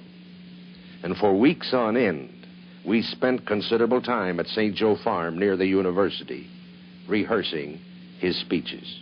And Rock developed into a colorful after-dinner speaker. Many other incidents come to mind which indicate his depth of character. In 1925, we were going east for the Penn State game. And in order to pass the time in the Pullman, we discussed the possible lineup for that game. I asked him about two particular members of the squad, and he reacted quickly. One of them, he said, is girl crazy, and the other is soft and lazy. And this is their first and their last trip. Moreover, he said, both of them are Catholics, and as I see it, they don't work at it the way they should. Now, just to test his motives, I said I thought it was the responsibility of the clergy to care for the students' spiritual needs, and it was the coach's job to produce a team. Nonsense, Rock said. I have played and coached. We have a defense and an offense, and no one questions my interest in that squad. Give a normal coach those ingredients, and he should produce some results. Moreover, he continued, my job here at Notre Dame is quite different. If my influence is limited to the athletic field, then I will fail miserably in reaching my objective as a coach. After all, he said, education is something more than muscle building and treating a Charlie horse. We cannot ignore the fact that a sane and a balanced program of physical education and athletics has a real place in our schools and colleges. Then Rock concluded, when and if it ever becomes an organized racket, resulting in the exploitation of athletics and athletes, you can say farewell to our athletic programs. It was in March of 1931, when he was looking forward to spring practice again after 2 undefeated seasons, that Rockne took off on a business trip to California.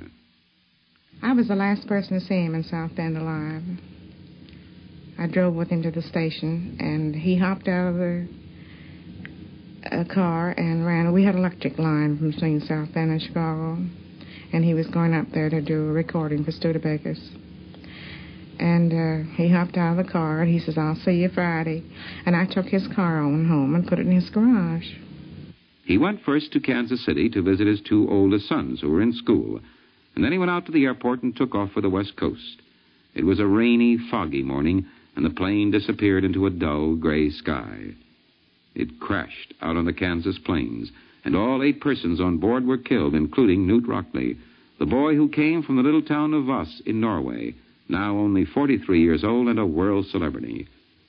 When the news was first flashed, first the rumor and then the confirmation spread quickly over the Notre Dame campus.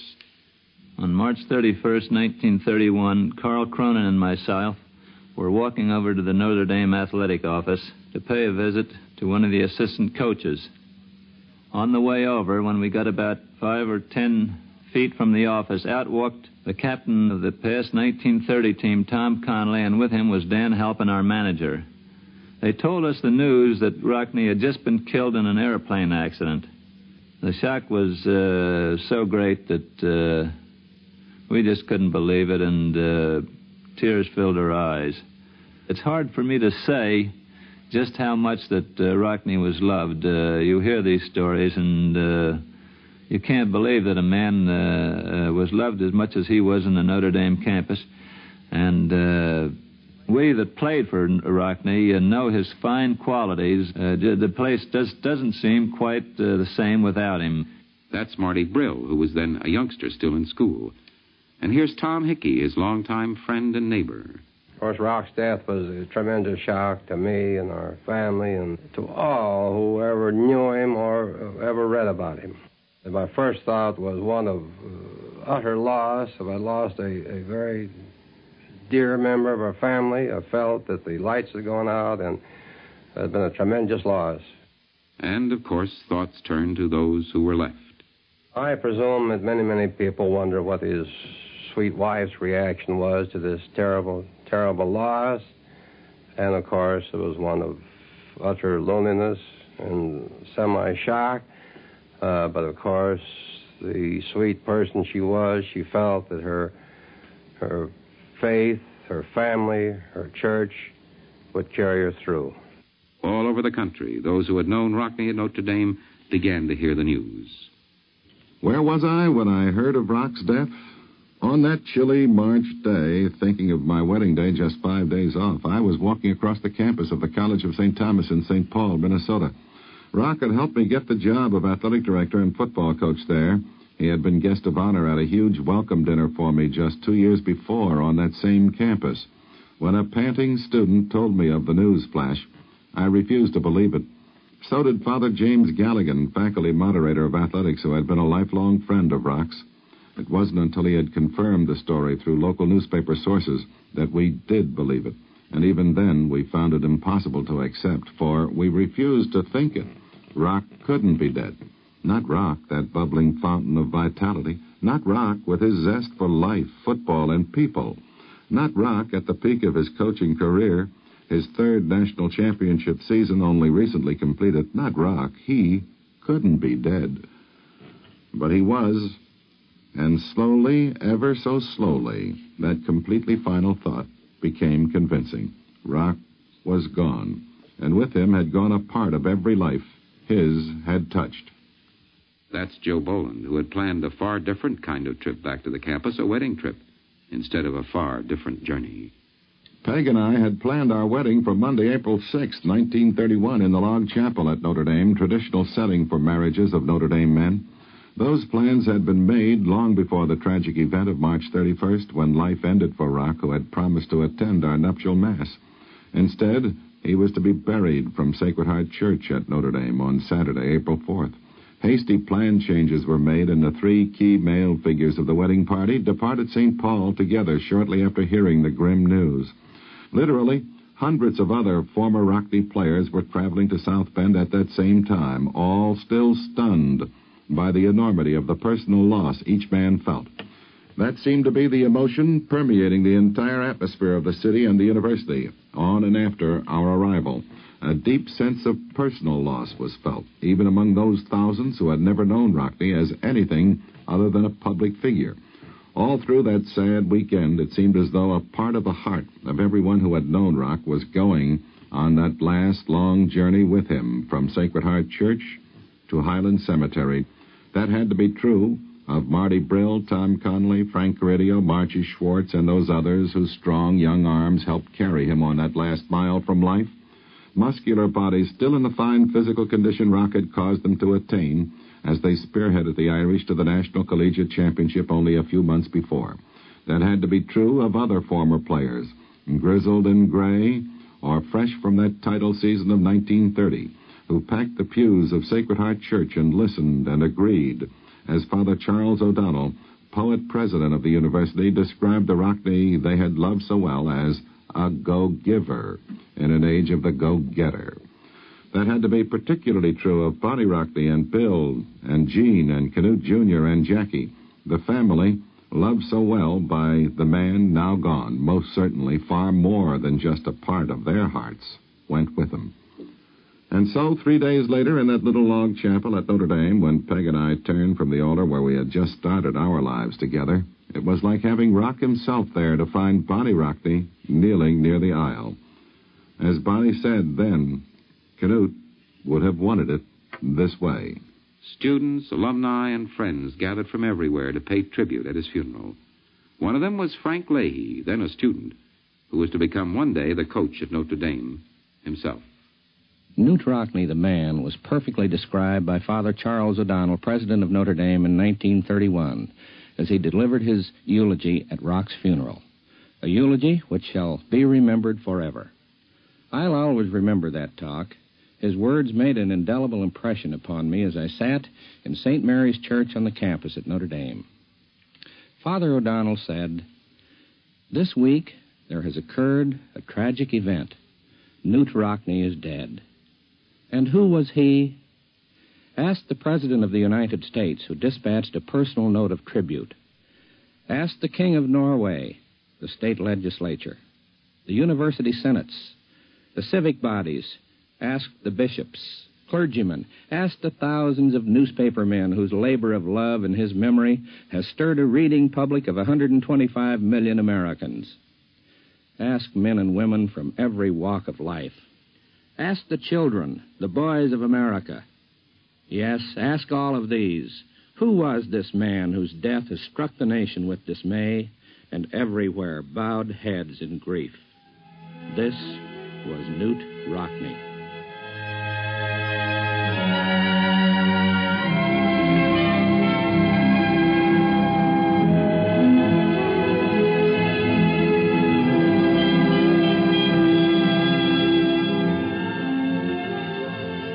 This has been a biography in sound. They knew Rockne, an impression of Knute Rockne created by the voices of those who knew him. The program was prepared by Jack C. Wilson and Alan Ludden. Your commentator is Kenneth Banghart.